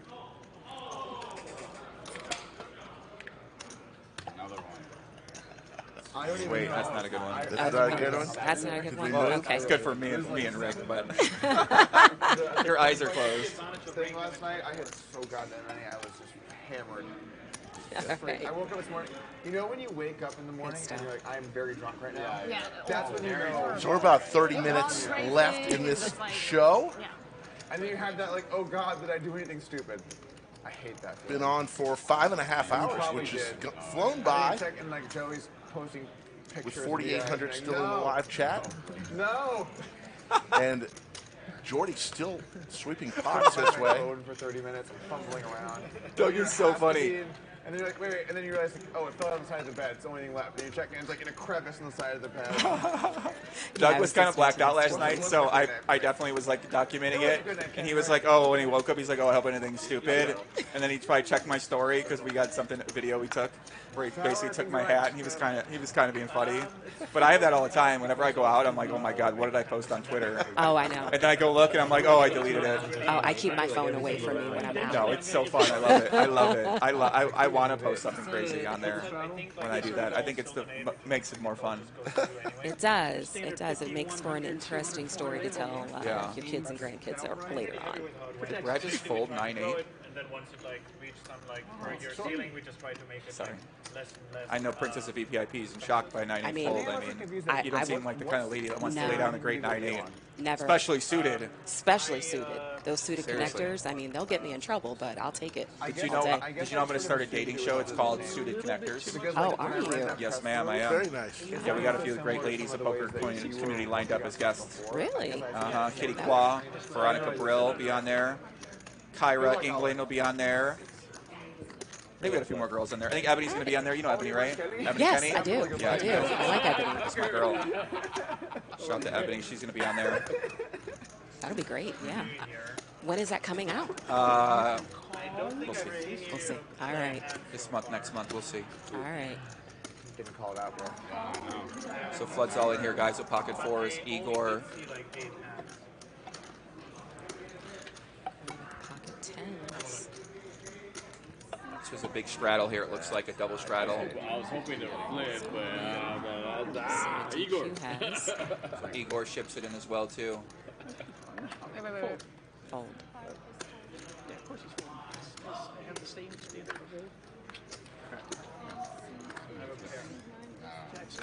He's folding. So it looks like it's going to be Flood for the short stack.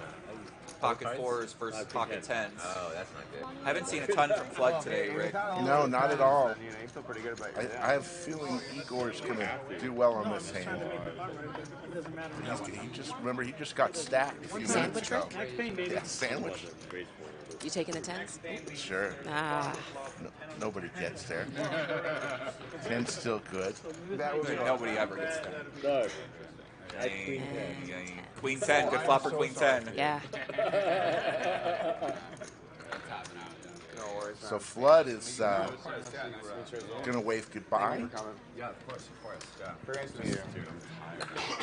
Of course. We'll talk soon. If I'm ever going to New York or anything, I'll hit you up. And if you ever want to come down or you're in an Austin area, let me know. All right, nice playing with you. Flood, his Twitter page is at ThinkingUSD. Yeah, he got a real great Twitter account. Shout out to Flood. We thank him a lot for coming down here playing. You know, not necessarily professional poker players, so we appreciate him kind of getting in the mix and having a good time. And And I hope to see more of him on Twitter in the crypto world. So. Oh, I know. Are you leaving for dinner? Or Looks like Kenny Depends how big the circles are. working hard. I think this is like. Oh, that can definitely combine. I mean, does this classify really as work right now? Is it what? I said, does this really classify as work right now? For me or for who? For anybody? You said for Kenny. Kenny's working hard. Oh, he is working his BD. That's why. It's biz dev. You know, biz dev, they got to collect information and follow up, right? That's true. Oh, yeah. Get him in the CoinFLEX ecosystem. BD, grind, kid. You know, that's what you pay these guys, the BD guys for. We Good heard point. You heard some yelling out there. Yeah, I heard some yelling. I'm wondering what that is. I don't know. Yeah, I mean, I'll get the scoop from Poobah. right, because if you want to leave the table, what you do is you play the hand. That's the best way to get out of there. Doug 3-bets to 3,500 with ace-9. It's going to take it down. On to hand number 116. Got about 10 more hands before we say goodbye. Tonight? Oh, you can't.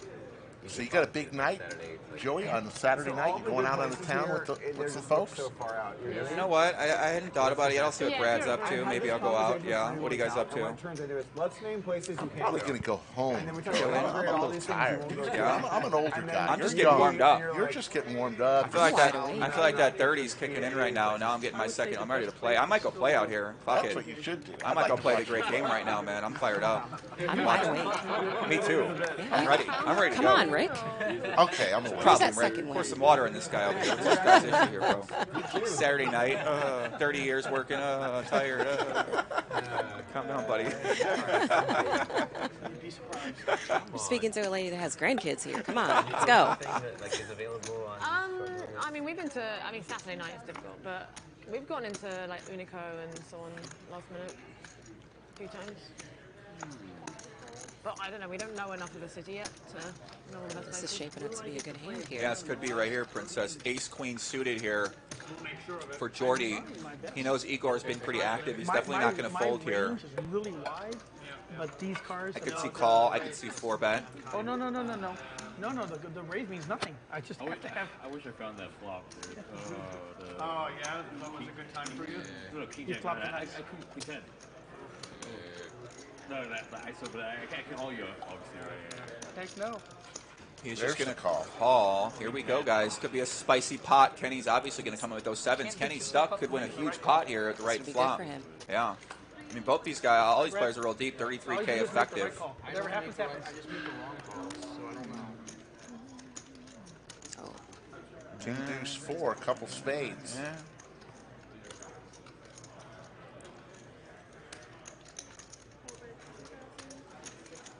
Igor bets 2K, quick fold there. I could see Kenny continuing one street here. Igor's going to have some ace highs, ace queen jack, ace jack. Oh, Unico. Some random hands as well too, occasionally. Yeah, I think I'll save it. Spell it. Sushi. Nope. UNIKO. No heart. Lays it down. Just like that. When's the next time you're going to play on stream, Princess? Gotta talk to Skull about Yeah, that. yeah. I've been, again, been so busy with the stream starting so much earlier. Yeah. I'm working all day. I feel that, yeah. You find it. Yeah, that's a good point. You probably got to play like a Saturday game. I gotta play a like Saturday that. game. Yeah. A little bit at lower stakes, though. Yeah. So that would be a little difficult. True. I think Poobah might have a problem with me trying to keep my VPIP as high as I do. Yeah, the thing is if I turn on stream and you're not VPIP, I'm done calling you Princess of VPIP. So. Oh, believe me, you never have to worry about that. Don't disrespect a nickname like that, by folding a lot. How dare you? If anything, during that tag team event, Poobah brought our VPIP down. So. Oh, really? Are you going to play the ladies event at the World Series of Poker? Or you cannot get off work? It's a couple days, so it's a one-day buy-in later on this month. Actually, I think it's happening while we're out there, but we are playing in a tournament on Thursday. Okay. Because the guys are going to be at the summit on Friday, Saturday, and Michelle, who's Anthony's wife, we're just going to be hanging out by the pool. That's cool. That's something most people do in Vegas. Something spicy here. Brewing Doug Polk with the Doug Polk dog special 3-bet with the 10-3 clubs. DQ 4-bets with the big slick suit. Don't watch the stream. The early one. 5,600, and you will easy game. Takes it down. Yeah. The best hand one. You know about the Doug Polk dog special, right? No, I don't. That was a term we came up with during the Doug Polk versus Daniel Negreanu heads-up challenge, where Doug Polk just kept showing up with dog shit in these big pots, and I was like, you never know if this guy's got the Doug Polk dog special, and it turns out he oftentimes had a Doug Polk dog special, so the name kind of fit. It does fit. Why not? It's 10-3. He's got nothing. He's got dogs. Well, it kind of does get exponential, right? It seems like yeah. 5K is pretty juicy, dude. Yeah, Doug Polk killing it right now, up 55K, one of the big winners in the match so far. To end the stream, looks like DQ is going to take his chance with his Jack 3 suited. A Princess of VPIP approved call here with the Jack 3 of clubs. I got to be honest, I actually took a couple players out on a Jack 3 of clubs before, so well, here, I approve. Anytime you can flop a middle pair with a backdoor Jack high flush draw, you got to do it. So, in there. Little mystery hand for Jordi. Pretty pleasant. Yeah. You check, right? Huh? No, it's on me? Scan? You like this? I'm sorry. I didn't realize you used him. I apologize. I checked, sorry. I checked. Yeah. Liv checks. Yeah, I lived there for like 6 or 7 weeks. And now DQ hits 2 pair. It's fine. I'm like, I hate anything. No. And I'm like, bets 1,200. Jordi comes along with Jack 10. But he was like, still here, huh? He was like, heads up now. He wanted me to be there, so he was like very nice about it, and I felt almost bad in saying no, so I was like, all right. And then we're like, we're not leaving. And then it kind of sucks because we're looking at all these houses we're gonna buy, and they're all so much worse than when we're living. It's like, I know. No, your perspective gets so worse. Jordi quickly we're living in like one of the nicest houses in like the city. He takes it down with the Jack 3. I approve. What can I say? And he wins no money. Dun, dun, dun, dun. It's a problem with the Jack 3 when you make a big hand. Sometimes you don't win a lot of money with it. Oh, no, actually, we couldn't get it working. The one upstairs.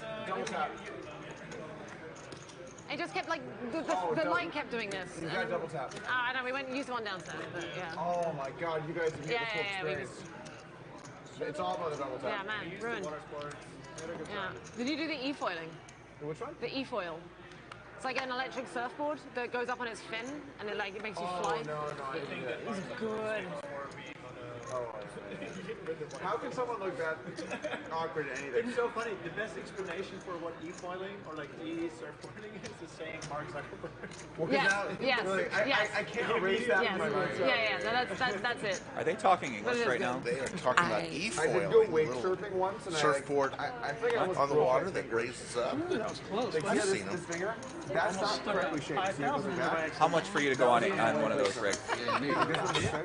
I don't think I could get there. I apparently did something. Well, let me just say, actually, I went with probably couldn't pay me Glenn, enough. Hillbilly.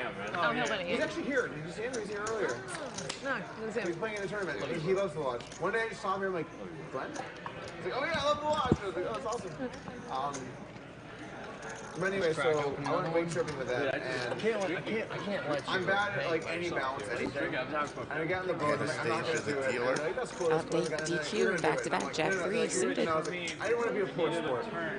So I get out there. Igor's going to let it go. DQ's going to take down the pot. No one told me to fall off. Like, Can't get the other combinations, so I gotta play Jack 3s.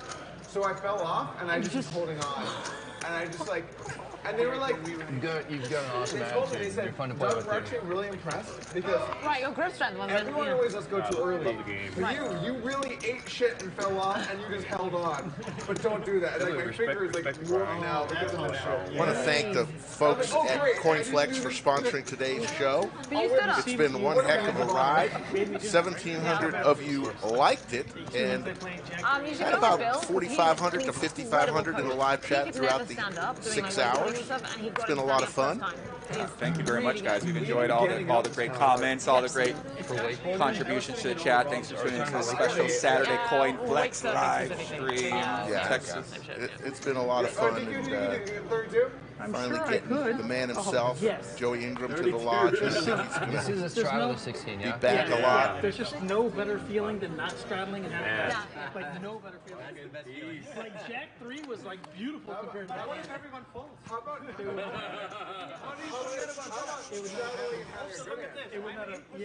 Remember, the last hand of the night, I believe, is going to be a $5,000 splash pod on the last hand of the night. Instead of 2K, it'll be 5K. Yes. Yeah, perfect.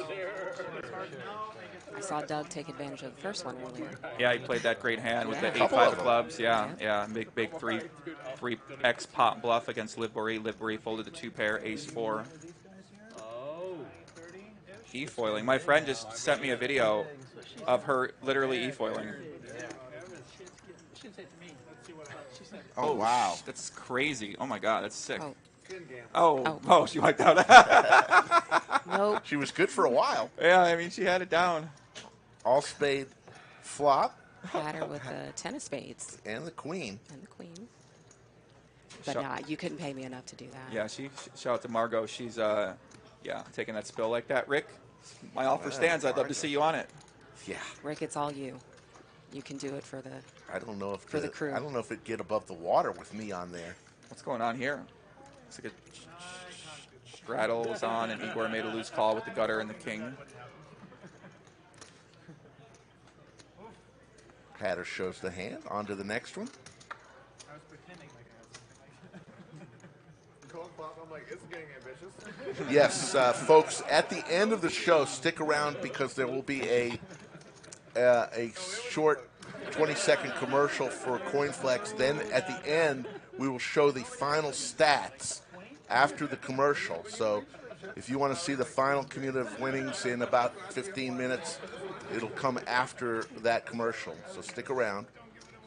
So are we doing MVC today, Rick? You know, it's a little harder today because we have so many people in chat, and I haven't been able to pay as much attention as I usually do. But do you have any thoughts on the subject? We usually give a Most Valuable Chatter Award, Joey, after every show. Somebody who participates, most valuable chatter. Somebody who participates in a positive way, brings something to the stream in the Chatsville community. What is the Chatsville? What does that mean? Chatsville is just the community we call all the people in chat live in Chatsville. I love how every community has like their own weird shit going on. It's like chats, like mine. I got the Legion, right? There's the Legion. These are powerful legions. They're powerful warriors based off of the most powerful warriors of all time. But you guys are Chatsville. Chatsville is more our innocent. Legion. Okay. Yes. So you give an award to the most valuable chatter of the night. I love that. What do they get? Nothing. Nothing. They get pride. What? Absolutely They get pride. nothing. You're kidding me. Pride. Don't give me a Bragging shirt, rights. bro. What are you talking about? Well, they have to come What about here. a Great Lodge shirt? What about a Great Lodge hat? I like the way you're thinking. We'll work on it. You got to give them something. But okay, for now They we'll get give. to change their username and add the MVC to it. Do they really? Yes. Yes. Oh, that's cool. They Never actually mind. do. They actually like that. That might be better. People like the status stuff like that. People love status. It's like an NFT. Like artistic display cards up. That's cool. Who's in the running? I mean, I've seen you've been locked in on the chat. I have been, but it's been going crazy. Yeah. What about my man Eden Rocks? Have they been contributing positively? I haven't seen too much. Okay. Let's see Eden Rocks. There you go. I feel like Doug Polk should win that award. He's literally not stopped talking the entire night. Well, pretty impressive. That's why I like him. He can talk for a long time. It's perfect. Well, you know, there's been some good table talk today. Yeah, I know. It's been great. It's a great mix. Mm-hmm. So I like that. Yeah, some poker, some crypto, some life. You put your cards up and just like people walking by. Little mix of funny waking up and oh no, what did I do stories. It was such a genuine response too. He was so excited. Igor Ace King, obviously going to 3-bet here. He's been super active so far. Looks like 3 straddles are on here. I don't even know if Frank knew the guy did it. Oh, really? Well, like, because he was in the hand, he was very drunk. Do we still have our Lodge coins, Rick? We're sold out of them. We got to get some more of them. Maybe that's what we'll create, a special coin for the most valuable chatter.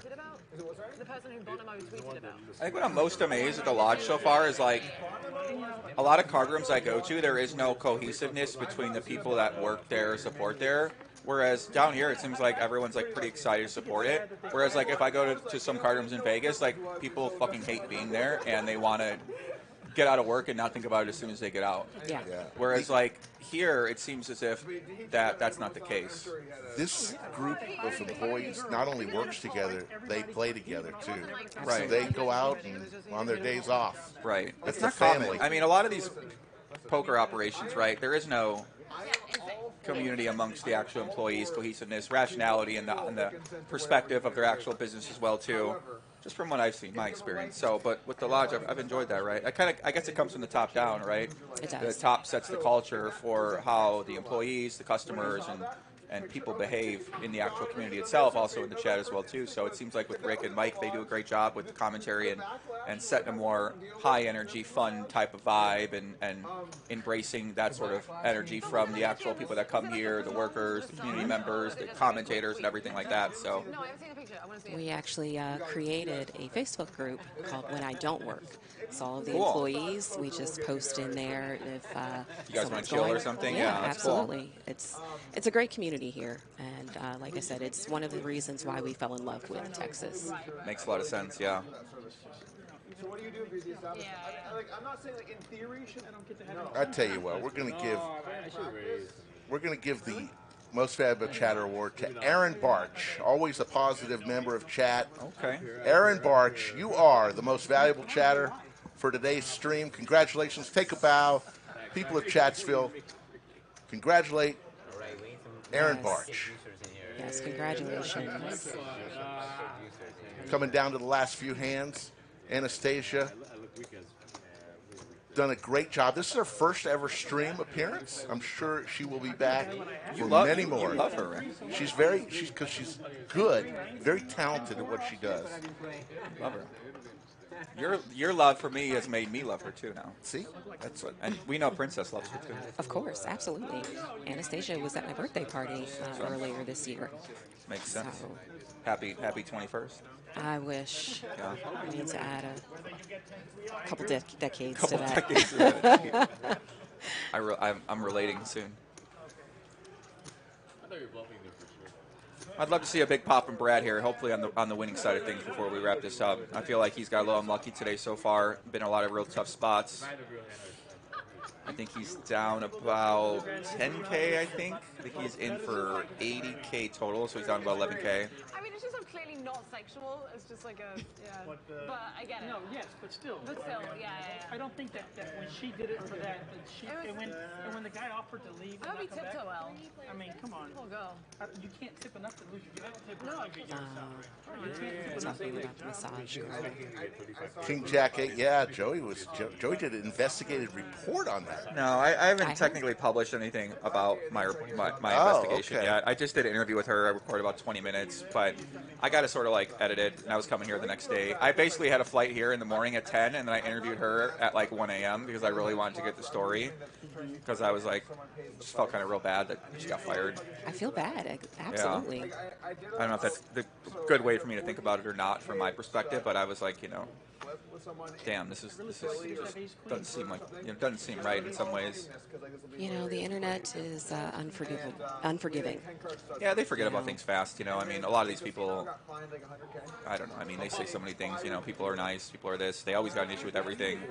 Anytime you take a stance on something, you're asking for trouble in some ways. So I just embrace that on the internet whenever I voice an opinion on anything.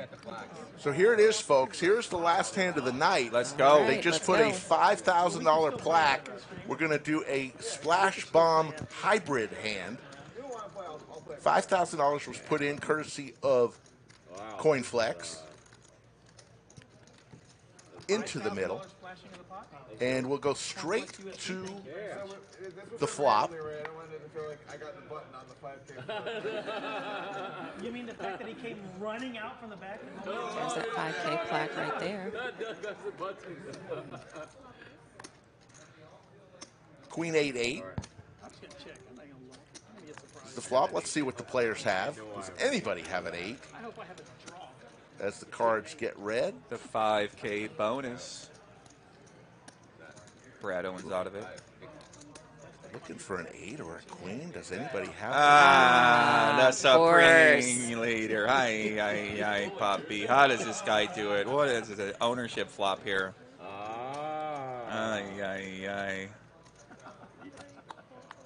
Someone else has a worse 8. Don't tell me Jordi's got an 8. No? Okay.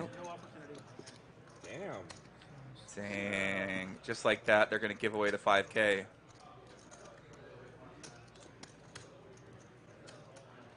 No way. No way. There's Doug. Dang. Folks, we're going to have a little commercial here, and then we'll be back with the final stats and final thought from our special guest today, Big Poppy Joey Ingram.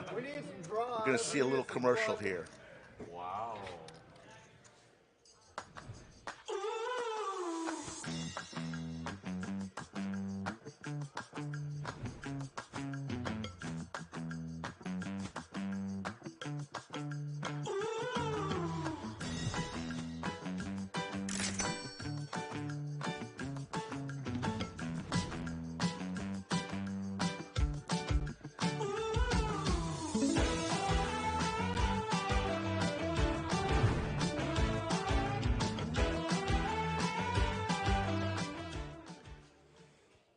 Special thanks today to CoinFLEX as we go ahead and we're going to have the final stats here. Cumulative winnings: Jordi won 60 grand, Doug up 3,800, Liv up 2,800, Kenny won 95. Everyone else lost today. There you see the numbers and some VPIP right there.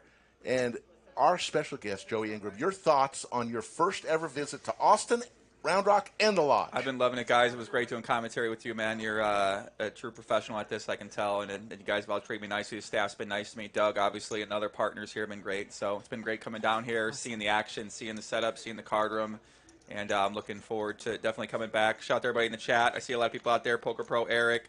What's up, Poppy? Chuck Russell, Leroy, Eden, Carl, Michael, Hugh. What's happening, guys? We appreciate everybody for tuning in, all the support, all the love, all the nice comments, and all I can say is just thank you very much, guys, and really appreciate you having me down here. It was fun, and I want to say a special thanks to Maestro Matt Sweeney and his staff, Josh, Brian, Liz, and Taylor, and Anastasia. I want to thank Nakia, the Princess of EPIP, for stopping by and saying hello.